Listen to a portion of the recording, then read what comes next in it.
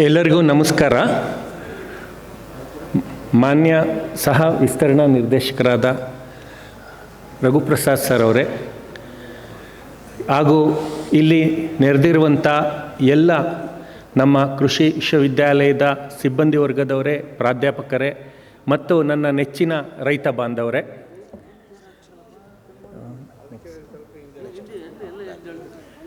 ಈ ದಿನ ನಾವು ಕೃಷಿ ವಿಶ್ವವಿದ್ಯಾಲಯದಲ್ಲಿ ರೈತ ದಿನಾಚರಣೆಯನ್ನು ಹಮ್ಮಿಕೊಂಡಿದ್ದೀವಿ. ಈ ಸಂದರ್ಭದಲ್ಲಿ ತಾವುಗಳು ಬೇರೆ ಬೇರೆ ಪ್ರದೇಶಗಳಿಂದ ಬಂದಿದ್ದೀರಾ. ನಾನು ನಿಮಗೆಲ್ಲರಿಗೂ ಮುಂಜಾನೆಯ ಒಂದು ವಂದನೆಗಳನ್ನು ಸಲ್ಲಿಸ್ತಾ ಈ ದಿನ ನಾವು ಸಮಗ್ರ ಕೃಷಿ ಪದ್ಧತಿಗಳ ಬಗ್ಗೆ ವಿಷಯವನ್ನು ಸ್ವಲ್ಪ ಚರ್ಚೆ ಮಾಡೋಣ. ಯಾಕೆ ಸಮಗ್ರ ಕೃಷಿ ಪದ್ಧತಿಗಳು ರೈತರಿಗೆ ಬೇಕು ಮತ್ತು ಸಮಗ್ರ ಕೃಷಿ ಪದ್ಧತಿಗಳಿಂದ ಆಗುವ ಉಪಯೋಗಗಳ ಬಗ್ಗೆ ಸ್ವಲ್ಪ ಚರ್ಚೆಯನ್ನು ಮಾಡೋಣ.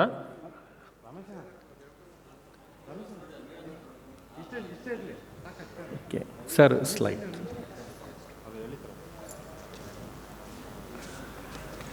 ಸಮಗ್ರ ಕೃಷಿ ಪದ್ಧತಿ ಅಂದರೆ ಇದು ರೈತರು ತಾವು ಬೆಳೆಯುವಂಥ ಬೆಳೆಗಳ ಜೊತೆಗೆ ಇತರ ಉಪಕಸಬುಗಳಾದ ಕುರಿ ಸಾಕಾಣಿಕೆ, ಕೋಳಿ ಸಾಕಾಣಿಕೆ, ಅದೇ ರೀತಿ ಜೇನು ಕೃಷಿ, ಅಣಬೆ ಬೇಸಾಯ, ಅಂದರೆ ತಮಗೆ ಯಾವುದು ಅನುಕೂಲವಾಗುತ್ತೋ ಇತರ ಉದ್ಯಮಗಳನ್ನು ಸೇರಿಸ್ಕೊಂಡು ಮಾಡುವಂಥ ಕೃಷಿಗೆ ಸಮಗ್ರ ಕೃಷಿ ಪದ್ಧತಿ ಅಂತ ಹೇಳ್ತೀವಿ. ಈಗ ಸಮಗ್ರ ಕೃಷಿ ಪದ್ಧತಿ ಅಳವಡಿಸ್ಕೊಳ್ಬೇಕಾದ್ರೆ ರೈತರಿಗೆ ಸಂಪನ್ಮೂಲಗಳ ಲಭ್ಯತೆ ತುಂಬ ಮುಖ್ಯ ಆಗುತ್ತೆ. ಅವುಗಳ ಆಧಾರದ ಮೇಲೆ ರೈತರು ಸಮಗ್ರ ಕೃಷಿ ಪದ್ಧತಿಗಳನ್ನ ಅಳವಡಿಸ್ಕೊಳ್ಬೋದು. ಇಲ್ಲಿ ನೀವು ನೋಡ್ತಾ ಇದ್ದೀರಾ, ರೈತರು ತಮ್ಮ ಆಹಾರ ಬೆಳೆಗಳನ್ನು ಬೆಳೆಯೋದರ ಜೊತೆಗೆ ತೋಟಗಾರಿಕಾ ಬೆಳೆಗಳು ಮತ್ತು ಮೇವು ಉತ್ಪಾದನೆ, ಯಾಕಂದರೆ ರೈತರಿಗೆ ಜಾನುವಾರು ಘಟಕ ಒಂದು ತುಂಬ ಮುಖ್ಯವಾದ ಘಟಕವಾಗಿರುತ್ತೆ. ಆ ಜಾನುವಾರು ಘಟಕಕ್ಕೆ ಮೇವನ್ನು ಒದಗಿಸ್ಬೇಕಂದ್ರೆ ನಮಗೆ ಮೇವು ಉತ್ಪಾದನೆ, ರೇಷ್ಮೆ ಹಾಗೂ ತನ್ನ ಏನು ಸಾಮರ್ಥ್ಯ ಮತ್ತು ಅವುಗಳ ಸಂಪನ್ಮೂಲಗಳ ಆಧಾರದ ಮೇಲೆ ಜೇನು ಕೃಷಿ, ಎರೆಹುಳ ಗೊಬ್ಬರ ಹಾಗೂ ಇನ್ನೂ ಇತರೆ ಉದ್ದಿಮೆಗಳನ್ನು ಜೋಡಣೆ ಮಾಡ್ಕೋಬೋದು.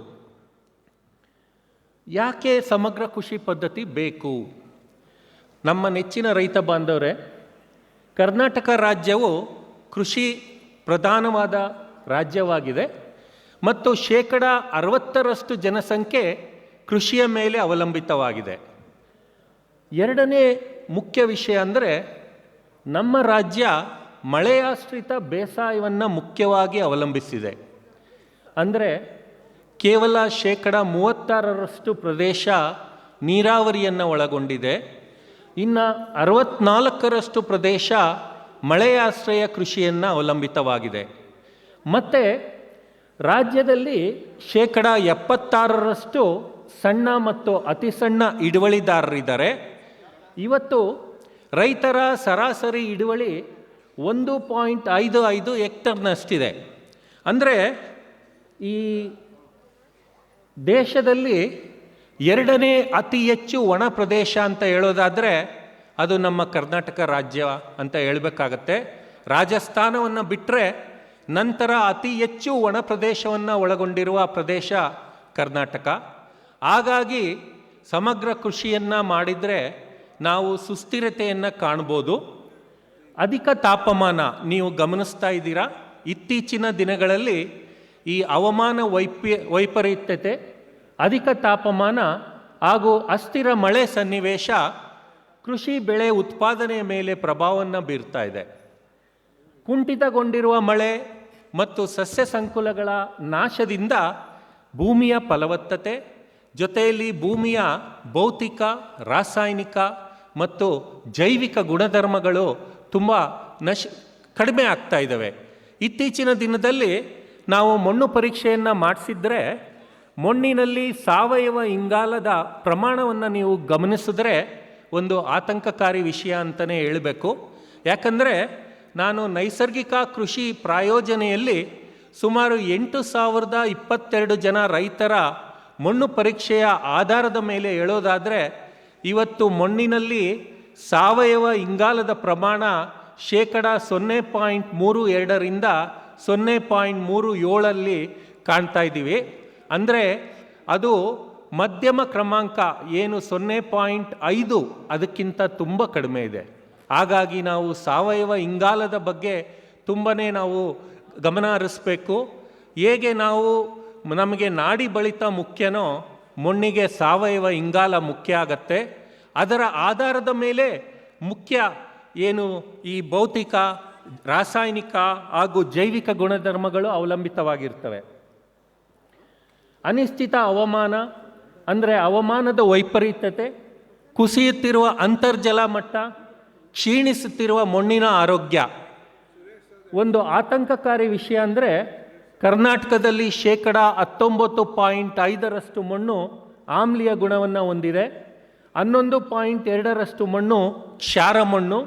ಅಂದರೆ ಈ ಪೋಷಕಾಂಶಗಳ ಅಸಮತೋಲನ ನೋಡ್ಬೋದು ನೀವು. 41.2%, 26.3 ಮತ್ತು 28.5% ಮಣ್ಣು ಸಾರಜನಕ, ರಂಜಕ ಮತ್ತು ಗಂಧದ ಕೊರತೆಯನ್ನು ತೋರಿಸ್ತಾ ಇದೆ. 8% ಮಣ್ಣು ಪೊಟ್ಯಾಷಿಯಂನ ಕೊರತೆಯನ್ನು ತೋರಿಸ್ತಾ ಇದೆ. ಕೂಲಿ ಆಳುಗಳ ಲಭ್ಯತೆ ಬರ್ತಾ ಕಡಿಮೆ ಆಗ್ತಾ ಇದೆ. ನಿಮಗೆ ಅನುಭವ ಆಗಿರುತ್ತೆ. ಇವತ್ತು ನಾವು ಕೃಷಿಯಲ್ಲಿ ತೊಡಗಿಸ್ಕೊಳ್ಳಲು ಕೂಲಿ ಆಳುಗಳನ್ನು ನಾವು ಹುಡುಕ್ತಾ ಹೋದರೆ ಅವರುಗಳು ನಮಗೆ ಸಮಯಕ್ಕೆ ಸರಿಯಾಗಿ ಲಭ್ಯವಾಗ್ತಾ ಇಲ್ಲ. ಲಭ್ಯವಾದರೂ ಕೂಡ ಕ್ಷೀಣಿಸುತ್ತಿರುವ ಕಾರ್ಯಕ್ಷಮತೆ. ಏನು ನಾವು ಮಾನವ ದಿನಗಳು 8 ಗಂಟೆ ಕೆಲಸ ಮಾಡಿದ್ರೆ ಮಾನವ ದಿನ ಅಂತ ಹೇಳ್ತೀವಿ. ಆ 8 ಗಂಟೆ ಕೆಲಸ ಮಾಡುವಂಥ ಕಾರ್ಯಕ್ಷಮತೆ ಇವತ್ತು ಕೃಷಿ ಕಾರ್ಮಿಕರಲ್ಲಿ ಕಡಿಮೆ ಆಗ್ತಾ ಇದೆ. ಅದೇ ಥರ ಬಿತ್ತನೆ ಬೀಜಗಳ ಖರ್ಚಿನಲ್ಲಿ ಏರಿಕೆ ಮತ್ತು ಸಣ್ಣ ಮತ್ತು ಅತಿ ಸಣ್ಣ ಹಿಡುವಳಿದಾರರು ಹೆಚ್ಚಾಗಿ ಕಾಣ್ತಾ ಇದ್ದೀವಿ. ಈ ಪರಿಸ್ಥಿತಿಯಲ್ಲಿ ಸಮಗ್ರ ಕೃಷಿಯನ್ನು ಅಳವಡಿಸ್ಕೊಂಡ್ರೆ ನಾವು ಉತ್ತಮ ಒಂದು ಆದಾಯ ಮತ್ತು ಉತ್ತಮ ಒಂದು ಉತ್ಪಾದನೆಯನ್ನು ಕಾಣ್ಬೋದು. ಸಮಗ್ರ ಕೃಷಿ ಪದ್ಧತಿ ಯಾವ ರೀತಿ ನಮಗೆ ಸಹಾಯ ಮಾಡುತ್ತೆ ಅಂತ ನೋಡೋದಾದರೆ, ಕೃಷಿ ತ್ಯಾಜ್ಯ ವಸ್ತುಗಳ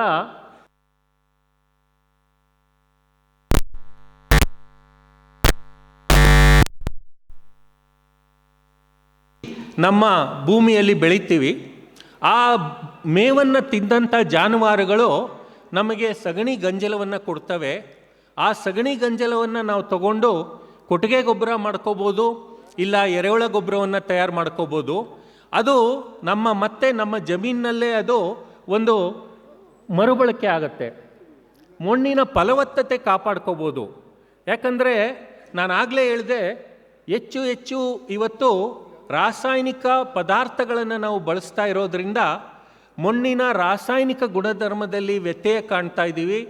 ಜೈವಿಕ ಗುಣಧರ್ಮ ಮುಖ್ಯವಾಗಿ ನೀವು ಇವತ್ತು ಮಣ್ಣಿನಲ್ಲಿ ಎರೆಹುಳುಗಳನ್ನು ಹುಡುಕ್ತಾ ಹೋದರೆ ಎರೆಹುಳುಗಳ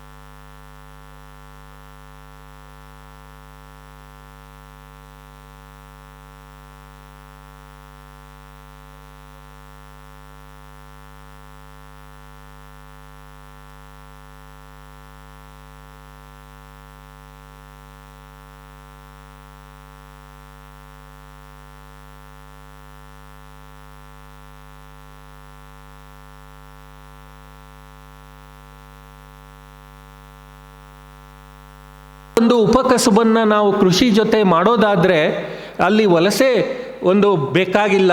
ಯಾಕಂದರೆ ಹೆಚ್ಚಿನ ಉದ್ಯೋಗ ಸೃಷ್ಟಿಯಾಗತ್ತೆ. ಮನೆ ಮಂದಿಯೆಲ್ಲ ಮಾಡುವಂಥ ಕೆಲವು ಉದ್ಯಮಗಳಿದ್ದಾವೆ, ಅವುಗಳನ್ನು ನಾವು ಕೃಷಿಯಲ್ಲಿ ಅಳವಡಿಸ್ಕೊಂಡೇ ಆಗಿದ್ದರೆ ಹೆಚ್ಚಿನ ಉದ್ಯೋಗವನ್ನು ನಾವು ಕಾಣ್ಬೋದು.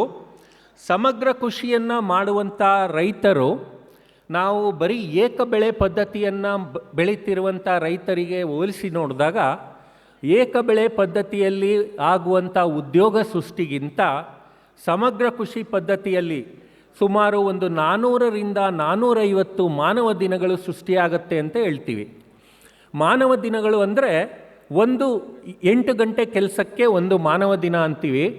ನೀವು ನೋಡಿ, ಈ ಸಮಗ್ರ ಕೃಷಿ ಪದ್ಧತಿಯನ್ನು ಅಳವಡಿಸ್ಕೊಳ್ಳೋದ್ರಿಂದ 450ರಿಂದ 500 ಮಾನವ ದಿನಗಳು ಸೃಷ್ಟಿಯಾಗೋದಾದರೆ ಅದರಿಂದ ಬರುವ ಆದಾಯವನ್ನು ನೀವು ಕ್ಯಾಲ್ಕುಲೇಟ್ ಮಾಡಿದ್ರೆ ಇವತ್ತು ನಾವು ಆವ್ರೇಜ್ 350ರಿಂದ 400 ರೂಪಾಯಿ ಒಂದು ಕೂಲಿ ಕಾರ್ಮಿಕರ ವೆಚ್ಚ ಅಂತ ತಗೊಂಡ್ರು ನಾವು 450 ಮಾನವ ದಿನಗಳನ್ನು ಸೃಷ್ಟಿ ಮಾಡ್ತೀವಿ ಅಂದರೆ 450 ಇಂಟು 400 ರೂಪಾಯಿ ಅಂತ ಹೇಳಿದ್ರು ಆಲ್ಮೋಸ್ಟ್ 1,60,000 ಆದಾಯವನ್ನು ನಾವು ಉದ್ಯೋಗದ ರೂಪದಲ್ಲಿ ಸಮಗ್ರ ಕೃಷಿಯಲ್ಲಿ ಸೃಷ್ಟಿ ಮಾಡ್ತಾ ಇದ್ದೀವಿ.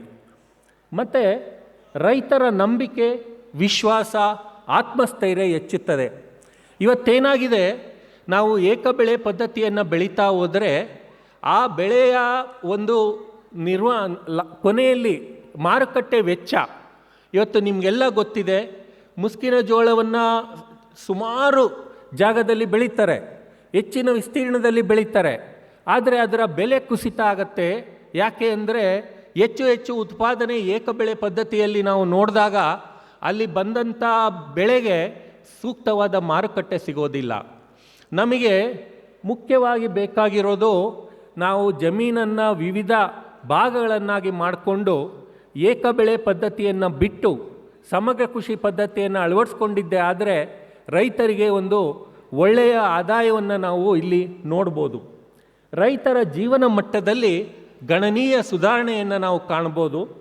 ಜೊತೆಯಲ್ಲಿ ಕೃಷಿಯಲ್ಲಿ ರೈತರು ಉಳಿಬೇಕು ಅಥವಾ ಯುವಜನತೆ ಉಳಿಬೇಕಂದ್ರೆ ವರ್ಷವಿಡೀ ರೈತರಿಗೆ ಆದಾಯ ಬರಬೇಕು. ಈಗ ನಾವು ಒಂದು ಬೆಳೆಯನ್ನು ತಗೊಂಡಿದ್ದೆ ಆದರೆ 3 ತಿಂಗಳು 4 ತಿಂಗಳು ಕಟಾವಿನ ನಂತರ ಮಾರುಕಟ್ಟೆಯಲ್ಲಿ ಅದರ ಬೆಲೆ ನಿರ್ಧಾರ ಆಗಿ ನಮಗೆ ಒಂದು ಮಾರುಕಟ್ಟೆ ಮೌಲ್ಯ ಸಿಗುತ್ತೆ. ಅದರ ಬದಲು ನಾವು ಸಮಗ್ರ ಕೃಷಿ ಪದ್ಧತಿಯನ್ನು ಅಳವಡಿಸ್ಕೊಂಡಿದ್ದೆ ಆದರೆ ಹೈನುಗಾರಿಕೆಯನ್ನು ನಾವು ಮಾಡ್ತಾ ಇದ್ದರೆ, ಕೋಳಿ ಸಾಕಾಣಿಕೆ, ಕುರಿ ಸಾಕಾಣಿಕೆಯನ್ನು ನಾವು ಮಾಡ್ತಾ ಇದ್ದರೆ ನಮಗೆ ಮಾಸಿಕ ಅಂದರೆ ತಿಂಗಳಿಗೆ ಜನವರಿ ಇರ್ಬೋದು, ಫೆಬ್ರವರಿ ಇರ್ಬೋದು, ಮಾರ್ಚ್, ಅದೇ ಥರ ವರ್ಷದ 12 ತಿಂಗಳಲ್ಲೂ ಆದಾಯವನ್ನು ನೋಡ್ತೀವಿ.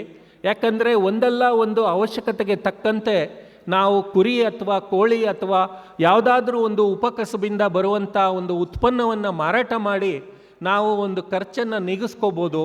ಅದೇ ಬೆಳೆ ಪದ್ಧತಿಯಲ್ಲಿ ಇದು ಸಾಧ್ಯ ಇಲ್ಲ. ಯಾಕಂದರೆ ಬೆಳೆ ಪದ್ಧತಿಯಲ್ಲಿ ನಮಗೆ ಬೆಳೆ ಕಟಾವಾಗೋವರೆಗೂ ನಾವು ಹಣದ ಒಂದು ಫ್ಲೋವನ್ನು ನೋಡೋದಿಲ್ಲ. ಹಾಗಾಗಿ ವರ್ಷವಿಡೀ ಆದಾಯ ಮತ್ತು ಕುಟುಂಬದ ಸದಸ್ಯರಿಗೆ ಉದ್ಯೋಗವನ್ನು ನೀಡುವಂಥ ಸಮಗ್ರ ಕೃಷಿ ಪದ್ಧತಿಗೆ ಇತ್ತೀಚಿನ ದಿನದಲ್ಲಿ ನಾವು ಹೆಚ್ಚು ಒತ್ತನ್ನು ಕೊಡಬೇಕಾಗತ್ತೆ. ಸಮಗ್ರ ಕೃಷಿ ಪದ್ಧತಿಯಲ್ಲಿ ಸಾಕಷ್ಟು ಉದ್ಯಮಗಳನ್ನು ನಾವು ಜೋಡಿಸ್ಕೋಬೋದು. ನೀವು ಹೈನುಗಾರಿಕೆ, ಕುರಿ ಸಾಕಾಣಿಕೆ, ಮೇಕೆ ಸಾಕಾಣಿಕೆ, ಅದೇ ಥರ ಕೋಳಿ ಸಾಕಾಣಿಕೆ, ಮೊಲ ಸಾಕಾಣಿಕೆ, ಜೇನು ಕೃಷಿ, ಹಂದಿ ಸಾಕಾಣಿಕೆ ಎಲ್ಲವನ್ನೂ ಕೂಡ ನಾವು ಸ್ಥಳ ಮತ್ತು ನಮ್ಮ ರಿಸೋರ್ಸಸ್ ಮೇಲೆ ಡಿಪೆಂಡ್ ಆಗುತ್ತೆ.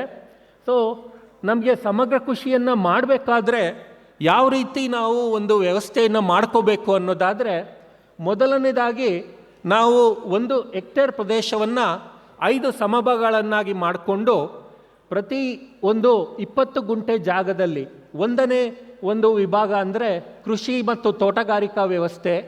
ಇದು ಸುಸ್ಥಿರ ವಾರ್ಷಿಕ ಆದಾಯ ಮತ್ತು ಪೋಷಣೆಗೆ ಸಹಾಯ ಮಾಡುತ್ತೆ.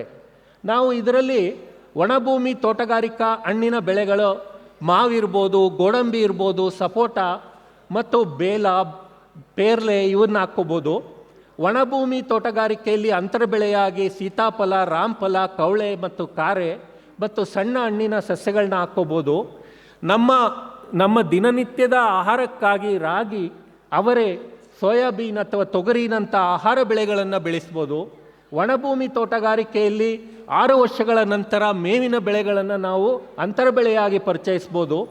ಮತ್ತು 2ನೇ ಮತ್ತು 3ನೇ ಘಟಕದಲ್ಲಿ ಆಹಾರ ಭದ್ರತೆಗಾಗಿ ಸುಧಾರಿತ ಬೆಳೆಗಳು, ಸರದಿಯಲ್ಲಿ ಸೂಕ್ತವಾದ ಬೆಳೆಗಳು ಮತ್ತು ರಾಗಿ, ತೊಗರಿಯನ್ನು ಅಂತರ ಬೆಳೆಯಾಗಿ ತಗೋಬೋದು. 4ನೇ ಘಟಕದಲ್ಲಿ ಮೇವಿನ ಉತ್ಪಾದನೆಗೆ ಒಂದು ಪ್ರಾಶಸ್ತ್ಯವನ್ನು ಕೊಡಬೇಕಾಗತ್ತೆ. ಮೇವಿನ ಬೆಳೆಗಳು ಅಂದರೆ ಒಂದು 10 ಗುಂಟೆ ಜಾಗದಲ್ಲಿ ನಾವು ಸುಧಾರಿತ ತಳಿಗಳು ಮತ್ತು ರೇಷ್ಮೆ ಉತ್ಪಾದನೆ ಬೇಕಾದರೆ ಒಂದು 10 ಗುಂಟೆ ಪ್ರದೇಶದಲ್ಲಿ ಮಾಡ್ಬೋದು. ಅದೇ ಥರ ಮಳೆಯಾಶ್ರಿತ ಪರಿಸರದಲ್ಲಿ 5ನೇ ಬ್ಲಾಕ್ ಆಗಿ ತರಕಾರಿ, ಹೂವಿನ ಬೆಳೆಗಳು ಮತ್ತು ಕೃಷಿ ಹೊಂಡವನ್ನು ನಾವು ಮಾಡ್ಕೋಬೋದು. ಅಂದರೆ ನಮಗೆ ಹೂವಿನ ಬೆಳೆಗಳು ಅಂದಾಗ ಸೇವಂತಿಗೆ, ಕನಕಾಂಬರ, ತರಕಾರಿ ಬೆಳೆಗಳು ಅಂದರೆ ಮೆಣಸಿನಕಾಯಿ, ಬದನೆ ಇರ್ಬೋದು, ಟೊಮ್ಯಾಟೊ ಇರ್ಬೋದು, ಬೆಂಡೆಕಾಯಿ ಇರ್ಬೋದು, ಬಾಳೆಹಣ್ಣು ಮತ್ತು ನುಗ್ಗೆಕಾಯಿಯನ್ನು ನಾವು ಇದರಲ್ಲಿ ಸೇರಿಸ್ಕೋಬೋದು. ಮತ್ತು ಜೇನು ಸಾಕಾಣಿಕೆ 1 ಎಕರೆ ಪ್ರದೇಶದಲ್ಲಿ ಸಾಮಾನ್ಯವಾಗಿ ಒಂದು 4ರಿಂದ 5 ಜೇನು ಪೆಟ್ಟಿಗೆಯನ್ನು ನಾವು ಇಡೋದ್ರಿಂದ ಒಂದು ಪರಾಗಸ್ಪರ್ಶ ಕ್ರಿಯೆ ಆಗುತ್ತೆ. ಅಂದರೆ ಪರಾಗಸ್ಪರ್ಶ ಕ್ರಿಯೆ ಎಷ್ಟು ಉಪಯೋಗಕಾರಿ ಅಂದರೆ, ನಾವು ಬರೀ ಜೇನು ಪೆಟ್ಟಿಗೆಗಳನ್ನ ಇಟ್ಟರೆ ನಮ್ಮ ಬೆಳೆಯ ಒಂದು ಏನು ಬೆಳವಣಿಗೆ ಮತ್ತು ಬೆಳೆಯ ಒಂದು ಇಳುವರಿ ಜಾಸ್ತಿ ಆಗುತ್ತೆ. ನಾವು ಯಾವುದೇ ರಾಸಾಯನಿಕ ಗೊಬ್ಬರವನ್ನು ಹೆಚ್ಚು ಮಾಡದೆ, ನೀರನ್ನು ಜಾಸ್ತಿ ಮಾಡದೆ, ಯಾವುದೇ ರೀತಿಯ ಪರಿಕರವನ್ನು ನಾವು ಹೆಚ್ಚು ಬಳಸದೆ, ಕೇವಲ ಒಂದು ಜೇನು ಪೆಟ್ಟಿಗೆ ಸಹಾಯದಿಂದ 20ರಿಂದ 25% ಇಳುವರಿಯನ್ನು ನಾವು ಪರಾಗಸ್ಪರ್ಶ ಕ್ರಿಯೆಯಿಂದ ಹೆಚ್ಚು ಮಾಡ್ಬೋದು. ಅಂದರೆ ಇದು ಒಂದು ಒಳ್ಳೆಯ ತಂತ್ರ ಅಂತ ತಿಳ್ಕೋಬೇಕು. ಯಾಕಂದರೆ ಜೇನು ಕೃಷಿ ಮಾಡೋದರಿಂದ ಒಂದು ಪರಾಗಸ್ಪರ್ಶ ಕ್ರಿಯೆ ಆಗುತ್ತೆ ಮತ್ತು ಅದರಲ್ಲಿ ನೈಪುಣ್ಯತೆಯನ್ನು ಪಡ್ಕೊಂಡ್ರೆ ನಾವು ಜೇನು ಕೃಷಿಯನ್ನು ಒಂದು ಉದ್ಯಮವಾಗಿ ತಗೋಬೋದು. ಇವತ್ತು ನಿಮಗೆ ಸಾಕಷ್ಟು ವಿಡಿಯೋಗಳು ಯೂಟ್ಯೂಬಲ್ಲಿ ನೋಡ್ತೀರಾ. ಜೇನು ಕೃಷಿ ಇರ್ಬೋದು, ಅಣಬೆ ಕೃಷಿ ಇರ್ಬೋದು, ಕುರಿ ಸಾಕಾಣಿಕೆ, ಕೋಳಿ ಸಾಕಾಣಿಕೆ, ಇದರಲ್ಲಿ ಅತಿ ಹೆಚ್ಚು ಒಂದು ಅಭಿವೃದ್ಧಿಯನ್ನು ಪಡೆದವರು ಯೂಟ್ಯೂಬ್ನಲ್ಲಿ ನೋಡ್ತೀರಾ. ಜೇನು ಕೃಷಿ ಕೂಡ ಅದೇ ಥರ ಆದಾಯವನ್ನು ಹೆಚ್ಚು ಮಾಡುತ್ತೆ. ಜೊತೆಯಲ್ಲಿ ಒಂದು ಉಪ ಉತ್ಪನ್ನಗಳಾದ ಜೇನು ತುಪ್ಪ, ಜೊತೆಯಲ್ಲಿ ಮೇಣ, ಇವನ್ನೆಲ್ಲ ರೈತರಿಗೆ ಕೊಡುತ್ತೆ. ಸೊ ಹಾಗಾಗಿ ನಾವು ಜೇನು ಸಾಕಾಣಿಕೆಯನ್ನು ಒಂದು ಒಳ್ಳೆಯ ಒಂದು ಘಟಕವಾಗಿ ಇಲ್ಲಿ ಸೇರಿಸ್ಕೋಬೋದು. ಮತ್ತು ಬರುವಂಥ ಪ್ರಾಣಿ ತ್ಯಾಜ್ಯದಿಂದ ನಾವು ಬಯೋಗ್ಯಾಸನ್ನು ಕೂಡ ಇಲ್ಲಿ ಉತ್ಪಾದನೆಯನ್ನು ಮಾಡ್ಬೋದು. ಮತ್ತು ಈ ಜಾನುವಾರು ಘಟಕ, ಜಾನುವಾರುಗಳು ರೈತರ ಒಂದು ಅವಿಭಾಜ್ಯ ಅಂಗ. ಯಾಕಂದರೆ ನೀವು ಒಂದು ಯಾವುದಾದ್ರೂ ಫೋಟೋವನ್ನು ನೋಡಿ, ಒಂದು 35-40 ವರ್ಷ ಹಿಂದೆ ಒಂದು ಪರಿವಾರ ಅಂತ ಹೇಳಿದಾಗ ಆ ಪರಿವಾರದಲ್ಲಿ ಸದಸ್ಯರೆಲ್ಲ ಕುಟುಂಬದ ಸದಸ್ಯರ ಜೊತೆ ತಾವು ಪ್ರೀತಿಯಿಂದ ಸಾಕಿದಂಥ ಹಸುಗಳಿರ್ಬೋದು, ಎತ್ತಿರ್ಬೋದು, ಅಥವಾ ತಾವು ಸಾಕಿದಂಥ ಕುರಿಗಳು ಅವರ ಒಂದು ಕಂಪ್ಲೀಟ್ ಫೋಟೋದಲ್ಲಿ ಬರ್ತಾಯಿತ್ತು. ಅಂದರೆ ಅವರು ಜಾನುವಾರುಗಳನ್ನು ತಮ್ಮ ಕುಟುಂಬದ ಸದಸ್ಯರೆಂದೇ ಭಾವಿಸ್ತಾ ಇದ್ದರು. ಇವತ್ತು ನಾವು ಜಾನುವಾರು ಘಟಕದಲ್ಲಿ ಬೇಕಾದರೆ ಒಂದು 2ರಿಂದ 3 ಹಾಲು ಕರೆಯುವ ಹಸುಗಳು, ಜೊತೆಯಲ್ಲಿ ಕೋಳಿ, ನಾಟಿ ಕೋಳಿ ಸಾಕ್ಬೋದು, ಕುರಿ ಅಥವಾ ಆಡುಗಳು ಅಥವಾ ಮೊಲಗಳು ಅಥವಾ ಹಂದಿ ಸಾಕಾಣಿಕೆಯನ್ನು ಮಾಡಿಕೊಂಡು ಒಂದು ಲಾಭವನ್ನು ಗಳಿಸ್ಬೋದು. ಜೊತೆಯಲ್ಲಿ ಮೀನುಗಾರಿಕೆ. ಸೊ ಕೃಷಿ ಹೊಂಡದಲ್ಲಿ ನಾವು ಬೇಕಾದರೆ ಈ ಕೃಷಿ ಹೊಂಡದ ಮೇಲ್ಗಡೆ ಒಂದು ಸಣ್ಣ ಶೆಡ್ಡನ್ನು ನಿರ್ಮಾಣ ಮಾಡಿಕೊಂಡು ಆ ಶೆಡ್ಡಿನಲ್ಲಿ ನಾವು ಕುರಿ ಸಾಕಾಣಿಕೆಯನ್ನು ಮಾಡ್ಬೋದು, ಇಲ್ಲ ಕೋಳಿ ಸಾಕಾಣಿಕೆಯನ್ನು ಮಾಡ್ಬೋದು. ಈ ಕುರಿ ಕೋಳಿಯಿಂದ ಬೀಳುವಂಥ ಇಕ್ಕೆ ನಮ್ಮ ಕೃಷಿ ಹೊಂಡದ ನೀರನ್ನು ಸಮೃದ್ಧಗೊಳಿಸುತ್ತೆ. ಆ ಕೃಷಿ ಹೊಂಡದ ನೀರನ್ನು ಬಳಸ್ಕೊಂಡು ನಾವು ಬೆಳೆಗಳಿಗೆ ಬೇಕಾದ ಪೋಷಕಾಂಶಗಳನ್ನು ನಿರ್ವಹಣೆ ಮಾಡ್ಬೋದು. ಮತ್ತು ಇಲ್ಲಿ ಎರೆಹುಳ ಗೊಬ್ಬರದ ಉತ್ಪಾದನೆ ಮಾಡೋದರಿಂದ ನಾವು ಒಂದು ಸಗಣಿಗೆ ಮೌಲ್ಯವನ್ನು ಕೊಡ್ತಾಯಿದ್ದೀವಿ. ಇವತ್ತು ನಾವು ಕೊಟ್ಟಿಗೆ ಗೊಬ್ಬರವನ್ನು ನಾವು ಉತ್ಪಾದಿಸ್ತೀವಿ. ಕೊಟ್ಟಿಗೆ ಗೊಬ್ಬರವನ್ನು ನಾವು ಒಂದು ಬೆಲೆ ಕಟ್ಟಿದ್ರೆ ಒಂದು ಟನ್ನಿಗೆ ಸುಮಾರು ಒಂದು 2ರಿಂದ 2,500 ರೂಪಾಯಿ ಅಂತ ಹೇಳ್ಬೋದು. ಅದನ್ನೇ ನಾವು ಮೌಲ್ಯ ಅಂತೇಳಿ ಆ ಸಗಣಿಯನ್ನು 4ರಿಂದ 5 ತಿಂಗಳು ನಾವು ಎರೆಹುಳ ಗೊಬ್ಬರವಾಗಿ ಮಾರ್ಪಟ್ರೆ, ಅಂದರೆ ಒಂದು ಸಣ್ಣ ಒಂದು ತೊಟ್ಟಿಗಳನ್ನು ಮಾಡಿಕೊಂಡು ಆ ತೊಟ್ಟಿಗಳಲ್ಲಿ ಎರೆಹುಳುಗಳನ್ನು ಬಿಟ್ಟು ನೀರನ್ನು ನಾವು ಸರಿಯಾಗಿ ಸಮಯಕ್ಕೆ ಕೊಟ್ಟು ನಮ್ಮ ಜಮೀನಿನಲ್ಲೇ ಉತ್ಪಾದನೆ ಆಗುವ ಎಲ್ಲ ಕಳೆಗಳನ್ನು, ಯಾವುದೇ ರೀತಿಯ ಕಳೆ ಇದ್ದರೂ ನಾವು ಅದನ್ನು ಹೊರಗಡೆ ಬಿಸಾಕದೆ, ಅದನ್ನು ಸುಡದೆ, ಅವನ್ನೆಲ್ಲ ಎರೆಹುಳ ತೊಟ್ಟಿಗೆ ಹಾಕ್ಕೊಂಡು ಅಷ್ಟೇ ಏಕೆ ನಿಮ್ಮ ಮನೆಯಲ್ಲಿ ಉತ್ಪಾದನೆ ಆಗುವ ಕಿಚನ್ ವೇಸ್ಟ್, ಅಂದರೆ ನೀವು ಏನು ಅಡುಗೆ ಮನೆಯಲ್ಲಿ ತರಕಾರಿಗಳನ್ನು ಹೆಚ್ಚುತ್ತೀರಾ ಅಥವಾ ಹಣ್ಣುಗಳ ಸಿಪ್ಪೆಗಳನ್ನು ನೀವು ಏನು ಬಳಸ್ತೀರಾ ಅವು ಎಲ್ಲವನ್ನು ಎರೆಹುಳ ತೊಟ್ಟಿಗೆ ಹಾಕ್ಬೋದು. ಎರೆಹುಳು ಏನು ಮಾಡುತ್ತೆ ಅಂದರೆ ಆ ಸಗಣಿ ಗಂಜಲದ ಜೊತೆಯಲ್ಲಿ ಇವೆಲ್ಲ ಏನು ತ್ಯಾಜ್ಯಗಳಿದ್ದಾವೆ, ಈ ತ್ಯಾಜ್ಯಗಳನ್ನು ಬಳಸ್ಕೊಂಡು ನಮಗೆ ಒಂದು ಉಪಯುಕ್ತವಾದ ಒಂದು ಗೊಬ್ಬರವನ್ನು ಕೊಡುತ್ತೆ. ನೀವು ಅದಕ್ಕೆ ಮೌಲ್ಯ ಕಟ್ಟೋದಾದರೆ ನಾನು ಆಗಲೇ ಹೇಳಿದೆ, ನಾವು ಸಗಣಿಯನ್ನು ಮತ್ತು ಗಂಜಲವನ್ನು ಬಳಸಿ ಕೊಟ್ಟಿಗೆ ಗೊಬ್ಬರ ಮಾಡಿದ್ರೆ 1 kgಗೆ 2 ರೂಪಾಯಿ ಸಿಗ್ಬೋದು. ಅದೇ ಎರೆಹುಳವನ್ನು ಗೊಬ್ಬರವನ್ನು ಮಾಡಿದ್ರೆ 1 kgಗೆ ಕನಿಷ್ಠ 8ರಿಂದ 10 ರೂಪಾಯಿ ಸಿಗತ್ತೆ. ಅಂದರೆ ನಮ್ಮ ಕೆಲಸ ಇಲ್ಲಿ ಏನು ಅಂದರೆ ನಾವು ತೊಟ್ಟಿಗಳ ನಿರ್ವಹಣೆ ಮಾಡಬೇಕು, ಬರುವಂಥ ತ್ಯಾಜ್ಯವನ್ನು ಕೊಡಬೇಕು, ಎರೆಹುಳವನ್ನು ಬಿಡಬೇಕು, ನೀರಿನ ನಿರ್ವಹಣೆಯನ್ನು ಮಾಡಬೇಕು. ಇಷ್ಟು ಮಾಡೋದರಿಂದ 2 ರೂಪಾಯಿ ಮೌಲ್ಯ 8 ರೂಪಾಯಿಗೆ ಹೋಗುತ್ತೆ. ಅಂದರೆ ಇದಕ್ಕಿಂತ ಒಂದು ಒಳ್ಳೆಯ ಉದ್ಯಮ ಇನ್ನೊಂದು ಆಗೋದಿಲ್ಲ. ಮತ್ತು ಎರೆಹುಳ ಗೊಬ್ಬರದಿಂದ ಸಾಕಷ್ಟು ಉಪಯೋಗಗಳಿದೆ. ನೀರಿನ ಹಿಡಿದಿಡುವ ಶಕ್ತಿಯನ್ನು ಜಾಸ್ತಿ ಮಾಡುತ್ತೆ, ಮಣ್ಣಿನಲ್ಲಿ ಜೈವಿಕ ಗುಣಧರ್ಮವನ್ನು ಹೆಚ್ಚಳ ಮಾಡುತ್ತೆ, ಮತ್ತು ನಾವು ರಾಸಾಯನಿಕ ಗೊಬ್ಬರಗಳ ಬಳಕೆಯಲ್ಲಿ 30ರಿಂದ 40% ಕಡಿಮೆ ಮಾಡ್ಬೋದು. ಈ ರೀತಿ ಸಾಕಷ್ಟು ನಾವು ಇಲ್ಲಿ ಬಳಕೆಯನ್ನು ನಾವು ಎರೆಹುಳ ಗೊಬ್ಬರ ಜೊತೆಯಲ್ಲಿ ಇನ್ನೂ ಒಂದು ತುಂಬ ಒಳ್ಳೆಯ ಒಂದು ಉಪಯೋಗ ಅಂದರೆ ಅಜೋಲಾ. ನಿಮಗೆ ಗೊತ್ತಿರುತ್ತೆ, ಹಳ್ಳಿಗಳಲ್ಲಿ ನಾವು ಸಣ್ಣ ತೊಟ್ಟಿಗಳನ್ನು ಮಾಡಿಕೊಂಡು ಅಜೋಲವನ್ನು ಬೆಳೆಸ್ಬೋದು.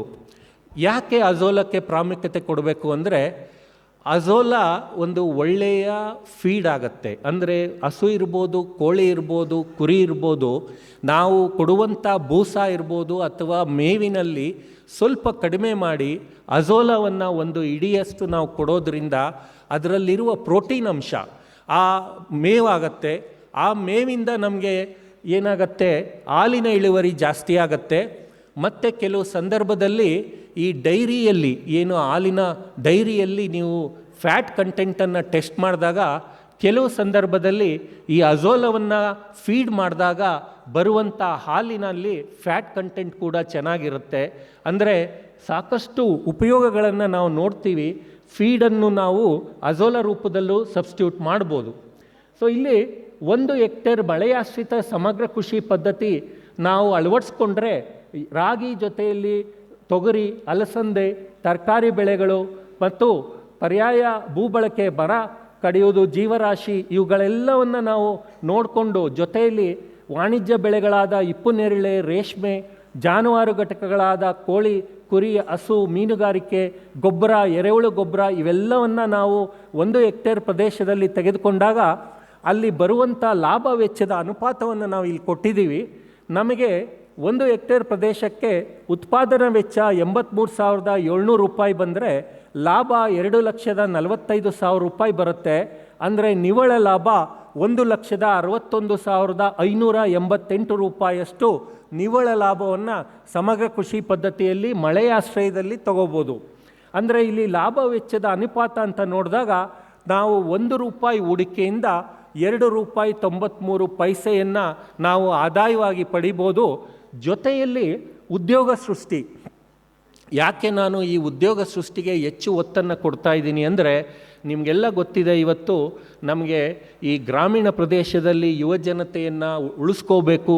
ಯುವಜನತೆ ಅಲ್ಲಿ ನಿಂತು ಕೃಷಿಯಲ್ಲಿ ಕೆಲಸ ಮಾಡಬೇಕಂದ್ರೆ ಅವರಿಗೆ ಉದ್ಯೋಗ ಕೊಡಬೇಕು. ಸೊ ಉದ್ಯೋಗ ಮನೆಯಲ್ಲೇ ಸೃಷ್ಟಿಯಾಗತ್ತೆ.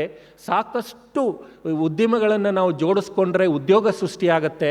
ಇಲ್ಲಿ ನೋಡಿ 456 ದಿನಗಳ ಉದ್ಯೋಗ ಸೃಷ್ಟಿಯನ್ನು ನಾವು ಮಳೆಯಾಶ್ರಯ ಬೇಸಾಯದಲ್ಲಿ 1 ಹೆಕ್ಟೇರ್ ಪ್ರದೇಶದಲ್ಲಿ ಪಡಿಬೋದು. ಅಂದರೆ 456 ಇಂಟು 400 ರೂಪಾಯಿ ಒಂದು ದಿನಕ್ಕೆ ಅಂತ ನಾವು ಕ್ಯಾಲ್ಕುಲೇಟ್ ಮಾಡಿದ್ರು ಅಲ್ಲಿಗೆ 1,70,000 ರೂಪಾಯಿಯಷ್ಟು ಉದ್ಯೋಗ ಸೃಷ್ಟಿಯನ್ನು ನಮ್ಮ ಸ್ವಂತ ಕುಟುಂಬಕ್ಕೆ ಕೊಡ್ತೀವಿ. ಸೊ ಇಲ್ಲಿ ಒಟ್ಟು ಆದಾಯವನ್ನು ನೀವು ನೋಡೋದೇ ಆದರೆ ನಮ್ಮ ಕೃಷಿಯಿಂದ ಬಂದಂಥ ಆದಾಯ 1,61,000 ಜೊತೆಯಲ್ಲಿ ಉದ್ಯೋಗ ಸೃಷ್ಟಿಯಿಂದ ಬರುವಂಥ ಆದಾಯ 1,70,000 ಇವೆಲ್ಲವನ್ನು ಒಟ್ಟಿಗೆ ಮಾಡಿದಾಗ ಇನ್ನೂ ಹೆಚ್ಚಿನ ಲಾಭ ನಷ್ಟದ ಅನುಪಾತ ಕಾಣ್ತೀವಿ. ಸೊ ಲಾಭ ವೆಚ್ಚದ ಅನುಪಾತದಲ್ಲಿ ತಮಗೆ 2 ರೂಪಾಯಿ 93 ಪೈಸೆ ನಾವು ಇಲ್ಲಿ ಕಾಣ್ತಾ ಇದ್ದೀವಿ. ಅದೇ ರೀತಿ 1 ಹೆಕ್ಟರ್ ಮಳೆಯಾಶ್ರಿತ ಇನ್ನೊಂದು ಸಮಗ್ರ ಕೃಷಿ ಪದ್ಧತಿಯನ್ನು ನಾವು ನೋಡೋದಾದರೆ ರಾಗಿ, ತೊಗರಿ ಮತ್ತು ಏನು ಮನೆಯ ಕಿಚನ್ ಗಾರ್ಡನ್ ಅಂತ ಹೇಳ್ತೀವಿ, ಅಲ್ಲಿ ಬೆಳೆಯುವಂಥ ತರಕಾರಿಗಳು, ಹೂವಿನ ಬೆಳೆಗಳು ಮತ್ತು ಈ ಬದುಗಳ ಮೇಲೆ ಮೇವಿನ ಬೆಳೆಗಳು, ಅದೇ ಥರ ಜಾನುವಾರು ಘಟಕ, ಇವುಗಳೆಲ್ಲವಿಂದ ಬರುವಂಥ ಆದಾಯವನ್ನು ನೋಡಿದ್ರೆ ನಮಗೆ 2,17,400 ರೂಪಾಯಿಯಷ್ಟು ಅಧಿಕ ಲಾಭ ಕಾಣ್ತೀವಿ. ಅಂದರೆ 1 ರೂಪಾಯಿ ಹೂಡಿಕೆಗೆ 3 ರೂಪಾಯಿನಷ್ಟು ಅಧಿಕ ಲಾಭವನ್ನು ಕಾಣ್ಬೋದು. ಜೊತೆಯಲ್ಲಿ ಉದ್ಯೋಗ ಸೃಷ್ಟಿ, ಇಲ್ಲಿ 685 ಮಾನವ ದಿನಗಳು ಅಂತ ಹೇಳೋದಾದರೆ 685 ಇಂಟು 400 ರೂಪಾಯಿ ಕ್ಯಾಲ್ಕುಲೇಟ್ ಮಾಡಿದ್ರು 2,40,000 ರೂಪಾಯಿಯಷ್ಟು ಹೆಚ್ಚಿನ ಒಂದು ಆದಾಯವನ್ನು ನಾವು ಸಮಗ್ರ ಕೃಷಿಯಲ್ಲಿ ಕಾಣ್ತೀವಿ. ಅದೇ ಥರ ನೀರಾವರಿ ಪ್ರದೇಶಕ್ಕೆ ಇನ್ನೂ ಒಂದಷ್ಟು ಬೆಳೆಗಳ ಜೋಡಣೆ, ಇನ್ನೂ ಒಂದಷ್ಟು ಉದ್ಯಮಗಳನ್ನು ನಾವು ಜೋಡಿಸ್ಕೋಬೋದು. ಸೊ ನೀರಾವರಿ ಪ್ರದೇಶದಲ್ಲಿ ನಮಗೆ ಸಾಕಷ್ಟು ವೈವಿಧ್ಯತೆಯನ್ನು ತಗೊಬರ್ಬೋದು. ನಾವು ನೀರಾವರಿ ಪ್ರದೇಶವನ್ನು ನಾವು ನೋಡೋದಾದರೆ ನಮಗೆ 1 ಹೆಕ್ಟೇರ್ ಪ್ರದೇಶಕ್ಕೆ ನಮಗೆ 2,86,650 ರೂಪಾಯಿಯಷ್ಟು ಆದಾಯ ಸಿಗತ್ತೆ. ಉದ್ಯೋಗ ಸೃಷ್ಟಿ 1,073 ದಿನಗಳಷ್ಟು ಸಿಗತ್ತೆ.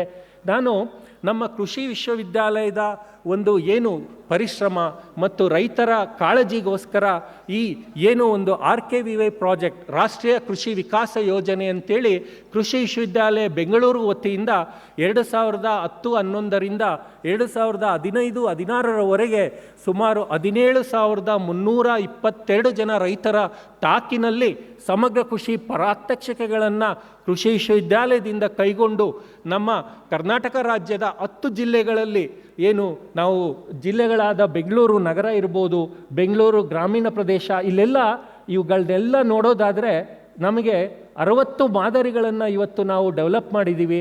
ಈ 60 ಮಾದರಿಗಳನ್ನು ರೈತರಿಗಾಗಿ ನಾವು ಇವತ್ತು ಅವರ ಅಭಿವೃದ್ಧಿಗಾಗಿ ನಾವು ಇವನ್ನು ಡೆವಲಪ್ ಮಾಡಿದ್ದೀವಿ.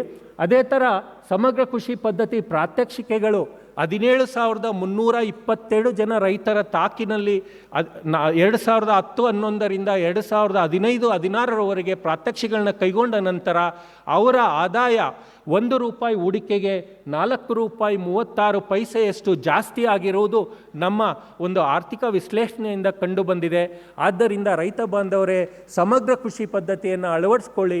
ನಾವು ಆತ್ಮವಿಶ್ವಾಸ, ಆತ್ಮಸ್ಥೈರ್ಯ ಮತ್ತು ಹೆಚ್ಚಿನ ಲಾಭವನ್ನು ಗಳಿಸ್ಬೋದು ಅಂತೇಳಿ ನಾನು ಈ ದಿನ ನನ್ನ ಈ ಮಾತುಗಳನ್ನ ಇಲ್ಲಿಗೆ ನಿಲ್ಲಿಸ್ತಾ ಇದ್ದೇನೆ. ಧನ್ಯವಾದಗಳು.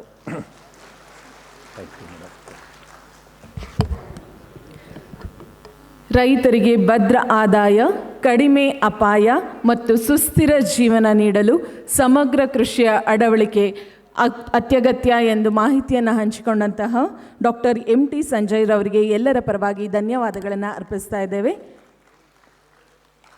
ಸ್ನೇಹಿತರೆ, ನೀರು ಮತ್ತು ಮಣ್ಣು ಕೃಷಿಯ ಜೀವಾಳ. ಮಣ್ಣು ಆರೋಗ್ಯವಾಗಿದ್ದರೆ ಬೆಳೆ ಆರೋಗ್ಯವಾಗುತ್ತದೆ. ಅದೇ ರೀತಿ ನೀರು ಸಮರ್ಪಕವಾಗಿ ಬಳಕೆಯಾದರೆ ಉತ್ಪಾದನೆ ಸ್ಥಿರವಾಗುತ್ತದೆ. ಹಾಗಾಗಿ ಮಣ್ಣು ಮತ್ತು ನೀರಿನ ನಿರ್ವಹಣೆಯ ಬಗ್ಗೆ ಮಾಹಿತಿಯನ್ನು ಹಂಚಿಕೊಳ್ಳಲಿದ್ದಾರೆ ನಮ್ಮ ಕೃಷಿ ವಿಶ್ವವಿದ್ಯಾನಿಲಯ ಬೆಂಗಳೂರಿನ ಅಖಿಲ ಭಾರತ ಸುಸಂಘಟಿತ ಪ್ರಾಯೋಜಿತ ಖುಷ್ಕಿ ಬೇಸಾಯದ ಮುಖ್ಯ ವಿಜ್ಞಾನಿಗಳಾಗಿರುವ ಡಾಕ್ಟರ್ ಮೂಡಲಗಿರಿಯಪ್ಪ ಸರ್ ಅವರು. ಸರ್,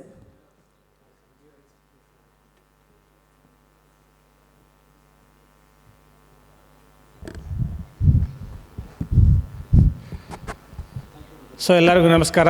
ರೈತ ಬಾಂಧವರೇ ಹಾಗೂ ನನ್ನ ವಿಜ್ಞಾನಿ ಮಿತ್ರರೇ, ಇವತ್ತಿನ ದಿವಸ ಈ ಒಂದು ರೈತ ದಿನಾಚರಣೆ ಅಂಗವಾಗಿ ನಾವು ರೈತ ಸಂತೆ ಮತ್ತು ರೈತ ದಿನಾಚರಣೆಯನ್ನು ಹಮ್ಮಿಕೊಂಡು ಈ ಒಂದು ದಿವಸ ಕಾರ್ಯಾಗಾರದಲ್ಲಿ ವಿವಿಧ ಒಂದು ವಿಷಯಗಳ ಬಗ್ಗೆ ತರಬೇತಿಯನ್ನು ಹಮ್ಮಿಕೊಂಡಿದ್ದೀವಿ. ಈಗ ತಮಗೆಲ್ಲರಿಗೂ ಗೊತ್ತಿದ್ದ ಹಾಗೆ ಈ ವರ್ಷದ ಒಂದು ಧ್ಯೇಯವಾಕ್ಯ, ರೈತರ ದಿನಾಚರಣೆ ಧ್ಯೇಯವಾಕ್ಯ, ಈಗಾಗಲೇ ನಮ್ಮ ಸಂಜಯ್ ಅವರು ಯುವ ರೈತರನ್ನು ಯಾವ ರೀತಿಯಾಗಿ ನಮ್ಮ ಕೃಷಿಯಲ್ಲಿ ಆಕರ್ಷಣೆ ಮಾಡಿಕೊಂಡು ಯಾವ ರೀತಿಯಾಗಿ ನವೀನ ತಾಂತ್ರಿಕತೆಗಳನ್ನು ಅಳವಡಿಸಿಕೊಂಡು ನಮ್ಮ ಒಟ್ಟಾರೆ ಒಂದು ಆದಾಯವನ್ನು ಯಾವ ರೀತಿ ಹೆಚ್ಚಿಸಬೇಕು ಅಂತ ಒಂದು ಮನಗಂಡಾಗ ಇವತ್ತಿನ ಘೋಷವಾಕ್ಯದೊಂದಿಗೆ ಮೊದಲಿಗೆ ನಾನು ಈ ಕೃಷಿ ವಿಶ್ವವಿದ್ಯಾಲಯ ಬೆಂಗಳೂರಿನ ಮೂಲ ಅಂಶ ಅಂದರೆ ಒಂದು ವಿದ್ಯಾರ್ಥಿಗಳಿಗೆ ಬೋಧನೆ, ಅದೇ ರೀತಿಯಾಗಿ ರೈತರಿಗೆ ಸಂಶೋಧನೆ, ಆ ಸಂಶೋಧನೆಯನ್ನು ಯಾವ ರೀತಿಯಾಗಿ ರೈತರಿಗೆ ಮುಟ್ಟಿಸದ ಒಂದು ವಿಸ್ತರಣೆ, ಈ ಮೂರು ಬಹಳ ಮುಖ್ಯವಾದ ಅಂಗಗಳು ಕೃಷಿ ವಿಶ್ವವಿದ್ಯಾಲಯ ಬೆಂಗಳೂರಿನ ಈ ಮೂರೂ ಅಂಶಗಳು ಅಂದರೆ ಟೀಚಿಂಗ್, ರಿಸರ್ಚ್, ಎಕ್ಸ್ಟೆನ್ಷನ್ ಅಂತ ಏನು ಹೇಳ್ತೀವಿ, ಈಗ ಕೃಷಿ ವಿಶ್ವವಿದ್ಯಾಲಯದ ರೈತರಿಗೋಸ್ಕರ ಒಂದು ಸಂಶೋಧನೆ, ಯಾವುದೇ ಒಂದು ಸಂಶೋಧನೆಯನ್ನು ನಾವು ಸುಮಾರು 4ರಿಂದ 5 ವರ್ಷ ಸಂಶೋಧನೆಯನ್ನು ವಿಶ್ವವಿದ್ಯಾಲಯ ಮಟ್ಟದಲ್ಲಿ ಅದನ್ನು ಒಂದು ತುಲನೆ ಮಾಡಿ ತದನಂತರ ಕ್ಷೇತ್ರ ಪ್ರಯೋಗಗಳ ಮುಖಾಂತರ ರೈತರ ಸಹಯೋಗದೊಂದಿಗೆ ಈ ಎಲ್ಲ ತಂತ್ರಜ್ಞಾನಗಳನ್ನು ಅದರ ಒಂದು ಭಾಗಿತ್ವದಲ್ಲಿ ರೈತರ ಸಹಭಾಗಿತ್ವದಲ್ಲಿ ಈ ನೂತನ ತಾಂತ್ರಿಕತೆಗಳನ್ನು ಅಭಿವೃದ್ಧಿಪಡಿಸ್ತಾ ಬಂದಿದ್ದೀವಿ.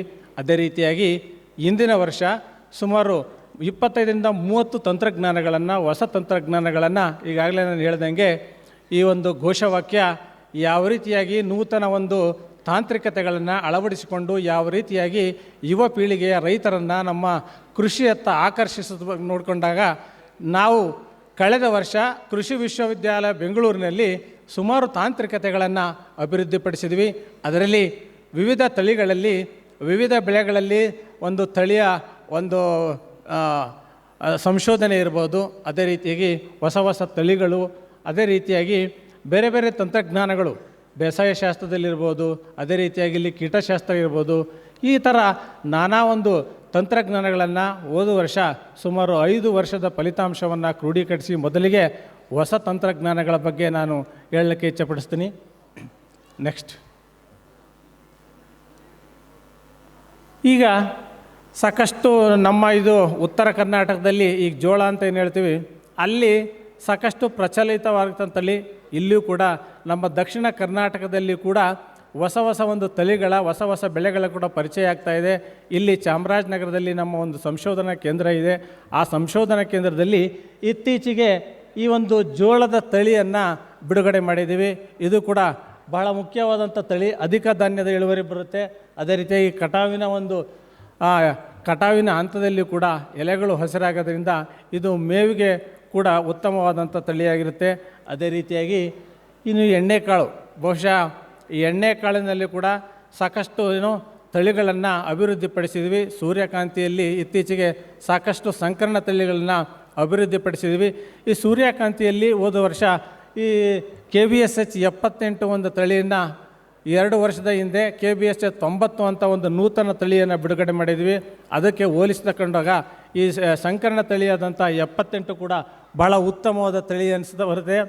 ಈ ಒಂದು ತಳಿಯಲ್ಲಿ ಅಧಿಕ ಒಂದು ಎಣ್ಣೆ ಅಂಶ ಕಂಡು ಬಂದಿದ್ದು, ಅಧಿಕ ಇಳುವರಿ ಕೂಡ. ಇತ್ತೀಚೆಗೆ ಈ ಮೆಕ್ಕೆಜೋಳ ಬಂದು ಸೂರ್ಯಕಾಂತಿಯ ಒಂದು ವಿಸ್ತೀರ್ಣ ಏನು ಜಾಸ್ತಿ ಇತ್ತು, ಸುಮಾರು 7 ಲಕ್ಷ ಹೆಕ್ಟೇರ್ನಲ್ಲಿ ನಮ್ಮ ಕರ್ನಾಟಕದಲ್ಲಿ ಏನು ಬೆಳೀತಾಯಿದ್ರು ಆ ಒಂದು ವಿಸ್ತೀರ್ಣ ಕಡಿಮೆ ಆಗ್ತಾಯಿದೆ. ಅದಕ್ಕೋಸ್ಕರ ಇಂಥ ಒಂದು ಸಂಕರಣ ತಳಿಗಳನ್ನು ಬೆಳೆದಿದ್ದೆ ಆದರೆ ಖಂಡಿತ ರೈತರ ಆದಾಯ ಹೆಚ್ಚಿಸಲಿಕ್ಕೆ ಅನುಕೂಲ ಆಗುತ್ತೆ. ಅದೇ ರೀತಿಯಾಗಿ ಬಹಳ ಮುಖ್ಯವಾಗಿ ಈಗ ಔಡ್ಲ ಅಂತ ಏನು ಹೇಳ್ತೀವಿ, ಹರಳು ಅಂತ ಹೇಳ್ತೀವಿ, ಅದು ಕೂಡ ನಮ್ಮ ಕೋಲಾರ, ಚಿಕ್ಕಬಳ್ಳಾಪುರ, ತುಮಕೂರು ಜಿಲ್ಲೆಯಲ್ಲಿ ಈ ಒಂದು ಬೆಳೆಯ ವಿಸ್ತೀರ್ಣ ಜಾಸ್ತಿ ಆಗ್ತದೆ.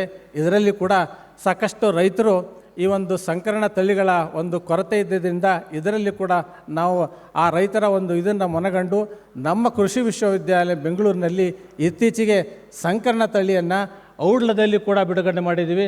ಅದೇ ಸುಮಾರು BCH 162 ಅಂತೂ ಕೂಡ ಇದರಲ್ಲಿ ಕೂಡ ಎಣ್ಣೆ ಅಂಶ ಜಾಸ್ತಿ ಆಗಿದ್ದು, ಇಳುವರಿ ಕೂಡ ಯಾವುದೇ ಒಂದು ಸ್ಥಳೀಯ ತಳಿಗಳಿಗೆ ಹೋಲಿಕೆ ಮಾಡಿ ನೋಡಿದಾಗ ಇದರಲ್ಲಿ ಹೆಚ್ಚಿನ ಒಂದು ಎಣ್ಣೆ ಅಂಶ, ಅದೇ ರೀತಿಯಾಗಿ ಒಂದು ಇಳುವರಿ ಕೂಡ ಕಂಡು ಬಂದಿದೆ. ಇನ್ನು ಹೊಸದಾಗಿ ಇದರಲ್ಲಿ ಹೋಲಿಕೆ ನೋಡಿದಾಗ ಕಪ್ಪು ಅರಿಶಿಣ, ಈಗ ಬಹುಶಃ ನೀವು ಅರಿಶಿಣ ನೋಡಿರ್ತೀರಿ, ಕೆಂಪು ಅರಿಶಿಣ.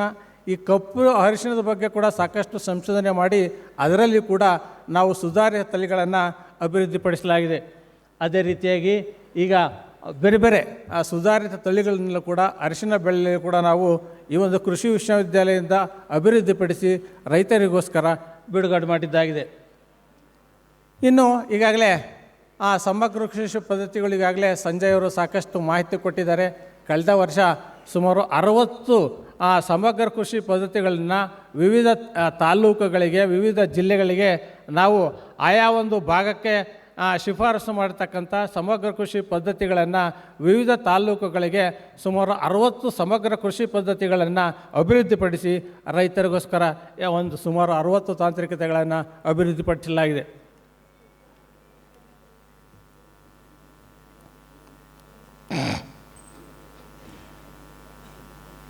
ಹೋಗ್ತಾ ಇಲ್ಲಪ್ಪ.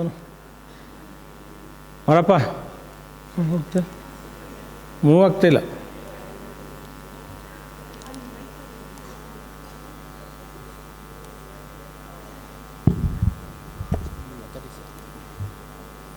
ಸೊ ಈ ಒಂದು ಸುಮಾರು 60 ತಾಂತ್ರಿಕತೆಗಳನ್ನ ನಾವು ಅಭಿವೃದ್ಧಿಪಡಿಸಿ ರೈತರಿಗೋಸ್ಕರ ಪಡಿಸಿದ್ವಿ. ಅದೇ ರೀತಿಯಾಗಿ ಬೇರೆ ಬೇರೆ ಇತ್ತೀಚೆಗೆ ಈ ಒಂದು ದೇವನಹಳ್ಳಿ ಭಾಗದಲ್ಲಿ, ಅದೇ ರೀತಿಯಾಗಿ ಆ ಕೋಲಾರದಲ್ಲಿ ಬೇರೆ ಬೇರೆ ತರಕಾರಿ ಬೆಳೆಗಳು ಕೂಡ.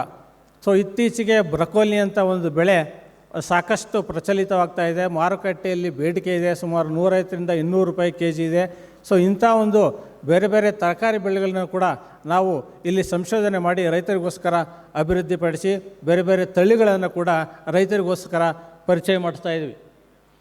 ಇನ್ನು ಬೇರೆ ಬೇರೆ ಕೀಟಗಳಿರ್ಬೋದು. ಈಗಾಗಲೇ ಸಾಕಷ್ಟು ಆ ಹಿಪ್ಪು ನೀರಲ್ಲಿ ಸಾಕಷ್ಟು ರೈತರು ನಾವು ಯಾವುದೇ ಒಂದು ಕಾರ್ಯಾಗಾರಕ್ಕೆ ಹೋದಾಗ ಹಿಪ್ಪು ನೀರಿನಲ್ಲಿ ಸಾಕಷ್ಟು ಥ್ರಿಪ್ಸ್ ನುಸಿ ಏನು ಹಾವಳಿ ಇದೆಯೇ ಅಂಥ ಆ ಥ್ರಿಪ್ಸ್ಗಳ ಹತೋಟಿಗಾಗಿ ನಾವು ಇಲ್ಲಿ ಒಂದು ಸಂಶೋಧನೆ ಮಾಡಿ ಅದಕ್ಕೆ ಬೇಕಾದಂಥ ಕ್ರಮಗಳನ್ನು ಯಾವ ರೀತಿ ತಗೊಳ್ಬೇಕು ಇದೆಲ್ಲ ಒಂದು ಸಂರಕ್ಷಣೆ ಮಾಡಿದ್ದಾದರೆ ಆ ಥ್ರಿಪ್ಸ್ ನುಸಿಯನ್ನು ಆ ಹಿಪ್ಪು ನೇರಳೆಯಲ್ಲಿ ಖಂಡಿತ ನಾವು ಹತೋಟಿ ಮಾಡ್ಬೋದು. ಅದೇ ರೀತಿಯಾಗಿ ತೊಗರಿಯಲ್ಲಿ ಕೂಡ ಸಾಕಷ್ಟು ಹುಳುಗಳ ಬಾಧೆ ಇರುತ್ತೆ. ಅಂಥ ಹುಳುಗಳ ಬಾಧೆ ಇದ್ದಲ್ಲಿ ಕೂಡ ಅದರಲ್ಲಿಯೂ ಕೂಡ ಕಾಯಿ ಕೊರಕ.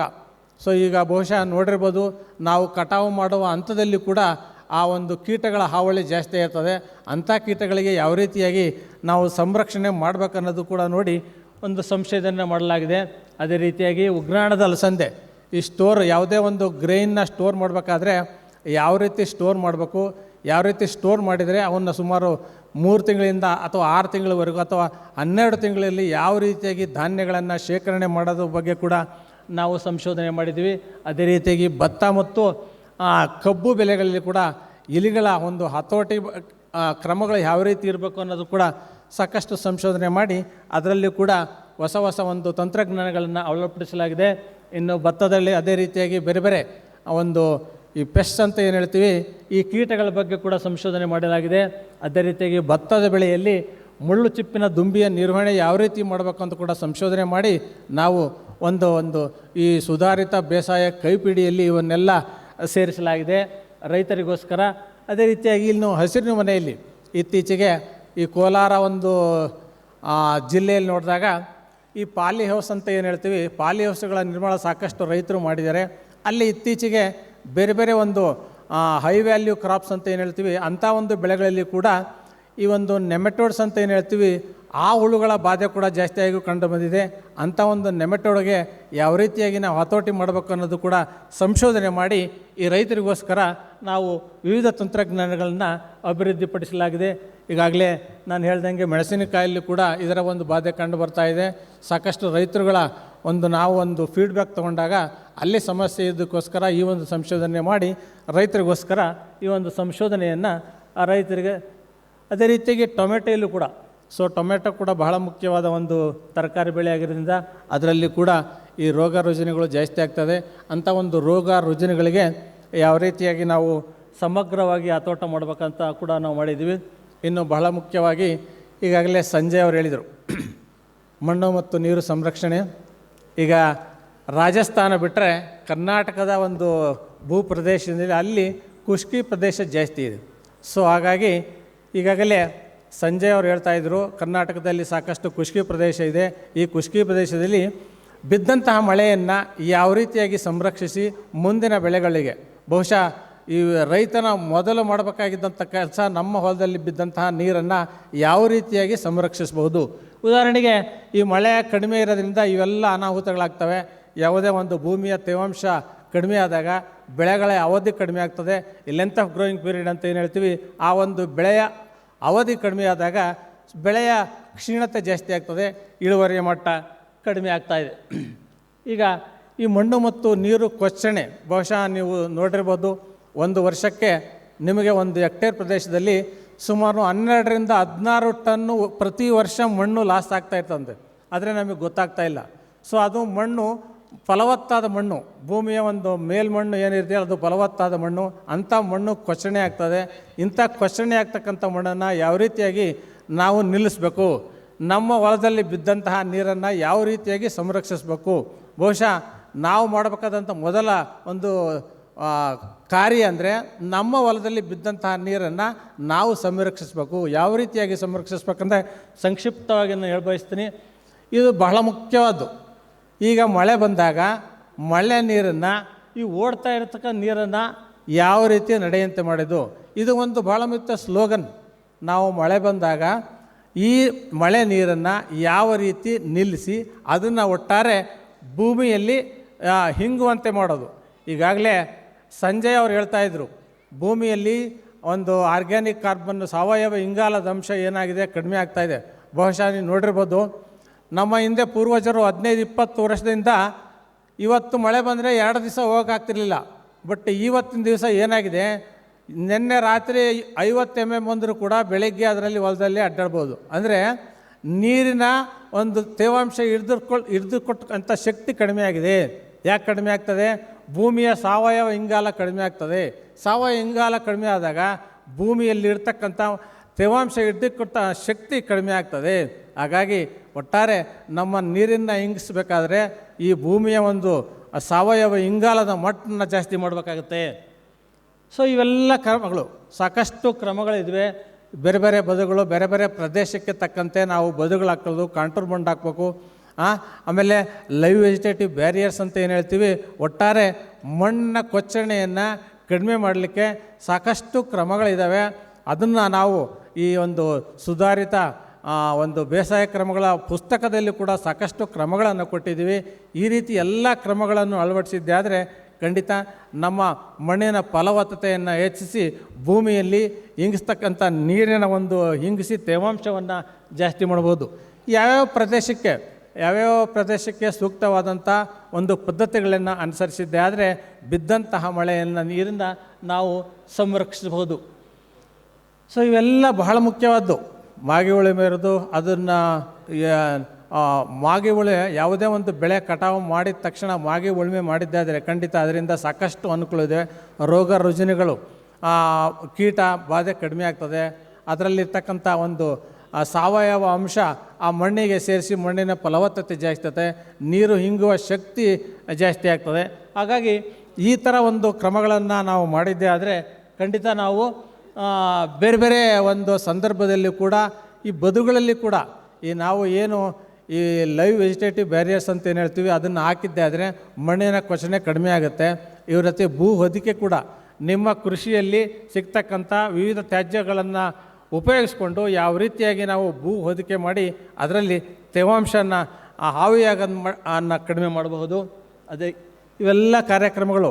ಉದಾಹರಣೆಗೆ ಹಿಂದಿನ ಕಾಲದಲ್ಲಿ ಕೂಡ ಕತ್ತಾಳೆ ಅಗೆವು ಅಂತ ಏನು ಹೇಳ್ತೀವಿ ಅದನ್ನೆಲ್ಲ ಬೆಳೀತಾಯಿದ್ರು, ಬದಿನ ಮೇಲೆ ಹಾಕ್ತಾಯಿದ್ರು, ಮಣ್ಣಿನ ಕೊಚ್ಚಣೆ ಕಡಿಮೆ ಆಗ್ತಾಯಿದ್ವು.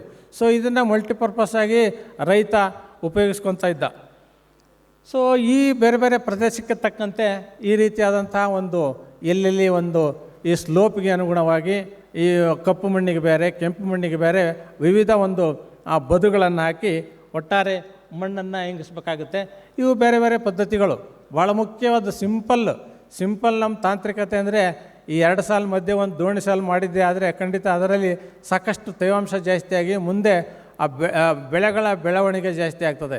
ಸೊ ಈ ರೀತಿಯಾಗಿ ಮಾಡ್ಕೊಂಡಿದ್ದೆ ಆದರೆ ನಾವೊಂದು 2 ಸಾಲುಗಳ ಮಧ್ಯೆ ಒಂಥರ ಒಂದು 35ರಿಂದ 40 ದಿವಸದಲ್ಲಿ ಒಂದು ಕಾರುಗೇಷನ್ ಅಂತ ಏನು ಹೇಳ್ತೀವಿ ಅಥವಾ ಒಂದು ದೋಣಿ ಸಾಲು ಮಾಡಿದ್ದೆ ಆದರೆ ಮುಂದೆ ಬಂತಕ್ಕಂಥ ಮಳೆ ನೀರನ್ನ ಇಂಗಿಸಿ ಆ ಬೆಳೆಯ ಒಂದು ಇಳುವರಿನ ಜಾಸ್ತಿ ಮಾಡ್ಬೋದು. ಈ ರೀತಿ ರೇಷ್ಮೆಯಲ್ಲಿ ಕೂಡ ಸಾಕಷ್ಟು ರೈತರು ರೇಷ್ಮೆ ಬೆಳೀತಾರೆ. ಈ ರೀತಿಯಾಗಿ ಮಾಡಿದ್ದೆ ಆದರೆ ಆ ಒಂದು ಸಾಲುಗಳಲ್ಲಿ ಬಿದ್ದಂತಹ ನೀರನ್ನು ಸಂರಕ್ಷಿಸಿ ಬೆಳೆಗಳಿಗೆ ಉಪಯೋಗಿಸಿ ಮಾಡ್ಬೋದು. ಇಂಥ ಒಂದು ಆಳ ಕಂದಕಗಳು ಕೂಡ ಸಾಕಷ್ಟು ರೈತರು ಮಾಡಿರೋದೇ ಇದು. ರೈತರು ಕೂಡ ಸಾಕಷ್ಟು ಮಾಡ್ತಾಯಿದ್ದಾರೆ. ರೇಷ್ಮೆಯಲ್ಲಿರ್ಬೋದು, ಬೇರೆ ಬೇರೆ ಬೆಳೆಗಳಲ್ಲಿರ್ಬೋದು. ಈ ಆಂಧ್ರ ಪ್ರದೇಶದಲ್ಲಿ ಈ ಒಂದು ಹುಣಸೆ ಮರ ಮತ್ತು ಆ ನೇರಳೆ ಮರದಲ್ಲಿ ಸಾಕಷ್ಟು ಪ್ರಯೋಗ ಮಾಡಿದ್ದಾರೆ. ಅವರು ಸಾಕಷ್ಟು ಪ್ರಯೋಗ ಮಾಡಿ ರೈತರ ಹೊಲಗಳಲ್ಲಿ ಸಾಕಷ್ಟು ಒಂದು ಇಂಥ ಒಂದು ಕ್ರಮಗಳನ್ನು ಅಳವಡಿಸ್ತಾ ಇದ್ದಾರೆ. ಇನ್ನು ಸಣ್ಣ ಸಣ್ಣ ಸಂಗ್ರಹ ಕೂಡ ಮಾಡ್ಬೋದಾಗುತ್ತೆ. ಈ ರೀತಿಯಾಗಿ ಇಂಗು ಬದುಗಳನ್ನು ಮಾಡ್ಬೋದಾಗುತ್ತೆ. ಈಗಾಗಲೇ ಕೃಷಿ ಹೊಂಡದ ಬಗ್ಗೆ ಸಾಕಷ್ಟು ಸಂಜಯ್ ಅವರು ಹೇಳ್ತಾಯಿದ್ರು. ನಾವು ನಮ್ಮ ಇಲ್ಲಿ ಕೃಷಿ ವಿಶ್ವವಿದ್ಯಾಲಯ ಬೆಂಗಳೂರಿನಲ್ಲಿ ಸುಮಾರು 15 ಗುಂಟೆ ಪ್ರದೇಶದಲ್ಲಿ ನವೀನ ತಾಂತ್ರಿಕತೆ ಅಂತ ಏನು ಹೇಳ್ತೀವಿ, ಯಾವ ರೀತಿಯಾಗಿ ಆ ನೀರನ್ನು ಸಂರಕ್ಷಿಸಿ ಸುಮಾರು 7 ಲಕ್ಷ ಲೀಟ್ರನ್ನ ಈ ಉದಾಹರಣೆಗೆ 1 ಗಂಟೆಯಲ್ಲಿ 1 ಲಕ್ಷ ನೀರನ್ನು ನಾವು ಶೇಖರಣೆ ಮಾಡ್ಬೋದು. ಅಂಥ ನೀರನ್ನು ಶೇಖರಣೆ ಮಾಡಿ ಬೇರೆ ಬೇರೆ ಬೆಳೆಗಳನ್ನು ಮೀನು ಹಿಡಿಬೋದು ಅಥವಾ ಬೇರೆ ಬೇರೆ ತರಕಾರಿ ಬೆಳೆಗಳನ್ನು ಕೂಡ ನಾವು ಒಂದು ಮಾದರಿ ಒಂದು ಪ್ರಾತ್ಯಕ್ಷಿಕೆಯನ್ನು ನಮ್ಮ ಕೃಷಿ ಬೇಸಾಯ ಪ್ರಾಯೋಜನೆಯ ಒಣ ಬೇಸಾಯ ಪ್ರಾಯೋಜನೆಯಲ್ಲಿ ಮಾಡಿದ್ವಿ. ಇದರಲ್ಲಿ ಕೂಡ ಸಾಕಷ್ಟು ಅಂದರೆ ಬಿದ್ದಂತಹ ಮಳೆಯನ್ನು ಸಂರಕ್ಷಿಸಿ ಮುಂದೆ ಬೆಳೆಗಳನ್ನು ಬೆಳೆಯೋದು. ಸುಮಾರು 250ರಿಂದ 300 ದಿವಸದಾಗಿ ಯಾವ ರೀತಿಯಾಗಿ ನಾವು ನೀರಾವರಿ ಪ್ರದೇಶದಲ್ಲಿ ತರಕಾರಿ ಬೆಳೆಗಳನ್ನು ಬೆಳಿತೀವೋ ಆ ರೀತಿಯಾಗಿ ಖುಷ್ಕಿ ಪ್ರದೇಶದಲ್ಲಿ ಕೂಡ ಬೆಳಿಬಹುದು. ಸೊ ಇನ್ನು ಕೊಳವೆ ಮರುಪೂರ್ಣ ಕೂಡ ಸಾಕಷ್ಟು ರೈತರು ಮಾಡ್ತಾಯಿದ್ದಾರೆ. ಇದನ್ನು ಕೂಡ ಮಾಡಿದ್ದೆ ಆದರೆ ಖಂಡಿತ ಅದರ ಒಂದು ಮರುಪೂರ್ಣ ಏನಾಗುತ್ತೆ, ಅದರ ಡಿಸ್ಚಾರ್ಜ್ ರೇಟು 9ರಿಂದ 12 ಲೀಟ್ರ್ ಪರ್ ಸೆಕೆಂಡ್ ಅಂತ ಏನು ಹೇಳ್ತೀವಿ, ಅದರ ಒಂದು ಡಿಸ್ಚಾರ್ಜ್ ರೇಟು ಕೂಡ ಜಾಸ್ತಿ ಆಗುತ್ತೆ. ಇನ್ನು ಈ ಮಣ್ಣಿನ ಸವಕಳಿ ತಡೆಯಲಾರದ ಬೆಳೆಗಳಂದರೆ ನಾವು ಬೇರೆ ಬೇರೆ ಬೆಳೆಗಳನ್ನು ಈ ದ್ವಿದಳ ಧಾನ್ಯ ಅಂತ ಹೇಳ್ತೀವಿ, ಏಕದಳ ಧಾನ್ಯ ಅಂತೀವಿ, ಇವನ್ನೆಲ್ಲ ಸಮಗ್ರ ಮಾಡಿದ್ದೆ ಆದರೆ ಖಂಡಿತ ನಾವು ಮಣ್ಣಿನ ಸವಕಳಿಯನ್ನು ತಡೆಗಟ್ಟಬಹುದಾಗುತ್ತೆ. ಇನ್ನು ಅರಣ್ಯೀಕರಣ, ಕೃಷಿ ಅರಣ್ಯ ಭೂ ಪದ್ಧತಿಗಳು, ನೀರಿನ ಸದ್ಬಳಕೆಗೆ ಯಾವ ರೀತಿಯಾಗಿ ನಾವು ಇವೆಲ್ಲ ಕಾರ್ಯಕ್ರಮಗಳನ್ನು ಹಮ್ಮಿಕೊಳ್ಬೇಕು ಅಂತ ಸಾಕಷ್ಟು ಕೊಡ್ತಾಯಿದ್ವಿ. ಒಟ್ಟಾರೆ ನಮ್ಮ ಮಳೆ ಹೊಲದಲ್ಲಿ ಬಿದ್ದಂತಹ ನೀರನ್ನು ಸಂರಕ್ಷಿಸಿ ಅದನ್ನು ನಮ್ಮ ಬಿದ್ದಂಥ ಅಟ್ಲೀಸ್ಟ್ ನಂದು 2 ಎಕರೆ ಇರ್ಬೋದು, 3 ಎಕರೆ ಇರ್ಬೋದು, 4 ಎಕರೆ ಇರ್ಬೋದು, ಆದಷ್ಟು ಬಿದ್ದಂತಹ ಮಳೆಯನ್ನು ನಮ್ಮ ಹೊಲದಲ್ಲಿ ಸಂರಕ್ಷಿಸ್ಬೋದು. ಕೆಲವು ರೈತರು ಕೇಳ್ತಾರೆ, ಸರ್ ಹೆಚ್ಚಾದ ನೀರು ಏನು ಮಾಡಬೇಕು ಅಂತೇಳಿ. ಕೊನೆಗೆ ನಾವೇನಂತ ಹೇಳ್ತೀವಿ, ಅಲ್ಲಿ ಒಂದು ಸ್ಲೋಪ್ ಇಟ್ಕೊಂಡು ಹೆಚ್ಚಾದಂಥ ನೀರನ್ನು ಹೊರಗಡೆ ಹಾಕ್ಬೋದು. ಬಟ್ ಸುಮಾರು 80ರಿಂದ 90% ಶೇಕಡ ಏನು ಹೇಳ್ತೀವಿ ಅಂಥ ನೀರನ್ನು ನಮ್ಮ ಹೊಲದಲ್ಲೇ ಸಂರಕ್ಷಿಸಿದ್ದಾದರೆ ಖಂಡಿತ ನಮ್ಮ ಖುಷ್ಕಿ ಪ್ರದೇಶದಲ್ಲಿ ಬಿದ್ದಂತಹ ಮಳೆಯನ್ನು ಸಂರಕ್ಷಿಸಿ ಬೆಳೆಯ ಅವಧಿಯನ್ನು ಜಾಸ್ತಿ ಮಾಡಲಿಕ್ಕೆ ಅನುಕೂಲ ಮಾಡ್ಕೊಳ್ಳೋಕ್ಕೆ ಒಂದು ಸುಲಭ ಆಗುತ್ತೆ ಅಂತ ಹೇಳ್ತಾ ನನ್ನ ಮಾತುಗಳನ್ನು ಮುಗಿಸ್ತಾ ಇದ್ದೀನಿ.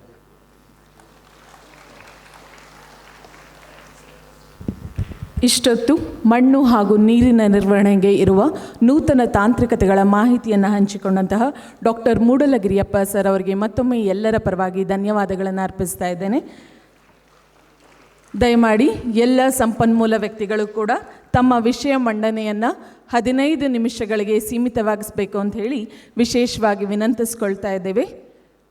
ಮುಂದುವರೆದು ರೈತ ಬಾಂಧವರೇ, ಇಂದಿನ ದಿನಗಳಲ್ಲಿ ಕೃಷಿಯಲ್ಲಿ ನಾವೆಲ್ಲ ಎದುರಿಸ್ತಿರುವಂತಹ ದೊಡ್ಡ ಸವಾಲು ಅಂತಂದರೆ ಹವಾಮಾನದ ವೈಪರೀತ್ಯ ಅಲ್ವಾ?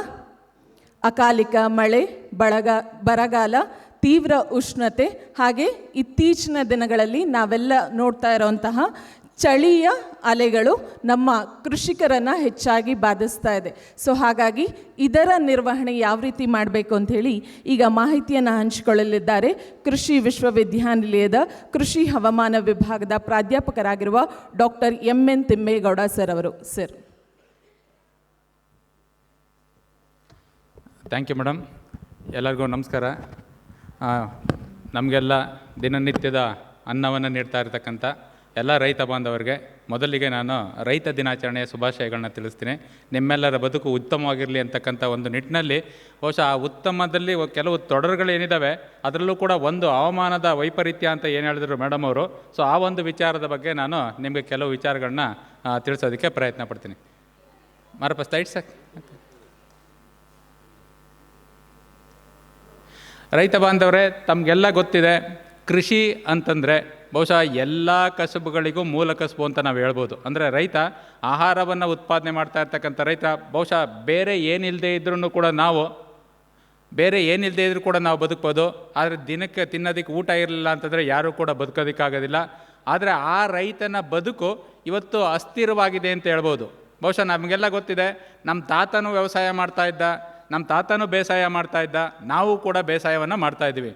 ನಮ್ಮ ತಾತ ಆವತ್ತಿನ ಕಾಲದಲ್ಲಿ ರಾಗಿ ಬೆಳೆಯನ್ನು ತೆಗೆದುಕೊಂಡ್ರೆ 1 ಎಕರೆಗೆ ಸುಮಾರು 2ರಿಂದ 3 ಕ್ವಿಂಟಾಲ್ ಮಾತ್ರ ಉತ್ಪಾದನೆ ಮಾಡ್ತಾಯಿದ್ದ. ಆದರೆ ನಾವು 20 ಕ್ವಿಂಟಾಲ್ವರೆಗೂ ಕೂಡ ಉತ್ಪಾದನೆ ಮಾಡುವಂಥ ರೈತ ಬಾಂಧವರನ್ನ ನಾವು ನೋಡ್ತಾ ಇದ್ದೀವಿ. ಸೊ ಅವನು 2 ಕ್ವಿಂಟಾಲ್ ಉತ್ಪಾದನೆ ಮಾಡ್ತಾ ಇದ್ದಂಥವನ್ನ ಉತ್ಪಾದನೆಯನ್ನು ನಾವು 20 ಕ್ವಿಂಟಾಲ್ಗೆ ಹೆಚ್ಚಿಸಿದ್ರೂ ಕೂಡ ಬಹುಶಃ ನಮ್ಮ ತಾತ ಇದ್ದಷ್ಟು ಖುಷಿಯಾಗಿ ನಾವು ಇವತ್ತು ಖುಷಿಯಾಗಿಲ್ಲ. ಒಪ್ತಿರಲ್ವಾ? 2 ಕ್ವಿಂಟಾಲ್ ಬೆಳೆದಂಥ ನಮ್ಮ ತಾತ ಖುಷಿಯಾಗಿದ್ದ, ಆದರೆ 20 ಕ್ವಿಂಟಾಲ್ ಉತ್ಪಾದನೆ ಆದರೂ ಕೂಡ ನಾವು ಖುಷಿಯಾಗಿಲ್ಲ. ಅವತ್ತು ನಮ್ಮ ತಾತನ ಕಾಲದಲ್ಲಿ ಹಸು ಹಾಲು ಕರಿತಾ ಇದ್ದದ್ದು 1/2 ಲೀಟ್ರಿಂದ 3/4 ಲೀಟ್ರ್ ಒಂದು ದಿನಕ್ಕೆ. ಇವತ್ತು ಕರಿತಾ ಇರ್ತಕ್ಕಂಥದ್ದು ಎಷ್ಟು? 20ರಿಂದ 40 ಲೀಟ್ರ್ ಹಾಲು ಕರಿತಾ ಇದ್ದೀವಿ. ಆದರೂ ನಮ್ಮ ತಾತ ಖುಷಿಯಾಗಿದ್ದ, ನಾವು ಖುಷಿಯಾಗಿಲ್ಲ. ಒಪ್ತಿರಲ್ವಾ? ಬಹುಶಃ ನಾವು ಖುಷಿಯಾಗಿಲ್ಲ ಅಂತಂದರೆ ನೆಕ್ಸ್ಟ್ ಸ್ಲೈಡ್, ಓಕೆ, ಖುಷಿಯಾಗಿಲ್ಲ ಅಂತಂದರೆ ಕೆಲವು ತೊಂದರೆಗಳಿದೆ ಅಂತಕ್ಕಂಥ ವಿಚಾರವನ್ನು ನಾವೆಲ್ಲ ಗಮನಿಸಲೇಬೇಕಾಗುತ್ತೆ. ಬಹುಶಃ ಕರ್ನಾಟಕ ರಾಜ್ಯವನ್ನು ತೆಗೆದುಕೊಂಡ್ರೆ ಬಹುಶಃ ತಮಗೆಲ್ಲ ಗೊತ್ತೇ ಇದೆ, ನಾವು ಮಳೆ ಆಶ್ರಿತ ಕೃಷಿಯನ್ನು ಅವಲಂಬಿಸಿರ್ತಕ್ಕಂಥದ್ದು ತಮಗೆಲ್ಲ ಗೊತ್ತೇ ಇದೆ. ಈಗ ಆಲ್ರೆಡಿ ನಮ್ಮ ಮೂಡ್ಲಗಿರಿಯಪ್ಪ ಸಾಹೇಬರು ಓಕೆ ಈಗ ಆಲ್ರೆಡಿ ಮಳೆ ಆಶ್ರಿತ ಸನ್ನಿವೇಶದಲ್ಲಿ ಯಾವ ಥರದ ತೊಡರುಗಳಿವೆ ಅಂತಕ್ಕಂಥದ್ದನ್ನ ಹೇಳಿದ್ದಾರೆ. ನಮ್ಮ ಒಂದು ಸಮಸ್ಯೆ ಬಹುಶಃ ಭಾಳಷ್ಟು ಜನ ಕೃಷಿ ಅಂತಂದರೆ ಮಾತಾಡ್ತಕ್ಕಂಥದ್ದು ಇಸ್ರೇಲ್ ಕೃಷಿ ಅಂದ್ಬಿಡ್ತಾರೆ. ಆ್ಯಕ್ಚುಲಿ ಇಸ್ರೇಲಲ್ಲಿ ಹಂಗೆ ಮಾಡ್ತಾರೆ ಹಿಂಗೆ ಮಾಡ್ತಾರೆ ಅಂತ ಹೇಳ್ತಾರೆ, ಹೌದಾ? ಇಸ್ರೇಲ್ಗೂ ಕರ್ನಾಟಕಕ್ಕೂ ಏನು ವ್ಯತ್ಯಾಸ ಅಂತ ನೋಡೋದಾದರೆ, ಅಲ್ಲಿ ಒಬ್ಬ ರೈತ ಅಂತಂದರೆ ಯಾರು 1 ಎಕರೆ 2 ಎಕರೆ ಇಟ್ಕೊಂಡು ವ್ಯವಸಾಯ ಮಾಡಲ್ಲ, ಯಾರು 1 ಎಕರೆ 2 ಎಕರೆ ವ್ಯವಸಾಯ ಮಾಡಲ್ಲ. ಅಲ್ಲೆಲ್ಲ ದೊಡ್ಡ ಇಳುವರಿಯಲ್ಲಿ ಇಟ್ಕೊಂಡು ವ್ಯವಸಾಯನ ಮಾಡ್ತಕ್ಕಂಥದ್ದು. ಬ್ರೆಜಿಲ್ ಅಂತ ದೇಶಕ್ಕೆ ಹೋದರೆ ಒಬ್ಬ ರೈತ ಅಂದರೆ, ಸಣ್ಣ ರೈತ ಅಂದರೆ 400ರಿಂದ 500 ಎಕರೆ ಜಮೀನು ಇರುತ್ತೆ ಅವ್ನಿಗೆ. ಆ್ಯಕ್ಚುಲಿ ಸಣ್ಣ ರೈತನಿಗೆ, ನಮ್ಮ ರೈತನಿಗೆ ಎಷ್ಟು ಎಕರೆ ಇದೆ? ಅಲ್ಲಿ ಎಂಥ ಟೆಕ್ನಾಲಜಿ ಇದ್ರೂ ಕೂಡ ಎಂಡ್ ಟೆಕ್ನಾಲಜಿ, ನಾನು ಸೆನ್ಸರ್ನೇ ಹಾಕೊಂಡು, ರೋಬೋಟ್ನೇ ಹಾಕೊಂಡು, ಟ್ರ್ಯಾಕ್ಟರ್ನೇ ಹಾಕೊಂಡು ಅಥವಾ ಆ ಥರದ ವ್ಯವಸಾಯವನ್ನು ಮಾಡಲಿಕ್ಕೆ ಸಾಧ್ಯತೆ ಇದೆ. ನಮ್ಮ ರೈತ ಬಾಂಧವರು ಸಣ್ಣ ಹಿಡುವಳಿದಾರರು ಅಂತಂದರೆ ಅವರ ಜಮೀನು ಇರ್ತಕ್ಕಂಥದ್ದು ಅರ್ಧ ಎಕರೆ 1 ಎಕರೆ. 1 ಎಕರೆನಲ್ಲಿ ನಾನು ಒಂದು ಸೆನ್ಸಾರ್ ಇಟ್ಕೊಂಡು ನಾನು ವ್ಯವಸಾಯ ಮಾಡಬೇಕು ಅಂದರೆ ಆಲ್ಮೋಸ್ಟ್ ಒಂದು 2 ಲಕ್ಷ 3 ಲಕ್ಷ ರೂಪಾಯಿ ಖರ್ಚನ್ನು ಹಾಕಬೇಕು ಅಂತಂದರೆ ಮಾಡಲಿಕ್ಕಾಗತ್ತಾ? ಮಾಡಲಿಕ್ಕಾಗೋದಿಲ್ಲ. ನಮ್ಮ ಪರಿಸ್ಥಿತಿಗೆ ಅನುಗುಣವಾಗಿ ನಾವು ವ್ಯವಸಾಯವನ್ನು ನೋಡ್ಕೋಬೇಕಾಗತ್ತೆ. ಎರಡನೇದು, ನಮ್ಮಲ್ಲಿ ಹಿಡುವಳಿ ಕಡಿಮೆ ಅನ್ನೋದ್ರ ಜೊತೆಗೆ ಭಾಳಷ್ಟು ಜನ ವ್ಯವಸಾಯವನ್ನು ಅವಲಂಬಿಸಿರ್ತಕ್ಕಂಥದ್ದನ್ನ ನಾವು ನೋಡ್ತಾ ಇದ್ದೀವಿ. ಸೊ ಇಲ್ಲಿ ನಾವು ಬಹುತೇಕ ಈ ಒಂದು ಸನ್ನಿವೇಶದಲ್ಲಿ ಬಹುತೇಕ ಕರ್ನಾಟಕ ರಾಜ್ಯವನ್ನು ತೆಗೆದುಕೊಂಡ್ರೆ ಈಗಾಗಲೇ ಹೇಳ್ತಾ ಇದ್ರು, ರಾಜಸ್ಥಾನವನ್ನು ಬಿಟ್ಟರೆ ಕರ್ನಾಟಕ ಹೆಚ್ಚು ಮಳೆಯಾಶ್ರಿತ ಪ್ರದೇಶವನ್ನು ಹೊಂದಿರತಕ್ಕಂಥ ಸನ್ನಿವೇಶ ಅಂತ ಹೇಳ್ತಾಯಿದ್ರು. ಮಳೆಯಾಶ್ರಿತ ಸನ್ನಿವೇಶದಲ್ಲಿ ನೆಕ್ಸ್ಟ್ ಸ್ಲೈಡ್ ಪ್ಲೀಸ್. ಮಳೆಯಾಶ್ರಿತ ಸನ್ನಿವೇಶದಲ್ಲಿ ಸಾಕಷ್ಟು ಸಮಸ್ಯೆಗಳನ್ನ ರೈತರು ಅನುಭವಿಸ್ತಾ ಇದ್ದಾರೆ. ಆ ಸಮಸ್ಯೆಗಳು ಯಾವುವು ಅಂತ ನೀವು ನೋಡೋದಾದರೆ, ನಮ್ಮ ತಾತ ಖುಷಿಯಾಗಿದ್ದ, ನಾವು ಖುಷಿಯಾಗಿಲ್ಲ ಅಂತಂದರೆ ಅದಕ್ಕೆ ಪ್ರಮುಖವಾದಂಥ ಕಾರಣ ನಮ್ಮ ಕೃಷಿಯಲ್ಲಿರ್ತಕ್ಕಂಥ ಸಮಸ್ಯೆಗಳು. ಆ ಸಮಸ್ಯೆಗಳು ಅಂತ ಏನು ಹೇಳೋದಾದರೆ, ಒಂದು ಹವಾಮಾನ ಬದಲಾವಣೆ ಅಂತಕ್ಕಂಥದ್ದನ್ನ ಏನು ಹೇಳ್ತೀವಿ, ವಾತಾವರಣದಲ್ಲಿ ಬದಲಾವಣೆ. ಬಹುಶಃ ನೀವು ಕೇಳಿದ್ದೀರಲ್ವಾ, ಇಂಥ ಚಳಿನ ನಾನು ಯಾವತ್ತೂ ನನ್ನ ಜೀವಮಾನದಲ್ಲೇ ನೋಡಿರಲಿಲ್ಲ. ಎಲ್ಲರೂ ಹೇಳ್ತಿರಲ್ವಾ, ಇಂಥ ಸೆಕೆ ನಾನು ಜೀವಮಾನದಲ್ಲೇ ಯಾವತ್ತೂ ನೋಡಿರಲಿಲ್ಲ. 40-45 ವರ್ಷ ವಯಸ್ಸಾಗಿರ್ತಕ್ಕಂಥ, 60-70 ವರ್ಷ ವಯಸ್ಸಾಗಿರ್ತಕ್ಕಂಥವ್ರು ಹೇಳ್ತಕ್ಕಂಥದ್ದು. ಅಂದರೆ ನಮ್ಮ ವಾತಾವರಣದಲ್ಲಿ ಸಾಕಷ್ಟು ಬದಲಾವಣೆಗಳಾಗಿದ್ದಾವೆ. ಯಾವ ರೀತಿಯ ಬದಲಾವಣೆ ಆಗಿದೆ? ಒಂದು, ಉಷ್ಣಾಂಶದಲ್ಲಿ ಏರುಪೇರಾಗಿದೆ. ಉಷ್ಣಾಂಶದಲ್ಲಿ ಏರುಪೇರು ಅಂತಂದರೆ ಈ ತಾಪಮಾನ ಒಂದು ಸಲಕ್ಕೆ ಬಿಸಿಲಿದ್ದಾಗ, ಸೆಕೆ ಇದ್ದಾಗ ತುಂಬಾ ಸೆಕೆ ಇರುತ್ತೆ, ಚಳಿ ಆದಾಗ ತುಂಬಾ ಚಳಿಯಾಗುವಂಥ ಪರಿಸ್ಥಿತಿ ಬರ್ತಾ ಇದೆ. ಅದು ಯಾಕೆ ಅಂತ ಆಮೇಲೆ ಯೋಚನೆ ಮಾಡೋಣ. ಇನ್ನೊಂದು ಏನಾಗ್ತಾ ಇದೆ, ಮಳೆ ಆಶ್ರಿತ ಪ್ರದೇಶದಲ್ಲಿ ನಾನು ಆಗಲೇ ಹೇಳ್ದಂಗೆ ಕುಸ್ಕಿ ಬೇಸಾಯ ಅಥವಾ ಮಳೆ ಆಶ್ರಿತ ಬೇಸಾಯ ಮುಂಗಾರಿನೊಡನೆ ಜೂಜಾಟ ಅಂತ ಕರಿತೀವಿ ನಾವು. ಆ್ಯಕ್ಚುಲಿ ಅಂದರೆ ಮುಂಗಾರು ಮಳೆ ಚೆನ್ನಾಗಾಗ್ಬಿಟ್ರೆ ಎಲ್ಲ ಸದೃಢವಾಗಿರುತ್ತೆ, ಎಲ್ಲ ಚೆನ್ನಾಗಾಗ್ತವೆ. ಅದೇ ಮಳೆ ಒಂದು ಕೈ ಕೊಡ್ತು ಅಂತಂದರೆ ಎಲ್ಲ ಥರದ ಸಮಸ್ಯೆಗಳು ತಾನಾಗೆ ಸ್ಟಾರ್ಟ್ ಆಗ್ತವೆ. ಆದರೆ ಮಳೆ ಕೈ ಕೊಡುವಂಥ ಸಮಸ್ಯೆ ಇದೆಯಲ್ಲ, ಅದು ಇತ್ತೀಚಿನ ದಿನಗಳಲ್ಲಿ ಜಾಸ್ತಿ ಆಗ್ತಾ ಇದೆ. ಅಂದರೆ ಬರ ಬರ್ತಕ್ಕಂಥದ್ದು ಇತ್ತೀಚೆಗೆ ಜಾಸ್ತಿ ಆಗ್ತಾ ಇದೆ, ಅಥವಾ ನೆರೆ ಬರ್ತಕ್ಕಂಥದ್ದು ಫ್ಲಡ್ಡಿಂಗ್ ಅಂತ ಏನು ಕರಿತೀವಿ, ಎರಡೂ ಥರದ ಪರಿಸ್ಥಿತಿಗಳು ಜಾಸ್ತಿ ಆಗ್ತಾ ಇದ್ದಾವೆ. ಅದೇನು ಅಂತ ಆ ಥರದ ಮಾತಾಡೋಣ. ಒಂದು, ಉಷ್ಣಾಂಶದಲ್ಲಿ ವ್ಯತ್ಯಾಸ ಆಗಿರ್ತಕ್ಕಂಥ ಬದಲಾವಣೆ, ಮತ್ತೊಂದು ಮಳೆಯಿಂದ ಆಗಿರ್ತಕ್ಕಂಥ ಬದಲಾವಣೆ. ಎರಡು ಬದಲಾವಣೆಯನ್ನು ನಾವು ಪ್ರಮುಖವಾಗಿ ನೋಡ್ಬೋದಾಗಿದೆ. ಅದನ್ನು ಬಿಟ್ಟರೆ ಇನ್ನೊಂದು ಪ್ರಮುಖವಾದಂಥ ಸಮಸ್ಯೆ ಅಂದರೆ, ರೈತನಿಗೆ ಮಣ್ಣು ರೈತನ ಹೃದಯ ಅಂತ ಹೇಳ್ಬೋದು, ಅಥವಾ ಕಣ್ಣು ಅಂತ ಹೇಳ್ಬೋದು. ಮಣ್ಣು ರೈತನ ಕಣ್ಣು ಅಂತ ಹೇಳ್ಬೋದು. ಅಂದರೆ ಮಣ್ಣು ಸದೃಢವಾಗಿದ್ದರೆ, ಬಹುಶಃ ನಾವೆಲ್ಲ ಭೂಮಿನ ತಾಯಿ ಅಂತ ಪೂಜೆ ಮಾಡ್ತೀವಿ. ನನ್ನ ತಾಯಿ ಸರಿಯಾಗಿದ್ದರೆ, ತಾಯಿ ಸದೃಢವಾಗಿದ್ದರೆ ಅವಳ ದೇಹದಿಂದ ಹುಟ್ಟುವಂಥ ಮಗು ಸದೃಢವಾಗಿರುತ್ತೆ. ಆ ಮಗು ಸದೃಢವಾಗಿದ್ದರೆ ಎಲ್ಲ ಥರದ ರೋಗ ರುಜಿನ ಏನೇ ಇದ್ರೂ ತಡ್ಕೊಳ್ತಕ್ಕಂಥ ಶಕ್ತಿ ಆ ಮಗುಗಿರುತ್ತೆ. ಆ್ಯಕ್ಚುಲಿ ತಾಯಿ ಸದೃಢವಾಗಿಲ್ಲ ಅಂತಂದರೆ, ತಾಯಿಗೆ ಆರೋಗ್ಯ ಸರಿ ಇಲ್ಲ ಅಂತಂದರೆ ಅದರಲ್ಲಿ ಹುಟ್ಟುವಂಥ ಮಗುಗೆ ದೌರ್ಬಲ್ಯ ಇರುತ್ತೆ. ಆ ದೌರ್ಬಲ್ಯದ ನಡುವೆ ಬದುಕೋದು ಕಷ್ಟ ಆಗುತ್ತೆ ಆ್ಯಕ್ಚುಲಿ. ಸೊ ಈಗ ಮಣ್ಣನ್ನು ನಾವು ತಾಯಿ ಅಂತ ಕರೆದ್ವಿ. ಬಹುಶಃ ನಮ್ಮ ತಾಯಿ ಯಾವ ಥರ ಇದ್ದಾಳೆ ಅಂತ ನೀವು ಯೋಚನೆ ಮಾಡೋದಾದರೆ, ಬಹುಶಃ ನಮ್ಮ ತಾತ ನಮ್ಮ ತಾಯಿಯನ್ನು ನೋಡಿರ್ತಕ್ಕಂಥ ಇದಕ್ಕೂ, ಭೂಮಿ ತಾಯಿಯನ್ನು ನೋಡಿರ್ತಕ್ಕಂಥ ಇದಕ್ಕೂ ನಾವು ಈ ನೋಡಿರ್ತಕ್ಕಂಥ ಮಣ್ಣಿಗೂ ಕೂಡ ಸಾಕಷ್ಟು ವ್ಯತ್ಯಾಸ ಇದೆ. ಬಹುಶಃ ನಾನು ಆಮೇಲೆ ತಗೋತೀನಿ ಅದನ್ನ.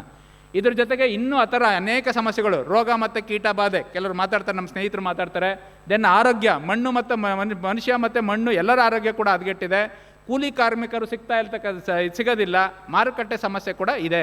ಅವತ್ತು ನಮ್ಮ ತಾತ 1/2 ಲೀಟ್ರ್ ಹಾಲು ಕರೆದ್ರೂ ಯಾಕೆ ಖುಷಿಯಾಗಿದ್ದ ಅಂತಂದರೆ, ಅವನ ಪಾಕೆಟಿಂದ ಜೋಬಿಂದ 5 ಪೈಸೆ ತೆಗೆದು ಖರ್ಚು ಮಾಡ್ತಿರಲಿಲ್ಲ.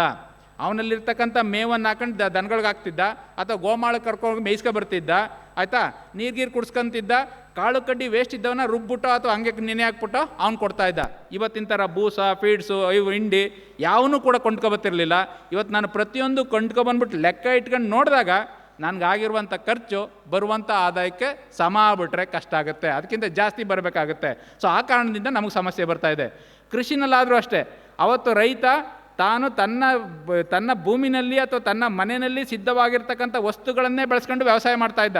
ಅವತ್ತು ಗೊಬ್ಬರ ತರ್ತಿರ್ಲಿಲ್ಲ, ಔಷಧಿ ತರ್ತಿರ್ಲಿಲ್ಲ, ಆಯಿತಾ, ಬೀಜ ತರ್ತಿರ್ಲಿಲ್ಲ. ಪ್ರತಿಯೊಂದು ಕೂಡ ತನ್ನ ಒಂದು ಫಾರ್ಮಲ್ಲೇ ಉತ್ಪಾದನೆ ಆಗ್ತಾ ಇತ್ತು. ಬಹುಶಃ ಇವತ್ತೇನಾಗಿದೆ, ಪ್ರತಿಯೊಂದ್ರ ಮೇಲೂ ನಾವು ಹೊರಗಡೆಯಿಂದ ಅವಲಂಬಿತ ಆಗೋದ್ರಿಂದ ನಮಗೆ 20 ಕ್ವಿಂಟಾಲ್ ಇಳುವರಿ ರಾಗಿ ಬಂದರೂ ಕೂಡ ನಮ್ಗೆ ಆದಾಯ ಅನ್ನುವಂಥ ಮಟ್ಟದಲ್ಲಿ ಇವತ್ತು ಇಲ್ಲ. Next sir. ಸೊ ಇಲ್ಲಿ ಈಗ ಹವಾಮಾನ ಬದಲಾವಣೆ ಅಂತಕ್ಕಂಥದ್ದು ಒಂದು ಪ್ರಮುಖವಾದಂಥ ಸಮಸ್ಯೆ ಅಂದೆ. ಅದರಲ್ಲಿ ನಾನು ನಿಮ್ಗೆ ಹೇಳ್ತಾ ಇದ್ದಂಥದ್ದು 2 ವಿಚಾರ. ಒಂದು ಉಷ್ಣಾಂಶದಲ್ಲಿ ವ್ಯತ್ಯಾಸ ಆಗಿರ್ತಕ್ಕಂಥದ್ದು, ಇನ್ನೊಂದು ಮಳೆಯಲ್ಲಿ ವ್ಯತ್ಯಾಸ ಆಗಿರ್ತಕ್ಕಂಥದ್ದು. ಬಹುಶಃ ನೀವು ನೋಡಿರ್ಬೋದು, ಮಳೆಯ ವ್ಯತ್ಯಾಸ ಅಂತ ಹೇಳಿದರೆ ಬಹುಶಃ ಬರ ಮತ್ತು ನೆರೆ. ಬರ ಅಂತಕ್ಕಂಥದ್ದು ಯಾವಾಗ ಮಳೆಯ ಕೊರತೆ ಆಗುತ್ತೋ ಆಗ ಬರ ಬರುತ್ತೆ. ಯಾವಾಗ ಮಳೆ ಜಾಸ್ತಿ ಆಗಿಬಿಡುತ್ತೋ ಆವಾಗ ನೆರೆ, ಫ್ಲಡ್ಡಿಂಗ್ ಅಂತ ಏನು ಕರಿತೀವಿ, ನೀರು ನಿಂತ್ಕೊಳ್ಳೋದು, ಫ್ಲಡ್ಡಿಂಗ್ ಅಂತಕ್ಕಂಥ ಸಿಚುವೇಶನ್ ಕ್ರಿಯೇಟ್ ಆಗುತ್ತೆ.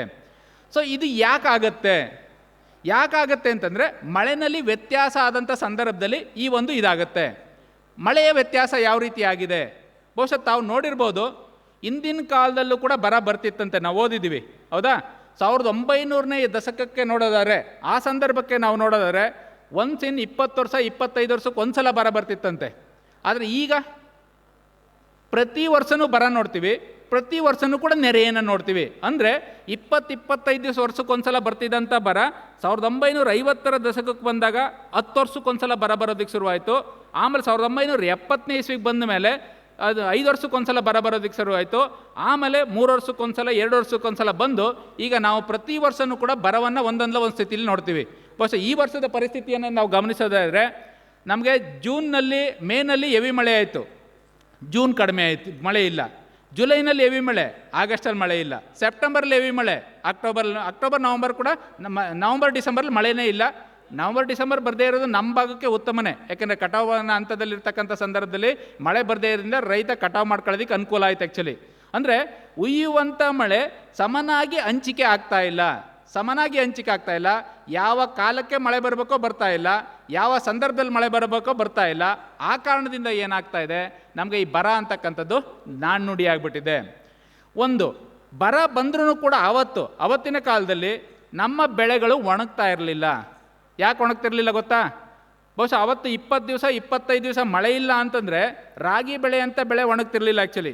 ಬಹುಶಃ ಇವತ್ತೇನಾಗಿದೆ, ಇವತ್ತು ಮಳೆ ಜೋರಾಗಿ ಊದಿರಲಿ, ಒಂದು 4 ದಿವಸ ಬಿಸಿಲೊಡಿತು ಅಂತಂದರೆ ರಾಗಿ ಸ್ವರ್ಗೋದಕ್ಕೆ ಶುರುವಾಯ್ತದೆ.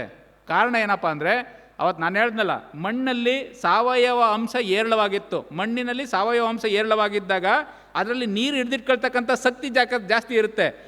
ನೀರು ಹಿಡಿದುಕೊಳ್ತಕ್ಕಂಥ ಶಕ್ತಿ ಜಾಸ್ತಿ ಇದ್ದಾಗ ಯಾವಾಗ ಬರ ಬಂತೋ ಆ ಸಂದರ್ಭದಲ್ಲಿ ಗಿಡಕ್ಕೆ ಬೇಕಾದಂಥ ತೇವಾಂಶವನ್ನು ಅಲ್ಲಿ ಹಿಡಿದಿಟ್ಕೊಂಡಿರ್ತಕ್ಕಂಥ ಮಣ್ಣಲ್ಲಿರ್ತಕ್ಕಂಥ ತೇವಾಂಶ ಪೂರೈಕೆ ಆಗ್ತಾ ಹೋಗ್ತಾ ಇರುತ್ತೆ, ಗಿಡ ಒಣಗುವಂಥ ಪರಿಸ್ಥಿತಿ ಬರೋದಿಲ್ಲ. ಆದರೆ ಇವತ್ತೇನಾಗಿದೆ, ಮಣ್ಣಲ್ಲಿ ಸಾವಯವ ಅಂಶ ಕಡಿಮೆ ಆಗಿದೆ. ಬಹುಶಃ ನಾನು ಅದಕ್ಕೆ ಬರ್ತೀನಿ. ಸೊ ಬರ ಬಂದಾಗ ನಮಗೆ ಬೆಳೆ ನಷ್ಟ ಅಂತಕ್ಕಂಥದ್ದು ವಾಡಿಕೆ ಆಗ್ತಾ ಇದೆ ಒಂದು ಕಡೆ. ಇನ್ನೊಂದು ಕಡೆ ಏನಾಗ್ತಾ ಇದೆ, ನೆರೆ ಬರ್ತಾ ಇದೆ. ನೆರೆ ಯಾಕೆ ಬರ್ತಾ ಇದೆ? ಸೊ ಮಳೆ ಜಾಸ್ತಿ ಹೋದಾಗ, ನಾನು ಆಗಲೇ ಹೇಳ್ದಂಗೆ ಜೂನ್ ತಿಂಗಳಿನಲ್ಲಿ ಮಳೆ ಇಲ್ಲ, ಜುಲೈ ಹೆವಿ ಮಳೆ, ಆಗಸ್ಟ್ ತಿಂಗಳಿನಲ್ಲಿ ಮಳೆ ಇಲ್ಲ, ಸೆಪ್ಟೆಂಬರ್ ಹೆವಿ ಮಳೆ. ಸೊ ಈ ಥರದಲ್ಲಿ ಒಂದೇ ಥರ 2 ತಿಂಗಳಲ್ಲಿ ಉಯ್ಯುವಂಥ ಮಳೆ ಒಂದೇ ತಿಂಗಳಲ್ಲಿ, ಅದರಲ್ಲೂ 3-4 ದಿವಸದಲ್ಲೇ ಓದ್ಬಿಟ್ರೆ ಅವಾಗೇನಾಗುತ್ತೆ, ಮಳೆ ಬಿದ್ದಂಥ ಮಳೆ ನೀರು ಮಣ್ಣಿನೊಳಗಡೆ ಇಂಗಬೇಕು ಅಂತಂದರೆ ಮಣ್ಣಿಗೆ ಒಂದಷ್ಟು ಇಂಗುವಂಥ ಸಾಮರ್ಥ್ಯ ಇದೆ. ಮಣ್ಣಿನಲ್ಲಿ ರಂಧ್ರಗಳಿರ್ತವೆ. ಬಹುಶಃ ಈಗ ನಮ್ಮನ್ನೇ ತೆಗೆದುಕೊಂಡ್ರೆ ನಮಗೆ ಗಂಟ್ಲಿದೆ, ಹೌದಾ.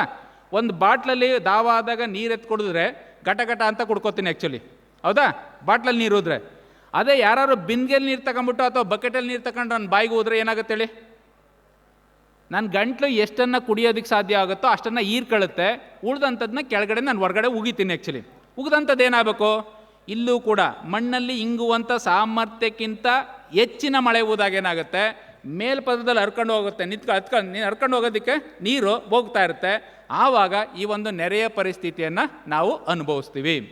ಸೊ ಈ ಬರ ಮತ್ತು ನೆರೆ ಅಂತಕ್ಕಂಥದ್ದು ಓಕೆ, ಎರಡೂ ಕೂಡ ವಾತಾವರಣದ ಬದಲಾವಣೆಯಿಂದ ಆಗಿರ್ತಕ್ಕಂಥ ಪ್ರಮುಖವಾದಂಥ ವಿಚಾರ. ಇನ್ನೊಂದು ನೋಡ್ತಾ ಇರ್ತಕ್ಕಂಥದ್ದು ಆಲಿಕಲ್ಲು, ಮಳೆಯ ವ್ಯತ್ಯಾಸದಿಂದ ಆಲಿಕಲ್ಲು. ಅದರಲ್ಲೂ ಏಪ್ರಿಲ್ ಮೇ ತಿಂಗಳಿನಲ್ಲಿ ಓಕೆ, ಅದರಲ್ಲೂ ದ್ರಾಕ್ಷಿ ಬೆಳೀತಕ್ಕಂಥ ರೈತರು ಇರ್ಬೋದು, ಟೊಮೊಟೊ ಬೆಳೀತಕ್ಕಂಥ ರೈತರಿರ್ಬೋದು, ಮಾವಿನ ಬೆಳೆಗಿರ್ಬೋದು, ಈ ಆಲಿಕಲ್ಲಿನ ಬಾಧೆ ಜಾಸ್ತಿ ಆಗುತ್ತೆ. ಸೊ ಆಲಿಕಲ್ಲು ಯಾಕಪ್ಪ ಬೀಳುತ್ತೆ ಅಂತಂದರೆ, ಬಹುಶಃ ಇಲ್ಲಿಂದ ಮೇಲೆ ಮೋಡ ಆಗಿರ್ತಕ್ಕಂಥದ್ದು ಘನರೂಪದಲ್ಲಿರ್ತದೆ, ಮೋಡದಲ್ಲಿರ್ತಕ್ಕಂಥ ಇದು ಘನರೂಪದಲ್ಲಿರ್ತದೆ, ಅಂದರೆ ಮಂಜುಗಡ್ಡೆ ಐಸ್ ಥರ ಇರುತ್ತೆ. ಐಸು ಕೆಳಗಡೆ ಬರಬೇಕಾದ್ರೆ ಕರಗಬೇಕಿತ್ತು, ಕರಗ್ದೇ ನೇರವಾಗಿ ಬಿದ್ದುಬಿಟ್ರೆ ಅದು ಆಲಿಕಲ್ಲಾಗಿ ಬೀಳುತ್ತೆ ಆ್ಯಕ್ಚುಲಿ. ಸೊ ಆಲಿಕಲ್ಲಾಗಿ ಬೀಳುವಂಥ ಮಳೆ ನಮ್ಮ ಬೆಳೆಯ ಮೇಲೆ ಹೊಡೆಯೋದ್ರಿಂದ ಹೊಡೆದಿರ್ತಕ್ಕಂಥ ಜಾಗದಲ್ಲಿ, ಆಲಿಕಲ್ಲು ಬಿದ್ದಂಥ ಜಾಗದಲ್ಲಿ ಆ ಒಂದು ಬೆಳೆ ಕೊಳೆಯೋದಕ್ಕೆ ಶುರುವಾಗುತ್ತೆ. ಹಣ್ಣಿರ್ಬೋದು ಅಥವಾ ಗಿಡಗಳ ಭಾಗಗಳಿರ್ಬೋದು, ಓಕೆ, ಕೊಳೆಯೋದಕ್ಕೆ ಶುರುವಾಗ್ತವೆ. ಕೊಳೆತಾಗ ಏನಾಗುತ್ತೆ, ಅವು ನಮಗೆ ಬೆಳೆ ನಷ್ಟ ಆಗ್ತಕ್ಕಂಥದ್ದು ವಾಡಿಕೆ ಆಗುತ್ತೆ. ಸೊ ಈ ಮೂರೂ ಕೂಡ ಬರ, ನೆರೆ, ಆಲಿಕಲ್ಲು, ಇದು ಮಳೆಯಿಂದ ಆಗಿರ್ತಕ್ಕಂಥ ವ್ಯತ್ಯಾಸದಿಂದ ಬರ್ತಕ್ಕಂಥ ಸನ್ನಿವೇಶಗಳಾಗಿದ್ದಾವೆ. ಇದನ್ನು ಬಿಟ್ಟು ಇತ್ತೀಚಿನ ದಿನಗಳಲ್ಲಿ ಬಹುಶಃ ದಕ್ಷಿಣ ಕರ್ನಾಟಕ ಭಾಗದ ರೈತ ಬಾಂಧವರು ನೀವೆಲ್ಲ ಬಂದಿದ್ದೀರಿ. ದಕ್ಷಿಣ ಕರ್ನಾಟಕ ಅಂದರೆ ಕೆಳಭಾಗದಲ್ಲಿ ಇರ್ತಕ್ಕಂಥವ್ರು. ಬಹುಶಃ ನಮಗೆ ಈ ಒಣ ಹವೆ, ಈಟ್ ವೇವ್ಸ್ ಅಂತ ಕರಿತೀವಿ, ಅಥವಾ ಶೀತ ಅಲೆ ಅಂತ ಕರಿತೀವಿ, ಶೀತಗಾಳಿ ಅಂತ ಅಂದರೆ ಕೋಲ್ಡ್ ವೇವ್ಸ್ ಅಂತ ಕರಿತೀವಿ. ಅವೆರಡು ಕೂಡ ನಾವು ಮೊದಲು ನೋಡ್ತಾ ಇರಲಿಲ್ಲ. ಮೊದಲನೇ ಬಾರಿಗೆ ಬೆಂಗಳೂರಲ್ಲಿ ಒಣ ಹವೆ ಬರ್ತಾಯಿದೆ, ಈಟ್ ವೇವ್ ಬರ್ತಾ ಇದೆ ಅಂತ ಹೇಳ್ತಕ್ಕಂಥದ್ದು 2023 ಬೇಸಿಗೆ ಹಂಗಾಮಲ್ಲಿ ನಮಗೆ ಪ್ರಾರಂಭ ಆದಂಥದ್ದು. ಈಟ್ ವೇವು ಎಲ್ಲಿಂದ ಬರುತ್ತೆ ಅಂತ ಕೇಳೋದಾದರೆ, ಓಕೆ, ದಯವಿಟ್ಟು ವಿದ್ಯಾರ್ಥಿಗಳು ಸುಮ್ಮನೆ ಗಲಾಟೆ ಮಾಡದೆ ಬಂದು ಕೊಡಬೇಕು ದಯಮಾಡಿ. ಓಕೆ, ಸೊ ಈ ಈಟ್ ವೇವ್ಸ್ ಅಥವಾ ಉಷ್ಣಗಾಳಿ ಎಲ್ಲಿಂದ ಬರುತ್ತೆ ಅಂತ ಕೇಳೋದಾದರೆ, ಬಹುಶಃ ತಾವು ಭಾರತ ದೇಶದ ಒಂದು ಭೂಪಟವನ್ನು ನೋಡೋದಾದರೆ, ಓಕೆ, ಮೇಲ್ಪದರದಲ್ಲಿ ರಾಜಸ್ಥಾನ ಅಂತಕ್ಕಂಥ ಒಂದು ಪ್ರದೇಶದಲ್ಲಿ ತಾರ್ ಮರುಭೂಮಿ ಅಂತಕ್ಕಂಥ ಮರುಭೂಮಿ ಇರುತ್ತೆ. ಆ್ಯಕ್ಚುಲಿ ಮರುಭೂಮಿ ಇರುತ್ತೆ. ಆ ಸಂದರ್ಭದಲ್ಲಿ ಯಾವಾಗ ಬೇಸಿಗೆ ಸಂದರ್ಭದಲ್ಲಿ ಏಪ್ರಿಲ್, ಮೇ, ಜೂನ್ ತಿಂಗಳಿನ ಸಂದರ್ಭದಲ್ಲಿ ಏನಾಗುತ್ತೆ, ಆ ತಾರ್ ಮರುಭೂಮಿ ಕಡೆಯಿಂದ ನಮಗೆ ಗಾಳಿ ಕೆಳಮುಖವಾಗಿ ಬೀಸುತ್ತೆ, ದಕ್ಷಿಣಾಮುಖವಾಗಿ ಗಾಳಿ ಬೀಸ್ತಾ ಬರುತ್ತೆ. ಎಲ್ಲಿಗೆ? ಅಲ್ಲಿಂದ ಮಧ್ಯಪ್ರದೇಶ, ಮಹಾರಾಷ್ಟ್ರ, ಕರ್ನಾಟಕ ಆ್ಯಂಡ್ ದೆನ್ ತಮಿಳ್ನಾಡು, ಕೇರಳಕ್ಕೆ ಹೋಗ್ಬೇಕು ಆ್ಯಕ್ಚುಲಿ. ಸೊ ಇಲ್ಲಿ ಏನಾಗ್ತಾ ಇದೆ, ಇಲ್ಲಿ ಬೀಸುವಂಥ ಗಾಳಿ ಸಾಮಾನ್ಯವಾಗಿ ರಾಜಸ್ಥಾನದಿಂದ ಬೀಸಿದಂಥ ಗಾಳಿ ಸಾಮಾನ್ಯವಾಗಿ ಕರ್ನಾಟಕದ ಬಳ್ಳಾರಿವರೆಗೆ ತಲುಪ್ತಿತ್ತು. ಆ್ಯಕ್ಚುಲಿ ಮೊದಲಿನ ದಿನಗಳಲ್ಲಿ ಕರ್ನಾಟಕದ ಬಳ್ಳಾರಿವರೆಗೆ ಮಾತ್ರ ಬಿಸಿ ಗಾಳಿ ತರುತ್ತಿತ್ತು. ಯಾಕೆಂದರೆ ಆ ಗಾಳಿ ಬಿಸಿಯಾಗಿರೋದ್ರ ಜೊತೆಗೆ ಅದರಲ್ಲಿ ತೇವಾಂಶ ಇರೋದಿಲ್ಲ. ಯಾಕೆಂದರೆ ಅದು ಮರುಭೂಮಿಯಿಂದ ಉತ್ಪಾದನೆ ಆಗಿರ್ತಕ್ಕಂಥ ಅಥವಾ ಸೃಷ್ಟಿಯಾಗಿರ್ತಕ್ಕಂಥ ಗಾಳಿಯಾಗಿರುತ್ತೆ. ಮರುಭೂಮಿಯಿಂದ ಸೃಷ್ಟಿಯಾಗಿರ್ತಕ್ಕಂಥ ಬಿಸಿಯಾದ ತೇವಾಂಶ ಇಲ್ಲದೆ ಇರತಕ್ಕಂಥ ಗಾಳಿ ಕೆಳಮುಖವಾಗಿ ಬಂದಾಗ ಏನಾಗುತ್ತೆ, ಅಪ್ ಟು ನಮ್ಮ ಬಳ್ಳಾರಿವರೆಗೆ ಹಿಂದೆ, ಓಕೆ, ರಾಯಚೂರು, ಬಳ್ಳಾರಿ, ಸಿಂಧನೂರ್ಗೆ ಹೋದರೆ 40 ಡಿಗ್ರಿ 42 ಡಿಗ್ರಿ ಟೆಂಪ್ರೇಚರ್ನ ಉಷ್ಣಾಂಶವನ್ನು ನಾವು ನೋಡ್ತಾ ಇದ್ವಿ ಆ್ಯಕ್ಚುಲಿ. ಬಹುಶಃ ಕಳೆದ 2 ವರ್ಷದಿಂದ ಏನಾಗ್ತಾ ಇದೆ, ಆ ಗಾಳಿ ಬಳ್ಳಾರಿಯನ್ನು ದಾಟ್ಕೊಂಡು ಚಿತ್ರದುರ್ಗದ ಮುಖಾಂತರ ಬೆಂಗಳೂರುವರೆಗೂ ತಲುಪಿರ್ತಕ್ಕಂಥದ್ದನ್ನ ನಾವು ನೋಡ್ತಾ ಇದ್ವಿ. ಈವನ್ ಕೋಲಾರದವರೆಗೂ ಕೂಡ ತಲುಪಿರ್ತಕ್ಕಂಥ ಇದನ್ನು ನಾವು ನೋಡ್ತಾ ಇದ್ವಿ. ಅಂದರೆ ಬಿಸಿ ಗಾಳಿ ಅಲ್ಲೇ ಕೊನೆ ಆಗಬೇಕಾದಂಥದ್ದು ಕೆಳಮುಖವಾಗಿ ಬರ್ತಾ ಇದೆ. ಕೆಳಮುಖವಾಗಿ ಬರುವುದರ ಜೊತೆಗೆ 2023ರಲ್ಲಿ ಬರ ಬಂದಿತ್ತು, ಮಳೆ ಕಡಿಮೆ ಆಗಿತ್ತು. ಆ್ಯಕ್ಚುಲಿ ಕಡಿಮೆ ಆದಾಗ ಮಣ್ಣಲ್ಲಿ ತೇವಾಂಶ ಕಡಿಮೆ ಇರುತ್ತೆ. ಮಣ್ಣಲ್ಲಿ ತೇವಾಂಶ ಕಡಿಮೆ ಇದ್ದಾಗ ಬಿಸಿ ಗಾಳಿ ಬಂದಿದ್ದರೆ ಕೆಳಗಿಂದ ತೇವಾಂಶ ಆವಿ ಆಗಿಬಿಟ್ಟು ಆ ಗಾಳಿ ಜೊತೆ ಬೆರೆತು ತಂಪಾಗಬೇಕಿತ್ತು ಆ್ಯಕ್ಚುಲಿ. ಆದರೆ ನಮ್ಮಲ್ಲೇನಾಯಿತು, ಆ ತೇವಾಂಶ ಮಣ್ಣಲ್ಲಿ ಕೊರತೆ ಆದದ ಕಾರಣದಿಂದ ಆ ಬಿಸಿ ಗಾಳಿ ನಮಗೆ ಬಿಸಿಯಾಗೆ ತಟ್ಟಿತು. ಆ್ಯಕ್ಚುಲಿ ಬಿಸಿಯಾಗೆ ತಟ್ಟಿದ ಕಾರಣದಿಂದ ನಮಗೆ ಈ ಈಟ್ ವೇವ್ಸು ಬರ್ತಾ ಇದೆ ಅಂತಕ್ಕಂಥದ್ದು. ಇನ್ನೊಂದು ಶೀತಗಾಳಿ ಅಂತಕ್ಕಂಥದ್ದು ಈಗ ಬೀಸ್ತಾ ಇದೆ. ಈಗ ನಮಗೆ ಚಳಿ ಅನ್ನಿಸ್ತಾ ಇದೆ. ಬಹುಶಃ ತಾವೆಲ್ಲ ನೋಡಿದಿರಿ. ಓಕೆ, ಲಾಸ್ಟ್ ಒಂದು 15-20 ದಿವಸದಿಂದ ಓಕೆ, ಬೆಂಗಳೂರು ಅಥವಾ ಮೈಸೂರು ಭಾಗ ಇರ್ಬೋದು, ಹಳೆ ಮೈಸೂರು ಭಾಗ ಇರ್ಬೋದು, ಬೆಂಗಳೂರು ಇರ್ಬೋದು, ಅಥವಾ ಇವನ್ ಕರ್ನಾಟಕ ರಾಜ್ಯದ ಬಹುತೇಕ ಪ್ರದೇಶ ನಾವು ಚಳಿಯನ್ನು ಅನುಭವಿಸ್ತಾ ಇದ್ದೀವಿ. ಕಾರಣ ಏನಪ್ಪ ಅಂದರೆ, ಹೋದ ವರ್ಷ ಉತ್ಕೃಷ್ಟವಾದ ಮಳೆ ಆದಂಥ ಕಾರಣದಿಂದ. ಓಕೆ, ಹಿಮಾಲಯ ಭಾಗದಲ್ಲಿ ಈಗ ಗಾಳಿ ಬೀಸ್ತಾ ಐತೆ, ಹಿಮಾಲಯದಿಂದ ಗಾಳಿ ಬರ್ತಾ ಇದೆ. ಹೋದ ವರ್ಷ ಮಳೆ ಜಾಸ್ತಿ ಆದ್ರಿಂದ ಅಲ್ಲಿ ಹಿಮಗಡ್ಡೆಗಳು ಜಾಸ್ತಿ ಆದ ಕಾರಣದಿಂದ ಈಗ ಅಲ್ಲಿ ಬರುವಂಥ ಗಾಳಿನಲ್ಲಿ ತೇವಾಂಶ ಜಾಸ್ತಿ ಇರುತ್ತೆ, ತಂಪಾಗಿರುತ್ತೆ. ಈಗ ಹಿಮಗಡ್ಡೆಯಿಂದ ಬರ್ತಕ್ಕಂಥ ಗಾಳಿ ಬೀಸ್ತಾ ಇರೋ ಕಾರಣದಿಂದ ಏನಾಗ್ತಾ ಇದೆ, ನಮಗೆ ಆ ತಂಪಾದ ಗಾಳಿ ನಮ್ಮ ಭೂಮಿಗೆ ಬಂದಾಗ ನಮಗೆ ಸಾಮಾನ್ಯವಾಗಿ ಈ ಶೀತ ಗಾಳಿಯ ಅನುಭವ ಆಗುತ್ತೆ. ಬಹುಶಃ ಈ ಶೀತ ಗಾಳಿ ನಮ್ಮ ಕೃಷಿ ಮೇಲೆ, ನಮ್ಮ ಭಾಗದಲ್ಲಿ ಉತ್ತರ ಕರ್ನಾಟಕ ಭಾಗದಲ್ಲಿ ಯಾರೋ ಕಡಲೆಯನ್ನು ಬೆಳೀತಾರೆ ಅವ್ರಿಗೆ ಸ್ವಲ್ಪ ಅನುಕೂಲ ಆಗುತ್ತೆ, ಹಿಂಗಾರಿ ಬೆಳೆಗಳಿಗೆ ಸ್ವಲ್ಪ ಅನುಕೂಲ ಆಗುತ್ತೆ. ಆದರೆ ನಮ್ಮ ಭಾಗದಲ್ಲಿ ಬೆಳೆಗಳು ಕಟಾವಿನ ಹಂತದಲ್ಲಿರಿಂದ ಬೆಳೆಗಳ ಮೇಲೆ ಏನು ಪರಿಣಾಮ ಬೀರೋದಿಲ್ಲ, ಅಷ್ಟು ಪರಿಣಾಮ ಆಗೋದಿಲ್ಲ. ಆದರೆ ಓಕೆ, ಮನುಷ್ಯ ಅಥವಾ ಯಾವುದೇ ಜೀವಿಗಳು ಸುಲಲಿತವಾಗಿ ಬದುಕೋದಕ್ಕೆ ಸಾಧ್ಯ ಆಗೋದಿಲ್ಲ. ಈಗ ನಾನೇ 5 ಗಂಟೆಗೆ ಹೇಳ್ತಾ ಇದ್ದಂಥವನು 6 ಗಂಟೆ 7 ಗಂಟೆಗೆ ಎದ್ದೇಳುವಂಥ ಪರಿಸ್ಥಿತಿಗೆ ಬರುತ್ತೆ. ಅಂದರೆ ನಾನು 2 ಗಂಟೆ ಮಾಡ್ತಿದ್ದಂಥ ಕೆಲಸ ನಿಂತೋಗುತ್ತೆ, ಹೌದಾ? ಸೊ ಪ್ರತಿಯೊಂದು ಕೂಡ ಆ ರೀತಿಯಲ್ಲಿ ಆಗುತ್ತೆ. ಆ ರೀತಿಯಲ್ಲಿ ಅದ್ರ ಜೊತೆಗೆ ಉಷ್ಣಗಾಳಿ ಮತ್ತು ಶೀತಗಾಳಿ ಈ ಜ್ವರ, ನೆಗಡಿ, ತಲೆನೋವು ಈ ಥರದ ಸಮಸ್ಯೆಗಳನ್ನ ಜಾಸ್ತಿ ತಂದೊಡ್ಡುತ್ತೆ. ಇದಕ್ಕೆ ಕಾರಣ ಏನು, ಈ ಒಂದು ಬದಲಾವಣೆಗೆ ಕಾರಣ ಏನು ಅಂತ ಕೇಳಿದರೆ ಮಳೆಯ ವ್ಯತ್ಯಾಸ ಇರ್ಬೋದು ಅಥವಾ ಉಷ್ಣಾಂಶದ ವ್ಯತ್ಯಾಸ ಇರ್ಬೋದು. ಇದಕ್ಕೆ ಪ್ರಮುಖವಾದಂಥ ಕಾರಣ ಏನಪ್ಪ ಅಂತಂದರೆ ನಾವು ಈ ಪರಿಸರದ ಸಮತೋಲನವನ್ನು ಕಾಪಾಡ್ಕೊಳ್ಳದೇ ಇರತಕ್ಕಂಥದ್ದು. ಪರಿಸರದ ಸಮತೋಲನ ಅಂದರೆ ಏನು? ಬಹುಶಃ ನಾವು ಪ್ರಕೃತಿಯನ್ನು, ಪಾರ್ವತಿಯನ್ನು ಪೂಜೆ ಮಾಡ್ತೀವಿ ಸೃಷ್ಟಿಕರ್ತೆ ಅಂತ ಹೇಳ್ಬಿಟ್ಟು. ಪ್ರಕೃತಿ ಪಾರ್ವತಿ ಯಾವ ರೀತಿ ಈ ಒಂದು ಪರಿಸರವನ್ನು ಸೃಷ್ಟಿ ಮಾಡಿದ್ದಾಳೆ ಅಂತ ನೀವು ನೋಡೋದಾದರೆ ಬಹುಶಃ ಆ ಪಾರ್ವತಿ ಒಂದು ತಕ್ಕಡಿನಲ್ಲಿ ಈ ಪರಿಸರವನ್ನು, ಒಂದು ತಕ್ಕಡಿನಲ್ಲಿ ಗಿಡ ಮರಗಳನ್ನು ತೂಗ್ತಾಳೆ, ಮತ್ತೊಂದು ತಕ್ಕಡಿನಲ್ಲಿ ಪ್ರಾಣಿ ಪಕ್ಷಿಗಳನ್ನು ತೂಗ್ತಾಳೆ. ಬಹುಶಃ ಇವೆರಡರ ಮಧ್ಯೆ ಒಂದು ಸಂಬಂಧವನ್ನು ಬೆಳೆಸ್ತಿದ್ದಾಳೆ. ಯಾವ ರೀತಿಯ ಸಂಬಂಧ ಅಂದರೆ ಪ್ರಾಣಿ ಪಕ್ಷಿಗಳಿಂದ ಏನೇ ಬಂದರೂ ಕೂಡ ಗಿಡ ಮರಗಳಿಗೆ ಅನುಕೂಲ ಆಗಬೇಕು, ಗಿಡ ಮರಗಳಿಂದ ಏನೇ ಬಂದರೂ ಕೂಡ ಪ್ರಾಣಿ ಪಕ್ಷಿಗಳಿಗೆ ಅನುಕೂಲ ಆಗಬೇಕು ಅಂತ. ಉದಾಹರಣೆ ಹೇಳಿದ್ದಾರೆ, ಗಿಡಗಳಿಗೆ ಮಾತ್ರ ಆ ದೇವರು ನಮಗೆ ಆಹಾರವನ್ನು ತಯಾರಿಸುವಂಥ ಶಕ್ತಿಯನ್ನು ಕೊಟ್ಟಿದ್ದಾರೆ. ನಾವು ಆಹಾರ ತಯಾರಿ ಮಾಡೋಕ್ಕಾಗತ್ತಾ? ಭಾಳಷ್ಟು ಜನ ಹೆಣ್ಮಕ್ಳಿದ್ರಿ, ಹೌದು ಸರ್ ನಾವೇ ನಮ್ಮ ಮನೇಲಿ ಅಡುಗೆ ಮಾಡೋದು. ಹೌದಾ? ಅಡುಗೆ ಮಾಡ್ತೀರಿ, ಯಾವ ಅಡುಗೆ ನೀವು ಮಾಡೋದು? ಗಿಡ ಮರಗಳು ಈಗಾಗಲೇ ಉತ್ಪಾದನೆ ಮಾಡಿಕೊಟ್ಟಿರ್ತಕ್ಕಂಥ ಕಾಳು ಕಡ್ಡಿಯನ್ನು ಬಳಸ್ಕೊಂಡು ನೀವು ಅಡುಗೆ ಮಾಡ್ತೀರಿ ಅಷ್ಟೇ, ಬೇಯಿಸ್ಕೊಡ್ತೀರಿ ಅಷ್ಟೇ, ಬೇಯಿಸ್ತೀವಿ ಅಷ್ಟೇ. ಹೌದಾ? ಆದರೆ ಆ ಕಾಳು ಕಡ್ಡಿಯನ್ನು ಉತ್ಪಾದನೆ ಮಾಡುವಂಥ ಶಕ್ತಿ ನಮಗಿಲ್ಲ, ಗಿಡ ಮರಗಳಿಗೆ ಮಾತ್ರ ಇದೆ. ಆ ಗಿಡ ಮರಗಳು ದ್ಯುತಿ ಸಂಶ್ಲೇಷಣೆ ಕ್ರಿಯೆ ಅಂತ ಹೇಳ್ತೀವಿ, ಫೋಟೋಸಿಂಥಸಿಸ್ ಅಂತ. ದ್ಯುತಿ ಸಂಶ್ಲೇಷಣೆ ಕ್ರಿಯೆಯ ಮುಖಾಂತರ ಗಿಡ ಮರಗಳು ಆಹಾರವನ್ನು ತಯಾರಿಸ್ತವೆ.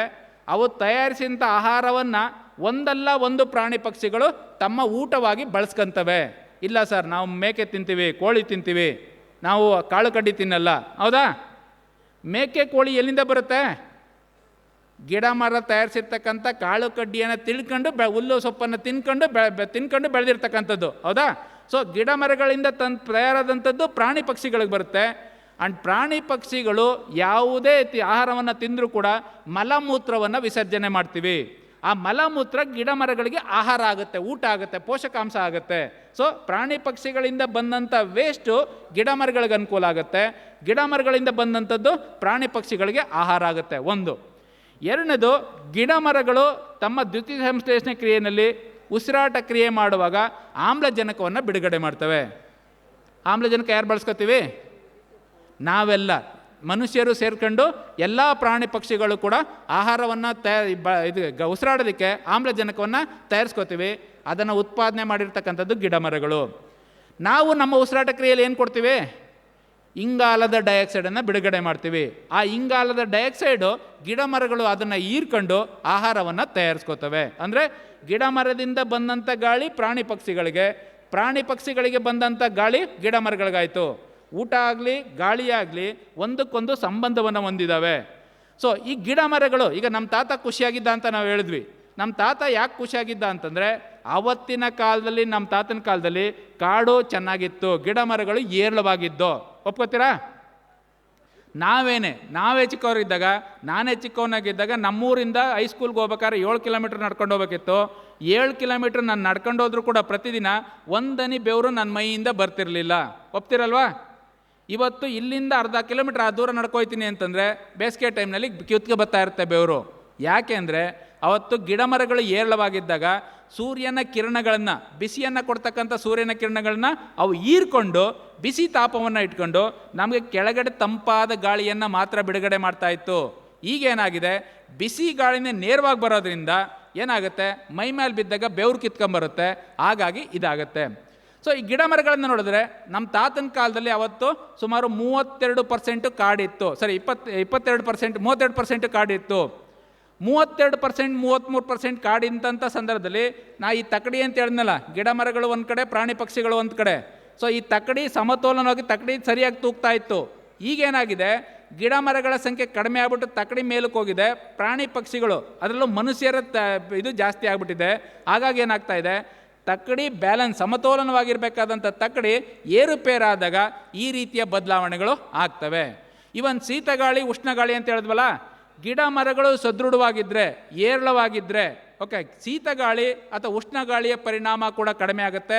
ಯಾಕೆಂದರೆ ನಾನು ಆಗಲೇ ಹೇಳ್ದಂಗೆ ಉಷ್ಣಗಾಳಿ ಬೀಸುವಂಥ ಸಂದರ್ಭದಲ್ಲಿ ಗಿಡ ಮರಗಳಿತ್ತು ಅಂದರೆ ಗಿಡ ಮರಗಳಿಂದ ಬಾಷ್ಪೀಕರಣ, ಆವಿಯಾಗುವಂಥ ನೀರು, ಅದು ಕುಡಿದಂಥ ನೀರನ್ನು ಏನು ಆವಿ ಮಾಡುತ್ತೋ, ಆವಿ ಮಾಡಿದಂಥ ನೀರು ಆ ಗಾಳಿ ಜೊತೆ ಬೆರೆತು ತಂಪಾಗುತ್ತೆ. ಮತ್ತು ನಮ್ಮ ಮೇಲೆ ನೆರಳಿರೋದ್ರಿಂದ ನೆರಳಾಗೋ ಕಾರಣದಿಂದ ನಮಗೆ ಆ ಬಿಸಿಯ ತಾಪ ಅಷ್ಟು ತಗಲೋದಿಲ್ಲ. ಇವತ್ತು ಕೂಡ ನಮಗೆ ಉಷ್ಣಾಂಶ ನಾವು ನೋಡೋದಾದ್ರೆ 15 ಡಿಗ್ರಿ 14 ಡಿಗ್ರಿ ಇರುತ್ತೆ. ಆದರೆ ಚಳಿ ಆಗೋದು ನೋಡಿದ್ರೆ ನಮ್ಗೆ 12 ಡಿಗ್ರಿ 11 ಡಿಗ್ರಿ ಚಳಿ ಆದಂಗೆ ಆಗುತ್ತೆ. ಯಾಕಾಗುತ್ತೆ ಅಂತಂದರೆ ನಮಗೆ ತಂಪಾದಂಥ ಗಾಳಿ ನೇರವಾಗಿ ನನ್ನ ಮೈಯನ್ನು ತಾಕ ಹೋಯ್ತಾ ಇದೆ. ಈಗ ಆ್ಯಕ್ಚುಲಿ ಗಿಡ ಮರಗಳಿದ್ರೆ ಏನಾಗುತ್ತೆ, ಗಿಡ ಮರಗಳು ಆ ಗಾಳಿಯನ್ನು ತಡೆದು ನಮಗಿಂತ ಎತ್ತರವಾಗಿರ್ತವಲ್ಲ ಗಿಡ ಮರಗಳು, ಮೇಲ್ಪದರದಲ್ಲಿ ಆ ಗಾಳಿಯನ್ನು ಹಾಯಿಸ್ತವೆ. ಓನ್ಲಿ ತಂಪಾಗಿರೋ ಕೆಲವು ಪೋರ್ಷನ್ ಮಾತ್ರ ನನ್ನ ಮೇಲೆ ಬೀಳುತ್ತೆ, ಆವಾಗ ಅಷ್ಟು ಬಿಸಿ ಅನಿಸಲ್ಲ. ನೀವು ಮರದ ಕೆಳಗಡೆ ಕೂತ್ ನೋಡಿ, ಬಿಸಿಲಿದ್ದಾಗಾದರೂ ಅಷ್ಟೇ, ಚಳಿ ಇದ್ದಾಗಾದರೂ ಅಷ್ಟೇ, ಗಾಳಿಗೆ ನೇರವಾಗಿ ನಾನು ನನ್ನ ಮೈಯನ್ನು ಒಡ್ತೀನಿ ಅಂತಂದರೆ ಶೀತ ಜಾಸ್ತಿ ಆಗುತ್ತೆ. ಅದೇ ಗಿಡ ಮರಗಳ ಮಧ್ಯೆ ನಿಂತಿದ್ದೀನಿ ಅಂತಂದರೆ ನನಗೆ ಅಷ್ಟು ಶೀತನೂ ಆಗೋದಿಲ್ಲ, ಅಷ್ಟು ಸೆಕೆನೂ ಕೂಡ ಆಗೋದಿಲ್ಲ. ಇದಕ್ಕೂ ಕಾರಣನೇ ಈ ಶೀತ ಗಾಳಿಯ ಪರಿಣಾಮ ಅಥವಾ ಬಿಸಿಲಿನ ತಾಪಮಾನ, ಉಷ್ಣ ಗಾಳಿಯ ಪರಿಣಾಮ ಎರಡಕ್ಕೂ ಕೂಡ ಗಿಡ ಮರಗಳನ್ನ ನಾವು ಹೆಚ್ಚಳವಾಗಿ ಬೆಳೆಸೋದ್ರ ಮುಖಾಂತರ ಮಾಡೋದಾದರೆ ಖಂಡಿತ ನಾವು ಪರಿಸರದ ಸಮತೋಲನವನ್ನು ಕಾಪಾಡ್ಕೊಳ್ಳಿಕ್ಕೆ ಸಾಧ್ಯ ಆಗುತ್ತೆ. Next slide please. ಓಕೆ ಇದು ನಾನು ಆಗಲೇ ಹೇಳಿದೆ. ತೇವಾಂಶದ ಮಳೆ ವ್ಯತ್ಯಾಸ ಆಗಿರ್ತಕ್ಕಂಥದ್ದನ್ನ ಬಹುಶಃ ಇದನ್ನೆಲ್ಲ ಮಾತಾಡಿದ್ದೀನಿ. ಇದನ್ನು ಮೂಡಲಗಿರಿಯಪ್ಪವರು ಕೂಡ ಇದಕ್ಕೆ ಸೂಕ್ತ ತಂತ್ರಜ್ಞಾನಗಳನ್ನ ಹೇಳಿದ್ದಾರೆ. ನೆಕ್ಸ್ಟ್ ಇನ್ನೊಂದು ಹೇಳ್ಬೇಕಾಗಿರ್ತಕ್ಕಂಥದ್ದು ಅಂದರೆ ಬಹುಶಃ ಬೋರೇನವರು ಮಾತಾಡ್ತಾರೆ. ಮತ್ತೊಂದು ನಾವು ನೋಡಬೇಕಾಗಿರೋದು, ಪಾಸ್ ಮಾಡಿಬಿಡಿ ಹಂಗೆ ಸ್ವಲ್ಪ. ಓಕೆ, ಮತ್ತೊಂದು ನಾವು ನೋಡಬೇಕಾಗಿರೋದು ಮಣ್ಣಿನ ಆರೋಗ್ಯ ಅಂತ ಹೇಳಿದೆ. ಮಣ್ಣಲ್ಲಿ ಸಾವಯವ ಅಂಶದ ಪ್ರಮಾಣ ಸಾವಯವದ ಅಂಶದ ಪ್ರಮಾಣ ಕಡಿಮೆ ಇದೆ ಅಂತಕ್ಕಂಥದ್ದನ್ನ. ಕಡಿಮೆ ಆಗೋದಕ್ಕೆ ಕಾರಣ ಏನಂದರೆ ನಾವು ಸಾಕಷ್ಟು ಪ್ರಮಾಣದಲ್ಲಿ ನಾವು ಗೊಬ್ಬರವನ್ನು ಹಾಕ್ತಾ ಇಲ್ಲ. ಆದಷ್ಟು ಗೊಬ್ಬರಗಳನ್ನು ಸರಿಯಾದ ಸಾವಯವ ಗೊಬ್ಬರಗಳನ್ನು ಸದೃಶ ಪ್ರಮಾಣದಲ್ಲಿ ಹಾಕಿದ್ರೆ, ಬೆಳೆಗಳಿಗೆ ಭೂಮಿಗೆ ಹಾಕಿದ್ರೆ ನಮ್ಮ ತಾಯಿಯ ಆರೋಗ್ಯ ಸಂರಕ್ಷಣೆ ಆಗೋದಕ್ಕೆ ಸಾಧ್ಯ ಆಗುತ್ತೆ. ನೆಕ್ಸ್ಟ್ ಬಹುಶಃ ನೀವು ಮಣ್ಣಿನ ಗುಣವನ್ನು ನೋಡೋದಾರೆ ನೆಕ್ಸ್ಟ್ ಇದೆಲ್ಲ ಹೇಳಿದ್ದೀನಿ. ಬರ ಮತ್ತು ನೆರೆ ಬರ್ತಕ್ಕಂಥದ್ದೆಲ್ಲ ಈಗ ಆಲ್ರೆಡಿ ಮಾತಾಡಿದ್ದೀನಿ. ನೆಕ್ಸ್ಟ್ ಓಕೆ, ಇಲ್ಲಿ ಬಹುಶಃ ಅವತ್ತು ನಮ್ಮ ತಾತ ಸದೃಢವಾಗಿ ಖುಷಿಯಾಗಿದ್ದ ಅಂದರೆ ಅವನು ಬಳಸ್ತಾ ಇದ್ದಂಥ ಮಣ್ಣು ಎಡಗಡೆ ಇದೆಯಲ್ಲ, ಎಡಗಡೆ ಸೈಡಲ್ಲಿ ಇದ್ದಂಗಿತ್ತು. ಇವತ್ತೇನಾಗಿದೆ, ಪಕ್ಕದಲ್ಲಿರ್ತಕ್ಕಂಥ ಮಣ್ಣಿನ ಥರ ಆಗಿದೆ.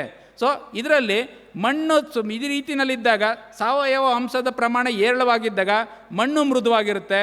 ಮೃದುವಾಗಿದ್ದರೆ ತಾನಾಗೆ ಎಲ್ಲ ಥರದ ತಾಕತ್ತು ಇರುತ್ತೆ. ಹುಟ್ಟುವಂಥ ಮಗು ತಾಕತ್ತಾಗಿ ಹುಟ್ಟಿದರೆ ಯಾವ ರೋಗ ರುಜಿನ ಬಂದರೂ ಕೂಡ ಏನೂ ಆಗೋದಿಲ್ಲ, ತಡ್ಕೊಳ್ಳೋ ಶಕ್ತಿ ಇರುತ್ತೆ. ಮಣ್ಣಲ್ಲೇ ತಾಕತ್ತಿಲ್ಲ ಅಂದರೆ ಉತ್ಪಾದನೆ ಕಡಿಮೆ ಆಗುತ್ತೆ. ಈ ನಿಟ್ಟಿನಲ್ಲಿ ನಾವು ಪ್ರಮುಖವಾಗಿ ಮಾಡಬೇಕಾಗಿರ್ತಕ್ಕಂಥ ಕೆಲಸ ಅಂತಂದರೆ, ಹವಾಮಾನ ಬದಲಾವಣೆಯಿಂದ ಆಗಿರ್ತಕ್ಕಂಥ ವ್ಯತ್ಯಾಸದಿಂದ ಬರ ಮತ್ತು ನೆರೆ ಏನು ಬಂದಿದೆ, ಅದಕ್ಕೆ ಈಗ ಆಲ್ರೆಡಿ ಮಣ್ಣು ಮತ್ತು ನೀರು ಸಂರಕ್ಷಣಾ ಕ್ರಮಗಳನ್ನ ನಮ್ಮ ಮೂಡಲಗಿರಿಯಪ್ಪ ಅವರು ಹೇಳಿದ್ರು. ಮತ್ತೊಂದು ಸಮಸ್ಯೆ ಅಂತಕ್ಕಂಥದ್ದು ಮಣ್ಣಿನ ಆರೋಗ್ಯ ಹದಗೆಟ್ಟಿರೋದಕ್ಕೆ ನಮ್ಮ ಬೋರಯ್ಯನವರು ಈಗ ಮುಂದೆ ನಂದಾದ ತಕ್ಷಣ ಅವರು ಯಾವ ರೀತಿ ಮಣ್ಣಿನ ಆರೋಗ್ಯವನ್ನು ಸುಧಾರಿಸಬೇಕು ಅಂತಕ್ಕಂಥ ನಿಟ್ಟಿನಲ್ಲಿ ಹೇಳ್ತಾರೆ. ಇದ್ರ ಜೊತೆಗೆ ಸಂಘಟಿತ ಕೃಷಿಯನ್ನು ಮಾಡಿ ಅಂತ ಹೇಳ್ತೀನಿ. ಒಬ್ಬೊಬ್ಬರೇ ಇಸ್ರೇಲ್ ಅಗ್ರಿಕಲ್ಚರ್ ಅಂತ ನಾವೇನು ಹೇಳ್ತೀವಿ, ಒಬ್ಬೊಬ್ಬರೇ ವ್ಯವಸಾಯ ಮಾಡೋ ಬದಲು ನೀವು ರೈತ ಸಮುದಾಯಗಳನ್ನು ಮಾಡಿಕೊಂಡು ಒಟ್ಟಾಗೆ ವ್ಯವಸಾಯ ಮಾಡಿ. ಆಗ ನಿಮ್ಗೆ ಖರ್ಚು ಕಮ್ಮಿ ಆಗುತ್ತೆ, ಆದಾಯನೂ ಜಾಸ್ತಿ ಆಗುತ್ತೆ. ಇದ್ರ ಜೊತೆಗೆ ಬೆಳೆ ವಿಮೆ ಅಂತ ಇರುತ್ತೆ, ಇನ್ಶೂರೆನ್ಸ್ ಅಂತ ಇರುತ್ತೆ. ಬೆಳೆಗೆ ವಿಮೆ ಮಾಡಿಸಿ. ಯಾವಾಗಲೂ ಕೂಡ ಹವಾಮಾನ ವೈಪರೀತ್ಯದಿಂದ ಏನೇ ಬದಲಾವಣೆ ನಷ್ಟ ಆದರೂ ಕೂಡ ರೈತ ಬಾಂಧವರಿಗೆ ಒಂದಷ್ಟು ಆದಾಯವನ್ನು ಪಡೀಲಿಕ್ಕೆ ಸಾಧ್ಯ ಆಗುತ್ತೆ ಅಂತ ಹೇಳ್ತಾ, ನನಗೆ ಕೊಟ್ಟಂಥ ಅವಕಾಶಕ್ಕೆ ಧನ್ಯವಾದಗಳು ಹೇಳ್ತಾ, ಮತ್ತೊಮ್ಮೆ ಎಲ್ಲ ರೈತ ಬಾಂಧವರಿಗೆ ರೈತ ದಿನಾಚರಣೆ ಶುಭಾಶಯ ಹೇಳ್ತಾ ನಾನು ಮಾತು ಮುಗಿಸ್ತೀನಿ. Thank you. ಇಷ್ಟೊತ್ತು ಅನಿಶ್ಚಿತ ಹವಾಮಾನಕ್ಕೆ ಜ್ಞಾನಾಧಾರಿತ ಕೃಷಿಯ ಅಗತ್ಯತೆಯ ಬಗ್ಗೆ ಮಾಹಿತಿಯನ್ನು ಹಂಚಿಕೊಂಡಂತಹ ಡಾಕ್ಟರ್ ಎನ್ ತಿಮ್ಮೇಗೌಡ ಸರ್ ಅವರಿಗೆ ಎಲ್ಲರ ಪರವಾಗಿ ಧನ್ಯವಾದಗಳನ್ನು ಅರ್ಪಿಸ್ತಾ ಇದ್ದೇನೆ. ಮುಂದುವರಿದು ನೈಸರ್ಗಿಕ ಸಂಪನ್ಮೂಲಗಳನ್ನು ಸಂರಕ್ಷಿಸಿ ಯಾವ ರೀತಿ ನಾವು ಕೃಷಿ ಮಾಡ್ಬೋದು ಅಂತ ಹೇಳಿ ಸಾವಯವ ಮತ್ತು ನೈಸರ್ಗಿಕ ಕೃಷಿಯ ಬಗ್ಗೆ ಮಾಹಿತಿಯನ್ನು ಹಂಚಿಕೊಳ್ಳಲಿದ್ದಾರೆ ಕೃಷಿ ವಿಶ್ವವಿದ್ಯಾನಿಲಯ ಬೆಂಗಳೂರಿನ ಸಾವಯವ ಕೃಷಿ ಸಂಶೋಧನಾ ಸಂಸ್ಥೆಯ ಪ್ರಾಧ್ಯಾಪಕರು ಮತ್ತು ಯೋಜನಾ ಸಂಯೋಜಕರಾಗಿರುವ ಡಾಕ್ಟರ್ ಬಿ ಬೋರಯ್ಯರವರು. Sir please.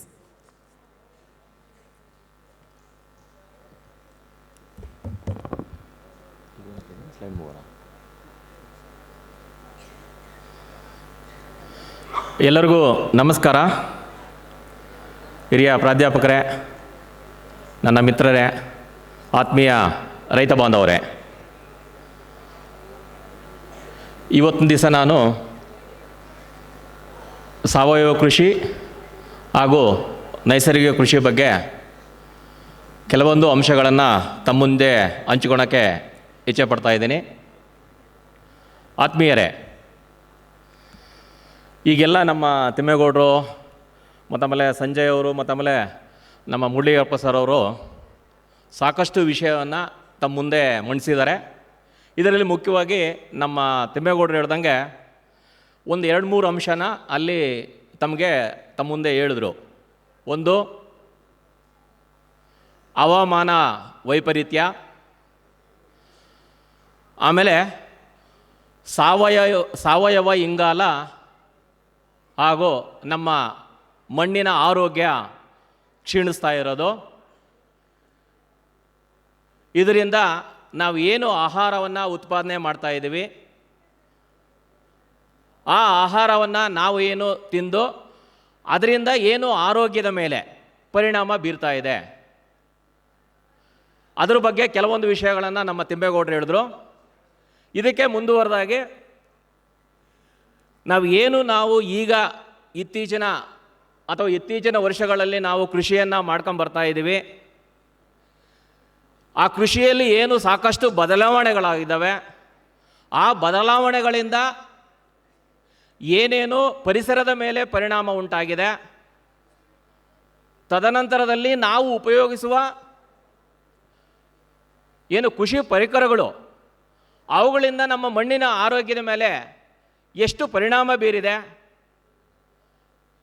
ಅದರಿಂದ ಮಣ್ಣಿನ ಆರೋಗ್ಯ ಕ್ಷೀಣಿಸ್ತಾ ಇದೆ. ಇದರಲ್ಲಿ ಸಾವಯವ ಇಂಗಾಲನೂ ಸಹ ತುಂಬ ಕಡಿಮೆ ಆಗ್ತಾ ಇದೆ. ರೈತ ಬಾಂಧವರೇ, ಈಗೆಲ್ಲ ಸಾಮಾನ್ಯವಾಗಿ ನಮ್ಮ ಒಂದು ಭೂಮಿಯಲ್ಲಿ ನಮ್ಮ ಮಣ್ಣಿನಲ್ಲಿರೋದು ಸಾವಯವ ಇಂಗಾಲ ಬಂದ್ಬಿಟ್ಟು 0.3ರಿಂದ 0.4. ಇದು ಸಾಮಾನ್ಯವಾಗಿ ನಾವು ಅದನ್ನು ಬೇರೆ ಬೇರೆ ಕ್ರಮದಲ್ಲಿ ಹೇಳ್ತಿದ್ದೀವಿ. ಅಂದರೆ 0.5ಕ್ಕಿಂತ ಕಡಿಮೆ ಇದ್ದರೆ ಕಡಿಮೆ ಅಂದೇಳಿ, 0.5ರಿಂದ 0.75ಕ್ಕೆ ಬಂದರೆ ಮಧ್ಯಮ, 0.75ರಿಂದ ಮೇಲ್ಪಟ್ಟಿದ್ರೆ ಹೆಚ್ಚು ಅಂತಂದೇಳಿ. ಈಗ ನಮ್ಮ ಮಣ್ಣಲ್ಲಿ ಏನಿದೆ ನಮ್ಮ ಸಾವಯವ ಇಂಗಾಲ 0.5ಕ್ಕಿಂತ ಕಡಿಮೆ ಇದೆ. ಇದನ್ನು ಯಾವ ರೀತಿ ನಾವು ಹೆಚ್ಚಿಗೆ ಮಾಡೋದು, ಇದು ಭಾಳ ಮುಖ್ಯವಾಗಿ ಎಲ್ಲರೂ ಗಮನಿಸಬೇಕಾಗಿರೋ ಅಂಶ. ಈ ನಿಟ್ಟಿನಲ್ಲಿ ಯಾವ ರೀತಿಯ ಕೃಷಿಯನ್ನು ನಾವು ಪಾಲನೆ ಮಾಡಬೇಕು, ನಾವೇನೋ ಮಾಡ್ಕೊಂಬರ್ತಾ ಇದ್ದೀವಿ, ಕೃಷಿ ಚಟುವಟಿಕೆಗಳನ್ನು ಮಾಡ್ತಾ ಇದ್ದೀವಿ, ಕೃಷಿಯನ್ನು ಮಾಡ್ತಾ ಇದ್ದೀವಿ. ಇದರಲ್ಲಿ ನಮ್ಮ ಪೂರ್ವಜರು ಏನೇನೋ ಸಾವಯವ ಪದಾರ್ಥಗಳನ್ನು ಬಳಕೆ ಮಾಡ್ತಾಯಿದ್ರು, ಸಾವಯವ ಗೊಬ್ಬರಗಳನ್ನು ಬಳಕೆ ಮಾಡ್ತಾಯಿದ್ರು, ಕೊಟ್ಟಿಗೆ ಗೊಬ್ಬರ ಅಥವಾ ದನವಿ ಗೊಬ್ಬರ, ಕಾಂಪೋಸ್ಟು, ಇವುಗಳೆಲ್ಲ ಬಳಕೆ ಮಾಡ್ಕೊಂಬಂದ್ಬಿಟ್ಟು ನಮ್ಮ ಮಣ್ಣಿನ ಆರೋಗ್ಯವನ್ನು ಕಾಪಾಡ್ಕೊಂಬರ್ತಾಯಿದ್ರು. ತದನಂತರದಲ್ಲಿ ಯಥೇಚ್ಛವಾಗಿ ನಾವು ರಾಸಾಯನಿಕಗಳನ್ನು ಬಳಕೆ ಮಾಡಿ ಇದರಿಂದ ಸಾಕಷ್ಟು ವ್ಯತ್ಯಾಸಗಳು ಮಣ್ಣಿನಲ್ಲಿ ಪರಿಣಾಮ ಬೀರಿದೆ. ಮುಖ್ಯವಾಗಿ ಆಮೇಲೆ ಪರಿಸರದಲ್ಲೂ ಸಾಕಷ್ಟು ಹವಾಮಾನ ವೈಪರೀತ್ಯವನ್ನು, ಎಷ್ಟು ಉಷ್ಣಾಂಶ ಇರುತ್ತೆ, ಮಳೆ ಜಾಸ್ತಿ ಬರುತ್ತೆ ಅಥವಾ ಬರೋದೇ ಇಲ್ಲ, ಇದಕ್ಕೆಲ್ಲ ಸಾಕಷ್ಟು ಕಾರಣಗಳಿದ್ದಾವೆ. ಅದರಲ್ಲಿ ನಾವು ಮಾಡುವ ಕೆಲವು ಕೃಷಿ ಚಟುವಟಿಕೆಗಳಲ್ಲಿ ಮಾರ್ಪಾಟು ಮಾಡಿಕೊಂಡಿದ್ದೇ ಆದರೆ ಉತ್ತಮವಾದ ಮಣ್ಣಿನ ಆರೋಗ್ಯವನ್ನು ಕಾಡ್ಬೋದು ಮತ್ತು ಉತ್ತಮವಾದ ಇಳುವರಿಯನ್ನು ಸಹ ನಾವು ಪಡಿಬೋದು ಅಂತೇಳಿ ಈ ಸಂದರ್ಭದಲ್ಲಿ ತಮ್ಮ ಮುಂದೆ ಹೇಳೋದಕ್ಕೆ ಇಚ್ಛಪಡ್ತಾ ಇದ್ದೇನೆ. ನಾನು ಇಲ್ಲೇನು ಜಾಸ್ತಿ ಕೃಷಿ ಪರಿಕರಗಳೆಲ್ಲ ಕೊಟ್ಟಿಗೆ ಗೊಬ್ಬರ, ದನದ ಗೊಬ್ಬರ ಮತ್ತು ಸಂಜೆ ಅವರು ಹೇಳಿದ್ರು ಎರೆಹುಳು ಗೊಬ್ಬರದ ಬಗ್ಗೆ, ಅದ್ರ ಬಗ್ಗೆ ನಾನೇನು ಹೆಚ್ಚಿಗೆ ಹೇಳಕ್ಕೆ ಹೋಗೋದಿಲ್ಲ. ಅವನ್ನೆಲ್ಲವನ್ನೂ ಸಹ ತಾವೆಲ್ಲ ಬಳಕೆ ಮಾಡ್ತಾ ಇದ್ದೀರಿ, ಬಳಕೆ ಮಾಡಬೇಕಾಗುತ್ತೆ. ಸಾವಯವ ಇಂಗಾಲನ, ಭೂಮಿನ ಆರೋಗ್ಯವನ್ನು ಕಾಪಾಡಬೇಕು ಅಂತ ಹೇಳಿದ್ರೆ ಈಗ ಎಲ್ಲವನ್ನೂ ಮಣ್ಣು ಆರೋಗ್ಯವಾಗಿರ್ಬೇಕಂತ ಹೇಳಿದ್ರೆ ಅದರಲ್ಲಿ ಸೂಕ್ಷ್ಮ ಜೀವಿಗಳ ಸಂತತಿ ಜಾಸ್ತಿ ಇರಬೇಕು. ಸೂಕ್ಷ್ಮ ಜೀವಿಗಳ ಸಂತತಿ ಜಾಸ್ತಿ ಇರಬೇಕಂದ್ರೆ ಏನು ಮಾಡಬೇಕು? ಯಥೇಚ್ಛವಾಗಿ ಸಾವಯವ ಗೊಬ್ಬರಗಳನ್ನು ಬಳಕೆ ಮಾಡಬೇಕಾಗುತ್ತೆ. ಕೊಟ್ಟಿಗೆ ಗೊಬ್ಬರ, ದನದ ಗೊಬ್ಬರ, ಎರೆಹುಳು ಗೊಬ್ಬರ, ಇದ್ರ ಜೊತೆ ಹಸಿರೆಳೆ ಗೊಬ್ಬರಗಳು, ಹಸಿರು ಗೊಬ್ಬರಗಳನ್ನು, ಗ್ರೀನ್ ಮ್ಯಾನ್ಯೂರ್ ಕ್ರಾಪ್ಸು ಅವುಗಳನ್ನು ಬೆಳಿಬೇಕಾಗುತ್ತೆ. ಬೆಳೆದ್ಬಿಟ್ಟು ಭೂಮಿಗೆ ಸೇರಿಸ್ಬೇಕು. ಆಮೇಲೆ ಬೆಳೆ ಪರಿವರ್ತನೆ, ಕ್ರಾಪ್ ರೊಟೇಷನ್ನು, ಇವುಗಳನ್ನು ಮಾಡೋದ್ರಿಂದಲೂ ಸಹ ನಮ್ಮ ಮಣ್ಣಿನ ಫಲವತ್ತತೆಯನ್ನು ವೃದ್ಧಿ ಮಾಡ್ಬೋದು. ಈಗ ಯಥೇಚ್ಛವಾಗಿ ನಮ್ಮ ರೈತ ಬಾಂಧವರು ಇಲ್ಲಿ ಕೆಲವೊಂದು ಅಂಶಗಳನ್ನು ದ್ರವರೂಪದ ಗೊಬ್ಬರ ಬಗ್ಗೆ ತಮ್ಮ ಮುಂದೆ ಹೇಳೋಕ್ಕೆ ಇಚ್ಛಪಡ್ತಾ ಇದ್ದೀನಿ. ಸಾವಯವ ಕೃಷಿ ಅಂತೇಳಿದ್ರೆ ಇದೊಂದು ಸಮಗ್ರವಾದ ಕೃಷಿ ಬೆಳೆ ಪದ್ಧತಿ. ನಮ್ಮಲ್ಲಿ ಲಭ್ಯವಿರುವ ಕೃಷಿ ತ್ಯಾಜ್ಯಗಳನ್ನು ಬಳಕೆ ಮಾಡ್ಕೊಂಡ್ಬಿಟ್ಟು ಅವುಗಳನ್ನು ವಿವಿಧ ರೂಪದ ಗೊಬ್ಬರಗಳಾಗಿ, ಸಾವಯವ ಗೊಬ್ಬರಗಳಾಗಿ ಪರಿವರ್ತನೆ ಮಾಡಿಕೊಂಡು ಅದನ್ನು ನಮ್ಮ ಭೂಮಿಗೆ ಸೇರಿಸ್ಬಿಟ್ಟು ಮಣ್ಣಿನ ಫಲವತ್ತತೆಯನ್ನು ವೃದ್ಧಿ ಮಾಡಿಬಿಟ್ಟು ಬೆಳೆಯನ್ನು ಬೆಳೆಯೋಂಥ ಒಂದು ಸುಸ್ಥಿರವಾದ ಪದ್ಧತಿ. ಇವುಗಳು ಬೇರೆ ಬೇರೆ ವ್ಯಾಖ್ಯಾನವಾಗಿ ಸಾವಯವ ಕೃಷಿಗೆ ಬೇರೆ ಬೇರೆ ವ್ಯಾಖ್ಯಾನ ಕೊಟ್ಟಿದ್ದಾರೆ. ತದನಂತರ ಇದರಿಂದ ಓಕೆ, ನಾವು ಏನು ಈಗ ಕೃಷಿಯನ್ನು ಮಾಡ್ತಾ ಇದ್ದೀವಿ, ಅದರಿಂದ ಏನು ದುಷ್ಪರಿಣಾಮಗಳಾಗ್ತಾ ಇದ್ದಾವೆ? ಮಣ್ಣಿನ ಮೇಲೆ ದುಷ್ಪರಿಣಾಮ, ಆರೋಗ್ಯದ ಮೇಲೆ ದುಷ್ಪರಿಣಾಮ, ಪರಿಸರದ ಮೇಲೆ ದುಷ್ಪರಿಣಾಮಗಳು ಸಹ ನಾವು ಇತ್ತೀಚಿನ ದಿನಗಳಲ್ಲಿ ಈಗೆಲ್ಲ ತಿಮ್ಮೇಗೌಡ ಸಾಕಷ್ಟು ಬಗ್ಗೆ ಹೇಳಿದ್ರು. ಬರ ಬರ್ತಾ ಇದೆ, ನೆರೆ ಬರ್ತಾ ಇದೆ, ಶೀತ ಗಾಳಿ, ಅಂದರೆ ಇದಕ್ಕೆ ಸಾಕಷ್ಟು ಬೇರೆ ಬೇರೆ ಕಾರಣಗಳಿದ್ದಾವೆ. ಅದರಲ್ಲೂ ನಾವು ಕೃಷಿಯಲ್ಲಿ ಕೆಲವೊಂದು ಕೃಷಿ ಚಟುವಟಿಕೆಗಳಿಂದಲೂ ಸಹ ಅದನ್ನು ಒಂದು ಕಾಣ್ತಾ ಇದ್ದೀವಿ. ಈ ನಿಟ್ಟಿನಲ್ಲಿ ತಮ್ಮಲ್ಲಿ ಹೇಳೋದೇನಂತ ಹೇಳಿದ್ರೆ, ಸಾವಯವ ಕೃಷಿ ಅಥವಾ ನೈಸರ್ಗಿಕ ಕೃಷಿಯನ್ನು ನಾವು ಮಾಡಿದ್ದೇ ಆದರೆ ನಮ್ಮ ಭೂಮಿಯನ್ನು ಆರೋಗ್ಯವಾಗಿಡ್ಬೋದು, ಮತ್ತು ಪರಿಸರವನ್ನು ನಾವು ಕಾಪಾಡ್ಬೋದು. ಇದಕ್ಕೆಲ್ಲ ಮುಖ್ಯವಾಗಿ ನಮ್ಮ ಆರೋಗ್ಯ. ಈಗೆಲ್ಲ ತಾವೆಲ್ಲ ನೋಡ್ತಾ ಇದ್ದೀರಿ, ಸಾಕಷ್ಟು ನಮ್ಮ ಆರೋಗ್ಯದ ಮೇಲೆ ಸಾಕಷ್ಟು ಪರಿಣಾಮಗಳನ್ನು ಕಾಣ್ತಾ ಇದ್ದೀವಿ. ಸಡನ್ನಾಗಿ ಜ್ವರ ಬರ್ತಾ ಇದೆ, ನಾವು ಹಾಸ್ಪಿಟ್ಲಿಗೆ ಹೋದರೆ ಆಲ್ಮೋಸ್ಟ್ ಎಲ್ಲ ವಿಟಮಿನ್ ಡಿಫಿಷಿಯನ್ಸಿ, ಅಂದರೆ ವಿಟಮಿನ್ 12, ಅದರಲ್ಲೂ ಸಹ D1, D2, D3. ಈಗ ಡಾಕ್ಟ್ರ್ ಹೋದ ತಕ್ಷಣ ಈ ರೀತಿಯೆಲ್ಲ ಸಮಸ್ಯೆಗಳಿದಾವೆ ಅಂತ ಹೇಳ್ತಾ ಇದ್ದಾರೆ. ಓಕೆ, ಇದಕ್ಕೇನು ಕಾರಣ? ನಾವು ತಿನ್ನುವ ಆಹಾರ. ಆ ತಿನ್ನುವ ಆಹಾರ ಎಲ್ಲಿಂದ ಬರುತ್ತೆ? ಭೂಮಿಯಿಂದ ಬರುತ್ತೆ. ಆ ಭೂಮಿಯಲ್ಲಿ ಏನಾಗಿದೆ? ಸಾಕಷ್ಟು ಪೋಷಕಾಂಶಗಳ ಕೊರತೆ ಆಗಿದೆ. ಆ ಕೊರತೆಯನ್ನು ನೀಗಿಸ್ಬೇಕಂತ ಹೇಳಿದ್ರೆ ನಾವು ಯಥೇಚ್ಛವಾಗಿ ಸಾವಯವ ಗೊಬ್ಬರಗಳನ್ನು, ಸಾವಯವ ಅಂಶವನ್ನು ನಾವು ಭೂಮಿಗೆ ಸೇರಿಸಬೇಕಾಗುತ್ತೆ. ಈ ನಿಟ್ಟಿನಲ್ಲಿ ನಾವು ಜಾಸ್ತಿ ಒತ್ತನ್ನು ಸಾವಯವ ಕೃಷಿಗೆ, ಇದನ್ನು ಎಲ್ಲ ರೈತ ಬಾಂಧವರು ಒಂದೇ ಸಾರಿನೇ ಇದನ್ನು ಕನ್ವರ್ಟ್ ಮಾಡಬೇಕು ಅಥವಾ ಪರಿವರ್ತನೆ ಮಾಡಬೇಕನ್ನೋದು ಏನೇನೂ ಇಲ್ಲ. ಅವರ ಒಂದು ಸಾಮರ್ಥ್ಯಕ್ಕೆ ತಕ್ಕಂತೆ ಅವರಲ್ಲಿ ಏನೇನು ಸಂಪನ್ಮೂಲಗಳಿದ್ದಾವೆ, ಆ ಸಂಪನ್ಮೂಲಗಳನ್ನು ಸರಿಯಾಗಿ ಸದ್ಬಳಕೆ ಮಾಡಿಕೊಂಡು ಹಂತವಾಗಿ ಭೂಮಿ ಪರಿವರ್ತನೆಯನ್ನು, ನೀವೇನು ಕೃಷಿಯನ್ನು, ಏನು ರಾಸಾಯನಿಕ ಕೃಷಿಯನ್ನು ಮಾಡ್ತಾ ಇದ್ದೀರಿ, ಹಂತವಾಗಿ ನೀವು ಪರಿವರ್ತನೆ ಮಾಡಿದ್ದೇ ಆದರೆ, ಪರಿವರ್ತನೆ ಮಾಡಿದಾಗ ಸಾಕಷ್ಟು ಸಾವಯವ ಅಂಶಗಳನ್ನು ಸೇರಿಸ್ತಾ ಇರಬೇಕಂದ್ರೆ ಬೆಳೆ ಪರಿವರ್ತನೆ, ಹಸಿರೆಲೆ ಗೊಬ್ಬರಗಳು, ಅದು ದ್ವಿದಳ ಬೆಳೆಗಳನ್ನು ಬೆಳೆಯೋದು, ಈ ರೀತಿ ಮಾಡಿದ್ದೇ ಆದರೆ ನಮ್ಮ ಸಾವಯವ ಅಂಶ ಭೂಮಿಯಲ್ಲಿ ಹೆಚ್ಚಾಗುತ್ತೆ. ಯಾವಾಗ ಸಾವಯವ ಅಂಶ ಹೆಚ್ಚಾಗುತ್ತೆ ಅಲ್ಲಿ ಸೂಕ್ಷ್ಮಜೀವಿಗಳ ಸಂತತಿಯೂ ಜಾಸ್ತಿ ಆಗುತ್ತೆ. ಇವೆಲ್ಲ ಕಾರಣದಿಂದ ಉತ್ತಮ ಇಳುವರಿಯನ್ನು ಸಹ ನಾವು ಪಡೆಯಬಹುದು ಅಂತೇಳಿ ಈ ಸಂದರ್ಭದಲ್ಲಿ ಹೇಳೋದಕ್ಕೆ ಇಚ್ಛೆ ಪಡ್ತಾ ಇದ್ದೀನಿ. ಇವೆಲ್ಲವನ್ನೂ ಸಹ ನಾವು ಏನು ಈಗ ಕೃಷಿಯನ್ನು ಮಾಡ್ತಾ ಇದ್ದೀವಿ, ಇದರಿಂದ ದುಷ್ಪರಿಣಾಮಗಳಾಗ್ತಾ ಇದ್ದಾವೆ. ನೆಕ್ಸ್ಟ್,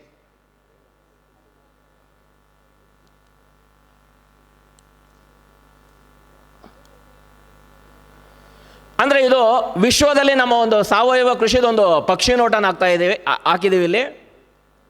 ಆತ್ಮೀಯರೇ, ಈಗ ಏನು ಸುಮಾರು ನಮ್ಮ ಜಗತ್ತಿನಲ್ಲಿ 172 ದೇಶಗಳನ್ನು ಈಗ ಸಾವಯವ ಕೃಷಿಯನ್ನು ಅಳವಡಿಸ್ಕೊಳ್ತಾ ಇದ್ದಾರೆ. ಅದರಲ್ಲಿ ನಮ್ಮ ದೇಶವೂ ಸಹ ಏನು 2001-2ರಲ್ಲಿ ಸಾವಯವ ನೀತಿಯನ್ನು ನಮ್ಮ ದೇಶ ತಗೊಂಡು ಬಂತು. ತದನಂತರದಲ್ಲಿ ನಾವೂ ಸಹ ನಮ್ಮ ದೇಶ, ನಮ್ಮ ಕರ್ನಾಟಕ 2003-4ರಲ್ಲಿ ಮೊದಲನೇ ರಾಜ್ಯ ಸಾವಯವ ನೀತಿಯನ್ನು ಅಳವಡಿಸ್ಕೊಂಡಿರೋದು. ಈ ನಿಟ್ಟಿನಲ್ಲಿ ಎಲ್ಲ ಕೃಷಿ ವಿಶ್ವವಿದ್ಯಾಲಯಗಳಲ್ಲಿ ಬೆಂಗಳೂರು, ಶಿವಮೊಗ್ಗ, ಧಾರವಾಡ, ರಾಯಚೂರು, ಬಾಗಲಕೋಟೆ ಎಲ್ಲ ವಿಶ್ವವಿದ್ಯಾಲಯಗಳಲ್ಲೂ ಸಹ ಒಂದೊಂದು ಸಾವಯವ ಸಂಸ್ಥೆಯನ್ನು ಪ್ರಾರಂಭಿಸಿದ್ದಾರೆ. ಆ ಸಂಸ್ಥೆಗಳ ಮೂಲಕ ಸಾವಯವ ಕೃಷಿಯಾಗೆ ಬೇಕಾದ ನಾವೇನು ಇವಾಗ ಕೃಷಿ ಕೈಪಿಡಿ ಇದೆ, ಅದೇ ರೀತಿಯೇ ಸಾವಯವ ಕೈಪಿಡಿಯನ್ನು ಸಹ ಬೇರೆ ಬೇರೆ ಬೆಳೆಗಳಿಗೆ ಮಾಡ್ತಾ ಇದ್ದೀವಿ. ಈ ನಿಟ್ಟಿನಲ್ಲಿ ನಮ್ಮ ಪ್ರಪಂಚದಲ್ಲಿ ನೋಡಿದಾಗ ಅಥವಾ ಜಗತ್ತಿನಲ್ಲಿ 172 ದೇಶಗಳು ಸಾವಯವ ಕೃಷಿಯ ಕಡೆ ಒಲವು ತೋರಿಸ್ಬಿಟ್ಟು ಮಾಡ್ತಾ ಇದ್ದಾರೆ.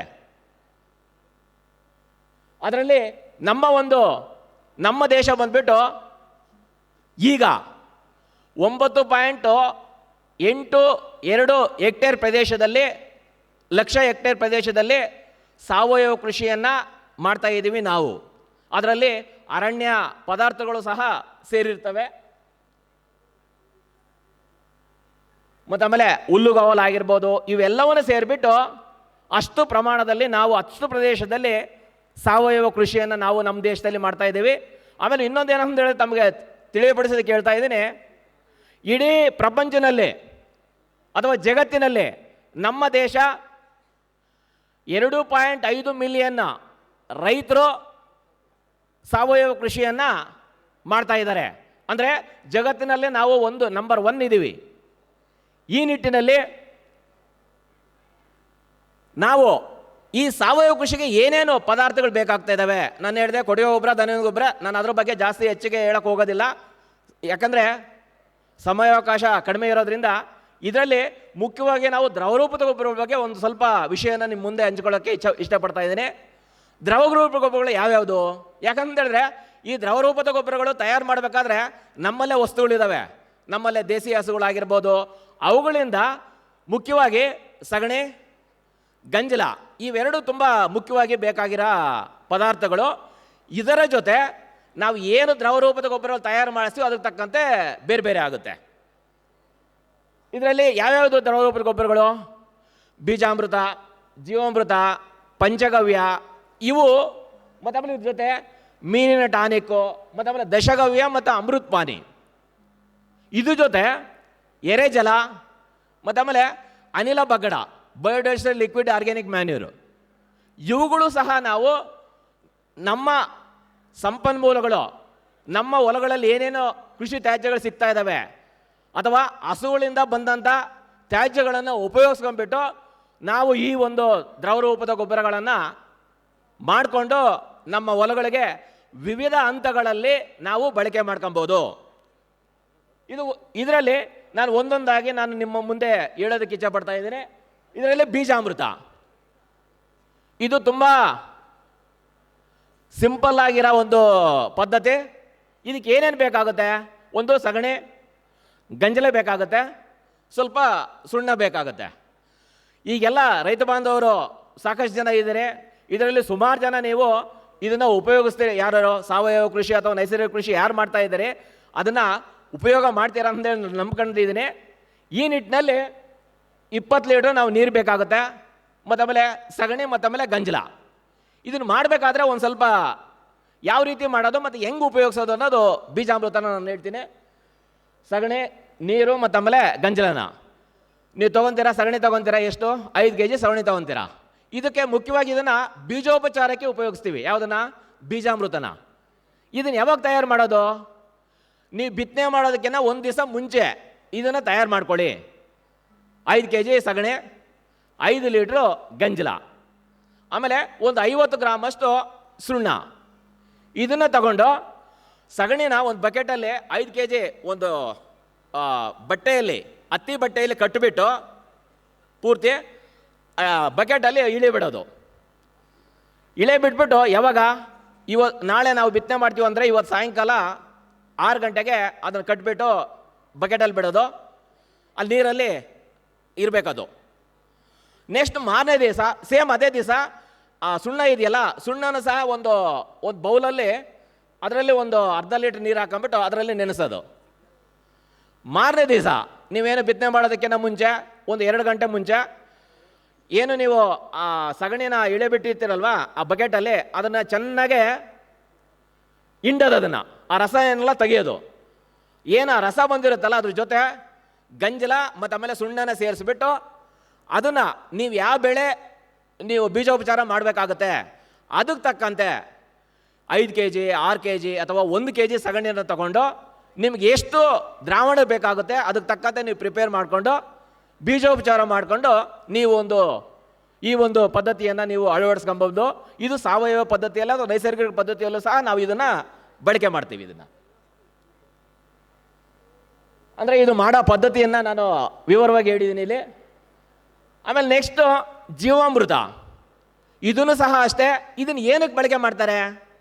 ಇದನ್ನು ಒಂದು ಭೂಮಿಯಲ್ಲಿ ಹಾಕೋದಕ್ಕೆ, ಅಂದರೆ ಭೂಮಿಯಲ್ಲಿ ಅದನ್ನು ನೀರಿನ ಮುಖಾಂತರ ಅಥವಾ ಡ್ರಿಪ್ ಮೂಲಕ ಅಥವಾ ಸಾಲುಗಳಲ್ಲಿ ಹಾಕೋ ಅಂಥದ್ದು ಅಥವಾ ನೀವೇನಾದರೂ ನೀರು ಬಿಟ್ಟರೆ ಆ ಕಾಲುವೆಗಳಲ್ಲಿ ಬಿಡ ಅನ್ನೋ ಪದ್ಧತಿಯಲ್ಲಿ ಇದನ್ನು ನಾವು ಉಪಯೋಗಿಸ್ಬೋದು.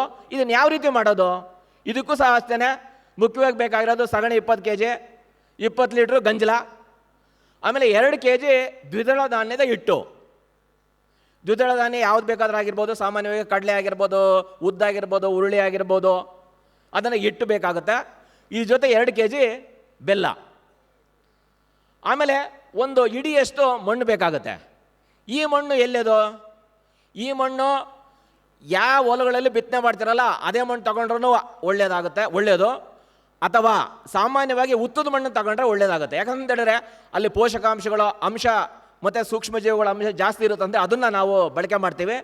ಅಥವಾ ಉತ್ತ ಇರಲಿಲ್ಲ ಅಂತ ಹೇಳಿದ್ರೆ ನೀವು ಬದುಗಳಲ್ಲಿರೋ ಮಣ್ಣು ಅಥವಾ ಮರದ ಕೆಳ ಇರೋ ಮಣ್ಣನ್ನು ಇದನ್ನು ಉಪಯೋಗಿಸ್ಬೋದು. ಇದನ್ನು ಯಾವ ರೀತಿ ಮಾಡೋದು ಅಂತ ಹೇಳಿದ್ರೆ, ಒಂದು 200 ಲೀಟ್ರ್ ಡ್ರಮ್ ತೊಗೊಳೋದು. ಆ ಡ್ರಮ್ಮಲ್ಲಿ ಸಗಣಿಯನ್ನು ಎಷ್ಟು 20 kg ಸಗಣಿಯನ್ನು ಮೊದಲು ಒಂದು ಬಕೆಟಲ್ಲಿ ಚೆನ್ನಾಗೆ ಕಲಿಸ್ಬಿಟ್ಟು ಅದನ್ನು ಅದಕ್ಕೆ ಸುರಿಯೋ ಅಂಥದ್ದು. ಆಮೇಲೆ 20 ಲೀಟ್ರ್ ಗಂಜಲವನ್ನು ಅದಕ್ಕೆ ಹಾಕಬೇಕಾಗುತ್ತೆ. ಆಮೇಲೆ ಇಲ್ಲಿ ಬೆಲ್ಲ ಮತ್ತು ಆಮೇಲೆ ದ್ವಿದಳ ಧಾನ್ಯದ ಹಿಟ್ಟು, ಅದನ್ನು ಸಹ ಹಿಟ್ಟನ್ನು ಒಂದೇ ಸಾರಿ ನೀವು ಆ ಡ್ರಮ್ಮಿಗೆ ಸೇರಿಸಿದ್ರೆ ಗಂಟಾಗುತ್ತೆ. ಆ ರೀತಿ ಮಾಡೋದಲ್ಲ. ಆ ಹಿಟ್ಟನ್ನು ಫಸ್ಟ್ ಒಂದು ಬೌಲಲ್ಲಿ, ಚಿಕ್ಕ ಬೌಲಲ್ಲಿ ತೊಗೊಂಡ್ಬಿಟ್ಟು ಅದನ್ನು ಚೆನ್ನಾಗಿ ಕಲಿಸ್ಬಿಟ್ಟು, ನಾವು ರಾಗಿ ಹಿಟ್ಟು ಕಲಿಸ್ತೀವಲ್ಲ ಅದೇ ರೀತಿಯೇ ಕಲಿಸ್ಬಿಟ್ಟು ಚೆನ್ನಾಗೆಲ್ಲ ದ್ರಾವಣ ಆದಮೇಲೆ ಅದಕ್ಕೆ ಸೇರಿಸೋದು. ಆಮೇಲೆ ಬೆಲ್ಲನೂ ಸಹ ಅದೇ ರೀತಿ ಸೇರಿಸೋ ಅಂಥದ್ದು, ಆಮೇಲೆ ಮಣ್ಣು ಸೇರಿಸೋ ಅಂಥದ್ದು. ಇದನ್ನು ಸೇರಿಸ್ಬಿಟ್ಟು ಡ್ರಮ್ಮಲ್ಲಿ 200 ಲೀಟ್ರ್ ನೀರು ತುಂಬಿಸ್ಬಿಟ್ಟು ಒಂದು ಗೋಣಿ ಚೀಲ ಹಾಕ್ಬಿಟ್ಟು ಒಂದು ಮರದ ಕೆಳಗಡೆ, ನೆರಳಿನ ಕೆಳಗಡೆ ಇಡೋ ಅಂಥದ್ದು. ಇದಾದಮೇಲೆ ಬೆಳಗ್ಗೆ ಸಾಯಂಕಾಲ ಅದನ್ನು ವೃತ್ತಾಕಾರವಾಗಿ ತಿರುಗಿಸ್ಬೇಕಾಗತ್ತೆ. ಇದನ್ನು ಸಾಕಷ್ಟು ರೈತ ಬಾಂಧವರು ಇದನ್ನು ಮಾಡ್ತಾ ಇದ್ದಾರೆ. ಆದರೆ ಇದನ್ನು ಯಾವಾಗ ಬಳಕೆ ಮಾಡಬೇಕು ಅನ್ನೋದು ಭಾಳ ಮುಖ್ಯವಾಗಿ ಬೇಕಾಗಿರೋದು. ಇದನ್ನು ಯಾವಾಗ ಬಳಕೆ ಮಾಡಬೇಕು ಅಂತ ಹೇಳಿದ್ರೆ, ನಾವು ತಯಾರು ಮಾಡಿಬಿಟ್ಟು 9 ರಿಂದ 12 ದಿವಸದಲ್ಲಿ ನಾವು ಇದನ್ನು ಬಳಕೆ ಮಾಡಬೇಕಾಗತ್ತೆ. ಯಾಕೆ? ಕೆಲವರು ಹೇಳ್ತಾರೆ, ಇಲ್ಲ ಸರ್ ನಾನು ಮುಂದೆನೇ ಬಳಕೆ ಮಾಡ್ತೇನೆ, ಅದಾದಮೇಲೆ ಬಳಕೆ ಮಾಡಿದರೆ ಏನಾಗುತ್ತೆ ಅನ್ನೋ ಒಂದು ಸಾಕಷ್ಟು ಜನ ರೈತ ಬಾಂಧವರು ಈ ಪ್ರಶ್ನೆಯನ್ನು ಕೇಳ್ತಾ ಇದ್ದಾರೆ. 9 ರಿಂದ 12 ದಿವಸ, ಅದು 13 ದಿವಸದಲ್ಲಿ ಯಾಕೆ ಬಳಕೆ ಮಾಡಬೇಕು ಅಂತ ಹೇಳಿದ್ರೆ, ಆ ಸಮಯದಲ್ಲಿ ಆ ಸೂಕ್ಷ್ಮ ಜೀವಿಗಳು ಸಂತತಿ ಯಥೇಚ್ಛವಾಗಿರುತ್ತಲ್ಲಿ. ಅಂದರೆ ಸಾಮಾನ್ಯವಾಗಿ ಹೇಳ್ಬೇಕು ಅಂತ ಹೇಳಿದ್ರೆ, ಈಗ ಸೂಕ್ಷ್ಮ ಜೀವಿಗಳಿದಾವಲ್ವಾ, ಬ್ಯಾಕ್ಟೀರಿಯಾ, ಫಂಗೈ, ಆಕ್ಟಿನೋಮೈಸಿಟೀಸು, ಇವೇನೇನು ಸೂಕ್ಷ್ಮ ಜೀವಿಗಳಿದ್ದಾವೆ ಅವುಗಳ ಜೀವಿತಾವಧಿ ಬಂದುಬಿಟ್ಟು ಸಾಮಾನ್ಯವಾಗಿ 8 ರಿಂದ 14 ದಿವಸ, ಕೆಲವೊಂದು 30-35 ದಿವಸವರೆಗೂ ಇರ್ತವೆ. ಆದರೆ ಮ್ಯಾಕ್ಸಿಮಮ್ಮು ಅಧಿಕವಾದ ಸೂಕ್ಷ್ಮ ಜೀವಿಗಳ ಜೀವಿತಾವಧಿ ಅಷ್ಟಿರುತ್ತೆ. ಅಂದರೆ ನಾವು ಎಲ್ಲಿ ಗಂಜಲನ್ನು ಉಪಯೋಗಿಸಿದ್ವಿ, ಸಗಣಿಯನ್ನು ಉಪಯೋಗಿಸಿದ್ವಿ, ಮಣ್ಣನ್ನು ಉಪಯೋಗಿಸಿದ್ವಿ, ಆಮೇಲೆ ಹಿಟ್ಟನ್ನು ಉಪಯೋಗಿಸಿದ್ವಿ. ಈ ಸಂದರ್ಭದಲ್ಲಿ ಅದಕ್ಕೆ ಊಟ ಜಾಸ್ತಿ ಸಿಗುತ್ತೆ. ಆವಾಗ ಆ ಸೂಕ್ಷ್ಮ ಜೀವಿಗಳ ಸಂತತಿ ಜಾಸ್ತಿ ಆಗುತ್ತೆ. ಇದೆಲ್ಲವನ್ನೂ ಸಹ ನಾವು ಪರೀಕ್ಷೆ ಮೂಲಕ, ಸಂಶೋಧನೆ ಮೂಲಕ ದೃಢಪಟ್ಟಿರೋದು.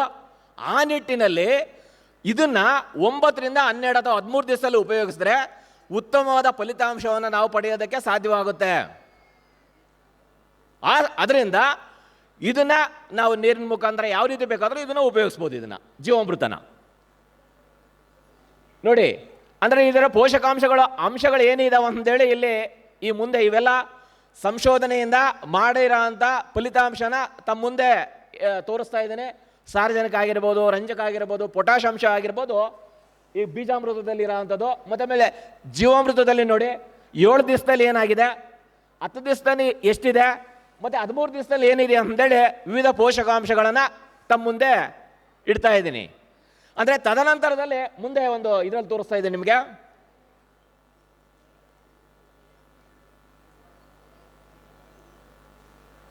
ಇವೆಲ್ಲ ಸೂಕ್ಷ್ಮಜೀವಿಗಳು ಇರೋ ಅಂಥದ್ದು. ಯಾವುದರಲ್ಲಿ? ಜೀವಾಮೃತದಲ್ಲಿ ಇರೋ ಅಂಥದ್ದು, ಬೀಜಾಮೃತದಲ್ಲಿ ಇರೋ ಅಂಥದ್ದು. ಆಕ್ಟಿನೋಮೈಸಿಟೀಸು, ಬ್ಯಾಕ್ಟೀರಿಯಾ, ಫಂಗೈ, ಜೀವಾಮೃತದಲ್ಲಿರೋ ಪೋಷಕಾಂಶಗಳಿವು. ನೋಡಿ, ಬೀಜಾಮೃತನ 1 ದಿವಸದಲ್ಲಿ ಮಾತ್ರ ಇಲ್ಲಿ ಸೂಕ್ಷ್ಮಜೀವಿಗಳು ನೋಡಿ 1 ದಿವಸದಲ್ಲಿ ಏನಿದೆ, 7 ದಿವಸದಲ್ಲಿ ಏನಾಗ್ತಾ ಇದೆ ಅಂತ ಆ ಗ್ರಾಫ್ ನೋಡ್ತಾ ಇದ್ದೀರಲ್ವಾ. ಅಂದರೆ ಸೂಕ್ಷ್ಮ ಜೀವಿಗಳು ಮೊದಲನೇ ದಿವಸದಲ್ಲಿ 2ನೇ ದಿವಸದಲ್ಲಿ ಜಾಸ್ತಿ ಇರುತ್ತೆ. ಬರ್ತಾ ಬರ್ತಾ ಬರ್ತಾ ನೀವು ಆಮೇಲೆ ಉಪಯೋಗಿಸಿದ್ರೆ ಆ ಸೂಕ್ಷ್ಮ ಜೀವಿಗಳ ಸಂಖ್ಯೆ ಕಡಿಮೆ ಆಗುತ್ತೆ.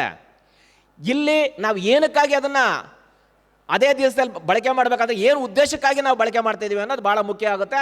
ಆ ನಿಟ್ಟಿನಲ್ಲಿ ನಾವು ಮೊದಲನೇ ದಿವಸ ಅಥವಾ 2ನೇ ದಿವಸ ಬೀಜಾಮೃತನ ಉಪಯೋಗಿಸಿದ್ವಿ. ಆಮೇಲೆ ಇದು ಜೀವಾಮೃತ ನೋಡಿ ಯಾವ ರೀತಿ ಸೂಕ್ಷ್ಮ ಜೀವಿಗಳು ವ್ಯತ್ಯಾಸ ಕಾಣ್ತಾ ಇದ್ದೀವಿ ಅಂದರೆ ಅಲ್ಲಿ ನೋಡಿ 9 ರಿಂದ 12, 11, 13 ದಿವಸದಲ್ಲಿ ಸೂಕ್ಷ್ಮ ಜೀವಿಗಳ ಸಂತತಿ ಜಾಸ್ತಿ ಇದೆ. ನೀವು ತಯಾರು ಮಾಡಿ ಆ ದಿನದಲ್ಲಿ ಉಪಯೋಗಿಸಿದ್ರೆ ನಿಮಗೆ ಒಳ್ಳೆ ಫಲಿತಾಂಶ ಕಾಣ್ಬೋದು. ಆ ನಿಟ್ಟಿನಲ್ಲಿ ಸಾಕಷ್ಟು ಜನ ರೈತ ಬಾಂಧವರು ಇದ್ರ ಬಗ್ಗೆ ಸಾಕಷ್ಟು ಪ್ರಶ್ನೆಗಳನ್ನು ಕೇಳ್ತಾರೆ. ದಯವಿಟ್ಟು ನೀವೇನು ತಯಾರು ಮಾಡಿರ್ತೀರಲ್ವ 9 ರಿಂದ 11 ರಿಂದ 12 ದಿವಸ ಏನು ಅಂತರದಲ್ಲಿದ್ದಾವಲ್ವ ಅದನ್ನು ಉಪಯೋಗಿಸಿ. ನೀವು ನಿರಂತರ ಮಾಡ್ಬೇಕಂತ ಹೇಳಿದ್ರೆ ಒಂದು 3 ಡ್ರಮ್ ತಗೊಳ್ಳಿ, ಒಂದು ತಯಾರು ಮಾಡಿ ನಿಮ್ಮ ಬೆಳೆಗಳಿಗೆ ಹಾಕಿ, ನೆಕ್ಸ್ಟ್ ತದನಂತರದ ಇನ್ನೊಂದು ಡ್ರಮ್ಮು 200 ಲೀಟ್ರ್ 200 ಲೀಟ್ರ್ 200 ಲೀಟ್ರ್ ಆ ರೀತಿ ಮಾಡ್ಕೊಂಡು ಹೋದರೆ ತುಂಬ ನೀವು ನಿರಂತರವಾಗಿ ಈ ಒಂದು ಬೀಜಾಮೃತ ಆಗಿರ್ಬೋದು ಜೀವಾಮೃತವನ್ನು ನಿಮ್ಮ ಬೆಳೆಗಳಿಗೆ ಉಪಯೋಗಿಸಿದ್ರೆ ಇದು ಒಂದು ಪೋಷಕಾಂಶಗಳಾಗಿ ನಾವು ಇದು ಬಳಕೆ ಮಾಡ್ಬೋದು. ಎರಡನೇದೇನೆಂದರೆ ರೋಗ ನಿರೋಧಕ ಶಕ್ತಿಯನ್ನು ಆ ಬೆಳೆಗಳಿಗೆ ಕೊಡೋದಕ್ಕೆ ಸಹ ಇದನ್ನು ನಾವು ಬಳಕೆ ಮಾಡ್ಬೋದು. ಮೂರನೇದೇನಂತ ಹೇಳಿದ್ರೆ ಇದನ್ನು ಒಂದು ಆ್ಯಸ್ ಎ ಗ್ರೌತ್ ರೆಗ್ಯುಲೇಟರು ಟಾನಿಕ್ ಏನನ್ನು ಸಿಗ್ತದ ಅದನ್ನು ಸಹ ಆ್ಯಕ್ಟ್ ಆಗಿ ಆ ಕೆಲಸವನ್ನು ಸಹ ಇದು ಮಾಡುತ್ತೆ. ಆಮೇಲೆ ಮೂರನೇದು ಪಂಚಗವ್ಯ. ಇದು ಕೆಲವರು ಬಳಕೆ ಮಾಡ್ತಾ ಇದ್ದಾರೆ. ಜೀವಾಮೃತ ಬೀಜಾಮೃತಗೆ ನೀವು ಹೋಲಿಕೆ ಮಾಡಿದಾಗ ಇದಕ್ಕೊಂದು ಸ್ವಲ್ಪ ಖರ್ಚು ಜಾಸ್ತಿ ಬರುತ್ತೆ ಪಂಚಗವ್ಯ ಮಾಡೋದಕ್ಕೆ. ಏನಕ್ಕೆ ಅಂತ ಹೇಳಿದ್ರೆ ಅಲ್ಲಿ ನಾವು ಬಳಕೆ ಮಾಡೋದು ಸಗಣಿ, ಗಂಜಲ, ಹಿಟ್ಟು ಮತ್ತು ಆಮೇಲೆ ಬೆಲ್ಲ. ಆದರೆ ಇಲ್ಲಿ ಹಸುವಿಂದು ಇಲ್ಲಿ ಯಾವಾಗಲೂ ಸಹ ದೇಸಿ ಹಸುವನ್ನು ನಾವು ಜಾಸ್ತಿ ಅದರ ಒಂದು ಉತ್ಪನ್ನಗಳನ್ನು ನಾವು ಜಾಸ್ತಿ ಬಳಕೆ ಮಾಡ್ತೀವಿ. ಇದರಲ್ಲಿ ಸಗಣಿ, ಗಂಜಲ, ಮೊಸರು, ತುಪ್ಪ ಮತ್ತು ಆಮೇಲೆ ಹಾಲು, ಇದು 5 ವಸ್ತುಗಳನ್ನು ನಾವು ಪಂಚಗವ್ಯಗೆ ಉಪಯೋಗಿಸ್ತೀವಿ. ಇದ್ರ ಜೊತೆ ಬಾಳೆಹಣ್ಣು ಮತ್ತು ಆಮೇಲೆ ಎಳ್ನೀರು ಇವುಗಳನ್ನು ಸಹ ನಾವು ಬೆಲ್ಲ ಮತ್ತು ಹಿಟ್ಟು ಅವುಗಳೆಲ್ಲವನ್ನೂ ಸಹ ಇದರಲ್ಲಿ ನಾವು ಬಳಕೆ ಮಾಡ್ತೀವಿ. ಇದನ್ನು ಯಾವ ರೀತಿ ತಯಾರು ಮಾಡೋದು ಮತ್ತು ಹೆಂಗೆ ಉಪಯೋಗಿಸೋದು ಮತ್ತು ಆಮೇಲೆ ಯಾವಾಗ ಉಪಯೋಗಿಸೋದು ಅನ್ನೋದು ಇಲ್ಲಿ ತಮ್ಮ ಮುಂದೆ ಹೇಳೋಕ್ಕೆ ಇಚ್ಛೆ ಪಡ್ತಾ ಇದ್ದೇನೆ. ಇಲ್ಲಿ ತಯಾರಿಸುವ ವಿಧಾನ ಹೆಂಗೆ ಮಾಡೋದು ಪಂಚಗವ್ಯನ, ಏನೋ ಸಗಣಿ ಇದೆಯಲ್ವಾ ನೋಡಿ, ಅಲ್ಲೂ ತಯಾರಿಸುವ ವಿಧಾನ. ಸಗಣಿಯನ್ನು ತಗೊಳೋದು 7 kg ಸಗಣಿ, 5 kg ಸಗಣಿ, 7 kg ಸಗಣಿ ಮತ್ತು ಆಮೇಲೆ ಅದ್ರ ಜೊತೆ 1 kg ತುಪ್ಪವನ್ನು ಅದನ್ನು ಕಲಸಿಬಿಟ್ಟು ಅದನ್ನು 2 ದಿವಸ ಕಳೆಯೋದಕ್ಕೆ ಬಿಡೋದು. 2 ದಿವಸ ಆದಮೇಲೆ ಗಂಜಲ ಮತ್ತು ಆಮೇಲೆ 10 ಲೀಟ್ರ್ ನೀರನ್ನು ಅದಕ್ಕೆ ಸೇರಿಸ್ಬೇಕಾಗುತ್ತೆ. ನಾವೇನು 2 ದಿವಸ ಇಟ್ಟಿರ್ತೀವಲ್ಲ ಅದಕ್ಕೆ ಅದನ್ನು 13 ದಿವಸ ಇಡಬೇಕಾಗುತ್ತೆ. ಅಲ್ಲಿಗೆ ಒಟ್ಟು ಎಷ್ಟು ದಿವಸ ಆಯಿತು? 2 + 13 15 ದಿವಸ ಆಯಿತು. ಆಮೇಲೆ 15 ದಿವಸ ಆದ ನಂತರ ಇನ್ನಿತರ ಪದಾರ್ಥಗಳಾದ ಯಾವ್ಯಾವುದು, ಎಳ್ನೀರು, ಹಾಲು, ಮೊಸರು ಮತ್ತು ಆಮೇಲೆ ಬೆಲ್ಲ, ಆಮೇಲೆ ಬಾಳೆಹಣ್ಣು ಇವುಗಳನ್ನು 15 ದಿವಸ ಆದಮೇಲೆ ಅವನ್ನೆಲ್ಲ ಕಲಿಸ್ಬಿಟ್ಟು ಒಂದು ಡ್ರಮ್ಮಲ್ಲಿ ಹಾಕಿಡೋದನ್ನು. ಒಟ್ಟು ಇದಕ್ಕೆ ಬೇಕಾಗಿರೋದು 21 ದಿವಸ ಬೇಕಾಗುತ್ತೆ. 21 ದಿವಸ ಆದಮೇಲೆ ನಾವು ಇದನ್ನು ಬಳಕೆ ಮಾಡ್ಬೋದು. ಇದನ್ನು ಏನಕ್ಕೆ ಬಳಕೆ ಮಾಡ್ತಾರೆ? ಇದು ಸಾಮಾನ್ಯವಾಗಿ ದ್ರಾವಣ ಸ್ಪ್ರೇ ಆಗಿ ನಾವೇನು ಔಷಧಿಗಳನ್ನು ಸಿಂಪಡಣೆ ಮಾಡ್ತೀವಲ್ವಾ ಅದಕ್ಕೆ ಪರ್ಯಾಯವಾಗಿ ನಾವು ಇದನ್ನು ಆ್ಯಸ್ ಎ ಸ್ಪ್ರೇ ಆಗಿ ಪಂಚಗವ್ಯನ ನಾವು ಬಳಕೆ ಮಾಡ್ತೀವಿ. ಇದರಿಂದ ಏನು ಅನುಕೂಲಗಳಾಗ್ತಾ ಇವೆ? ಇದರಿಂದ ಏನು ಅನುಕೂಲ ಆಗುತ್ತೆ ಅಂತ ಹೇಳಿದ್ರೆ, ಒಂದು, ಹೂವು ಉದುರೋದನ್ನು ತಡೆಗಟ್ಟುತ್ತೆ. ಇದು ಸಾಮಾನ್ಯವಾಗಿ ನಾವು ಹೂವು ಬರುತ್ತಲ್ವಾ, ಹೂವು ಬರೋ ಹಂತದಲ್ಲಿ ಮತ್ತು ಆಮೇಲೆ ಕುಡಿ ಹೊಡೆಯೋ ಹಂತದಲ್ಲಿ ಅಥವಾ ಬ್ರಾಂಚಸ್ ಕವಲು ಹೊಡೆಯೋ ಹಂತದಲ್ಲಿ ನಾವು ಬಳಕೆ ಮಾಡಿದ್ರೆ ತುಂಬ ಒಳ್ಳೆ ಉತ್ತಮವಾದ ಫಲಿತಾಂಶವನ್ನು ನಾವು ಕಾಣ್ಬೋದು. ಇದರಲ್ಲಿ ಹೂವು ಉದುರೋದು ಕಡಿಮೆ ಮಾಡುತ್ತೆ. ಆಮೇಲೆ ಈಚು ಕಾಯಿ ಕಟ್ಟೋದು ಜಾಸ್ತಿ ಆಗುತ್ತೆ. ಆಮೇಲೆ ಇದನ್ನು ಸುಮಾರು ಒಂದು 3 ರಿಂದ 4 ಬಾರಿ ಆಯಾ ಬೆಳೆಗೆ ತಕ್ಕಂತೆ ನಾವು ಬಳಕೆ ಮಾಡಿದ್ದೇ ಆದರೆ ಉತ್ತಮವಾದ ಫಲಿತಾಂಶವನ್ನು ಈ ಪಂಚಗವ್ಯದಿಂದ ನಾವು ಪಡಿಬೋದು. ಇದರಲ್ಲಿ ಏನಂದರೆ ಒಂದು ಸ್ವಲ್ಪ ಖರ್ಚು ಜಾಸ್ತಿ ಬರುತ್ತೆ. ಸಾಮಾನ್ಯವಾಗಿ 1 ಲೀಟ್ರ್ ಪ್ರಿಪೇರ್ ಮಾಡೋದಕ್ಕೆ ನಮಗೆ ಒಂದು 40ರಿಂದ 50 ರೂಪಾಯಿ ಬೇಕಾಗುತ್ತೆ. ಇದನ್ನೊಂದು ಪಂಚಗವ್ಯನ. ಮತ್ತು ಇದರಿಂದ ಸಾಕಷ್ಟು ನಾವೆಲ್ಲ ಬೆಳೆಗಳಿಗೂ ಸಹ ಪ್ರತಿಯೊಂದು ಬೆಳೆ ಅವರೇ ಆಗಿರ್ಬೋದು, ನಾವು ನಮ್ಮ ಸಂಶೋಧನಾ ಕೇಂದ್ರದಲ್ಲಿ ಇವೆಲ್ಲ ಬಳಕೆ ಮಾಡ್ಕೊಂಡ್ಬಿಟ್ಟು ನಾವು ಬೆಳೆಗಳನ್ನು ಬೆಳೆದಿದ್ದೀವಿ. ಇದಕ್ಕೆ ತಕ್ಕಂಥ ಒಂದು ಕೈಪಿಡಿಯನ್ನು, ಬೇಸಾಯ ಕ್ರಮಗಳನ್ನು ಯಾವ ರೀತಿ ಮಾಡ್ಬೋದು ಅಂತ ಸಹ ನಾವು ಇದನ್ನು ತಂದಿದ್ದೀವಿ. ಇದು ಒಂದು ಪಂಚಗವ್ಯ. ಇದರಲ್ಲಿ ಪಂಚಗವ್ಯದಲ್ಲಿ ಇರುವ ಸೂಕ್ಷ್ಮ ಜೀವಿಗಳು ಇದು ಭಾಳ ಇಂಪಾರ್ಟೆಂಟು. ನೋಡಿ ಯಾವ ರೀತಿ ಯಾವ್ಯಾವ ಸೂಕ್ಷ್ಮ ಜೀವಿಗಳು ಇದರಲ್ಲಿ ಇರ್ತವೆ ಅಂತೇಳಿ. ಇದು ಎಲ್ಲವೂ ಅಷ್ಟೇ ನಮ್ಮ ಪರಿಸರದಲ್ಲಾಗಿರ್ಬೋದು, ಮಣ್ಣಲ್ಲಾಗಿರ್ಬೋದು, ನಮ್ಮ ಆರೋಗ್ಯದಲ್ಲಾಗಿರ್ಬೋದು. ಇವೆಲ್ಲದಕ್ಕೂ ನಾವು ಆರೋಗ್ಯವಾಗಿರ್ಬೇಕಂತ ಹೇಳಿದ್ರೆ ಸೂಕ್ಷ್ಮ ಜೀವಿಗಳು, ಒಳ್ಳೆಯ ಸೂಕ್ಷ್ಮ ಜೀವಿಗಳು ಸಂತತಿಯೂ ಜಾಸ್ತಿ ಇರಬೇಕು. ನಾವು ಇವನ್ನು ಬಳಕೆ ಮಾಡಿದ್ದೆ ಆದರೆ ಅವುಗಳ ಒಂದು ಸಂತತಿ ಜಾಸ್ತಿ ಆಗುತ್ತೆ. ಆಮೇಲೆ ಆ ಸಂತತಿ ಜಾಸ್ತಿಯಾಗಿ ಒಳ್ಳೆ ಆ ಬೆಳೆಗೆ ರೋಗ ನಿರೋಧಕ ಶಕ್ತಿಯನ್ನು ಕೊಡುತ್ತೆ. ಯಾವಾಗ ರೋಗ ನಿರೋಧಕ ಶಕ್ತಿ ಕೊಡುತ್ತೆ, ನಾವು ಔಷಧಿಗಳು ಸಿಂಪಡಣೆ ಮಾಡೋದು ಕಡಿಮೆ ಆಗುತ್ತೆ. ಇದರಿಂದ ಒಂದು ಪರಿಸರಕ್ಕೂ ಒಳ್ಳೆಯದಾಗುತ್ತೆ. ಆಮೇಲೆ ಇವೆಲ್ಲ ಬಳಕೆ ಮಾಡೋದ್ರಿಂದ ನಾವು ಯಾವುದೂ ಇಲ್ಲಿ ರಾಸಾಯನಿಕ ಆಗಿರ್ಬೋದು ಯಾವುದನ್ನು ಬಳಕೆ ಮಾಡಲ್ಲ. ನಮ್ಮ ಮಣ್ಣಿನ ಆರೋಗ್ಯನ ಸಹ ವೃದ್ಧಿಸುತ್ತೆ. ಆ ಮಣ್ಣಿನ ಆರೋಗ್ಯ ವೃದ್ಧಿಸಿದ್ರೆ ಒಳ್ಳೆ ಬೆಳೆಯನ್ನು ಬೆಳಿಬೋದು. ಆ ಬೆಳೆಯನ್ನು ಏನು ಬೆಳಿತೀವಿ ಅದರಿಂದ ಉತ್ತಮವಾದ ಆಹಾರವನ್ನು ನಾವು ಸಹ ತಿನ್ಬೋದು. ಆ ತಿನ್ನೋದ್ರಿಂದ ನಮ್ಮ ಆರೋಗ್ಯನೂ ಸಹ ಚೆನ್ನಾಗಿರುತ್ತೆ ಅಂತೇಳಿ ಈ ಸಂದರ್ಭದಲ್ಲಿ ಹೇಳ್ತಾ, ನಿಮ್ಮೆಲ್ಲರ ಕರ್ತವ್ಯ ಏನಂತ ಹೇಳಿದ್ರೆ ಮಣ್ಣನ್ನು ಚೆನ್ನಾಗಿಟ್ಕೊಳ್ಳೋಣ, ಮಣ್ಣನ್ನು ರಕ್ಷಣೆ ಮಾಡೋಣ. ಯಾಕಂದರೆ ಅದನ್ನು ನಾವು ಮದರ್ ಅರ್ಥ ಅಂತ ಕರಿತೀವಿ. ಆ ಒಂದು ಸಂರಕ್ಷಣೆ ಮಾಡೋಣ. ಮತ್ತು ಆಮೇಲೆ ನಮ್ಮೆಲ್ಲರ ಜವಾಬ್ದಾರಿ ಪರಿಸರ ಸಂರಕ್ಷಣೆ ಮಾಡೋಣ. ಇವೆಲ್ಲ ಮಾಡೋದ್ರ ಮೂಲಕ ನಮ್ಮ ಆರೋಗ್ಯನೂ ಚೆನ್ನಾಗಿಟ್ಕೊಬೇಕಂತೇಳಿ ಹೇಳ್ತಾ, ಈ ಒಂದು ತಮ್ಮ ಮುಂದೆ ಮಾತಾಡೋದಕ್ಕೆ ಅವಕಾಶ ಕೊಟ್ಟಂತ ಎಲ್ಲರಿಗೂ ನನ್ನ ಒಂದ್ಸತಿ ನನ್ನ 2 ಮಾತುಗಳು ಮುಗಿಸ್ತಾ ಇದ್ದೇನೆ. ಧನ್ಯವಾದಗಳು.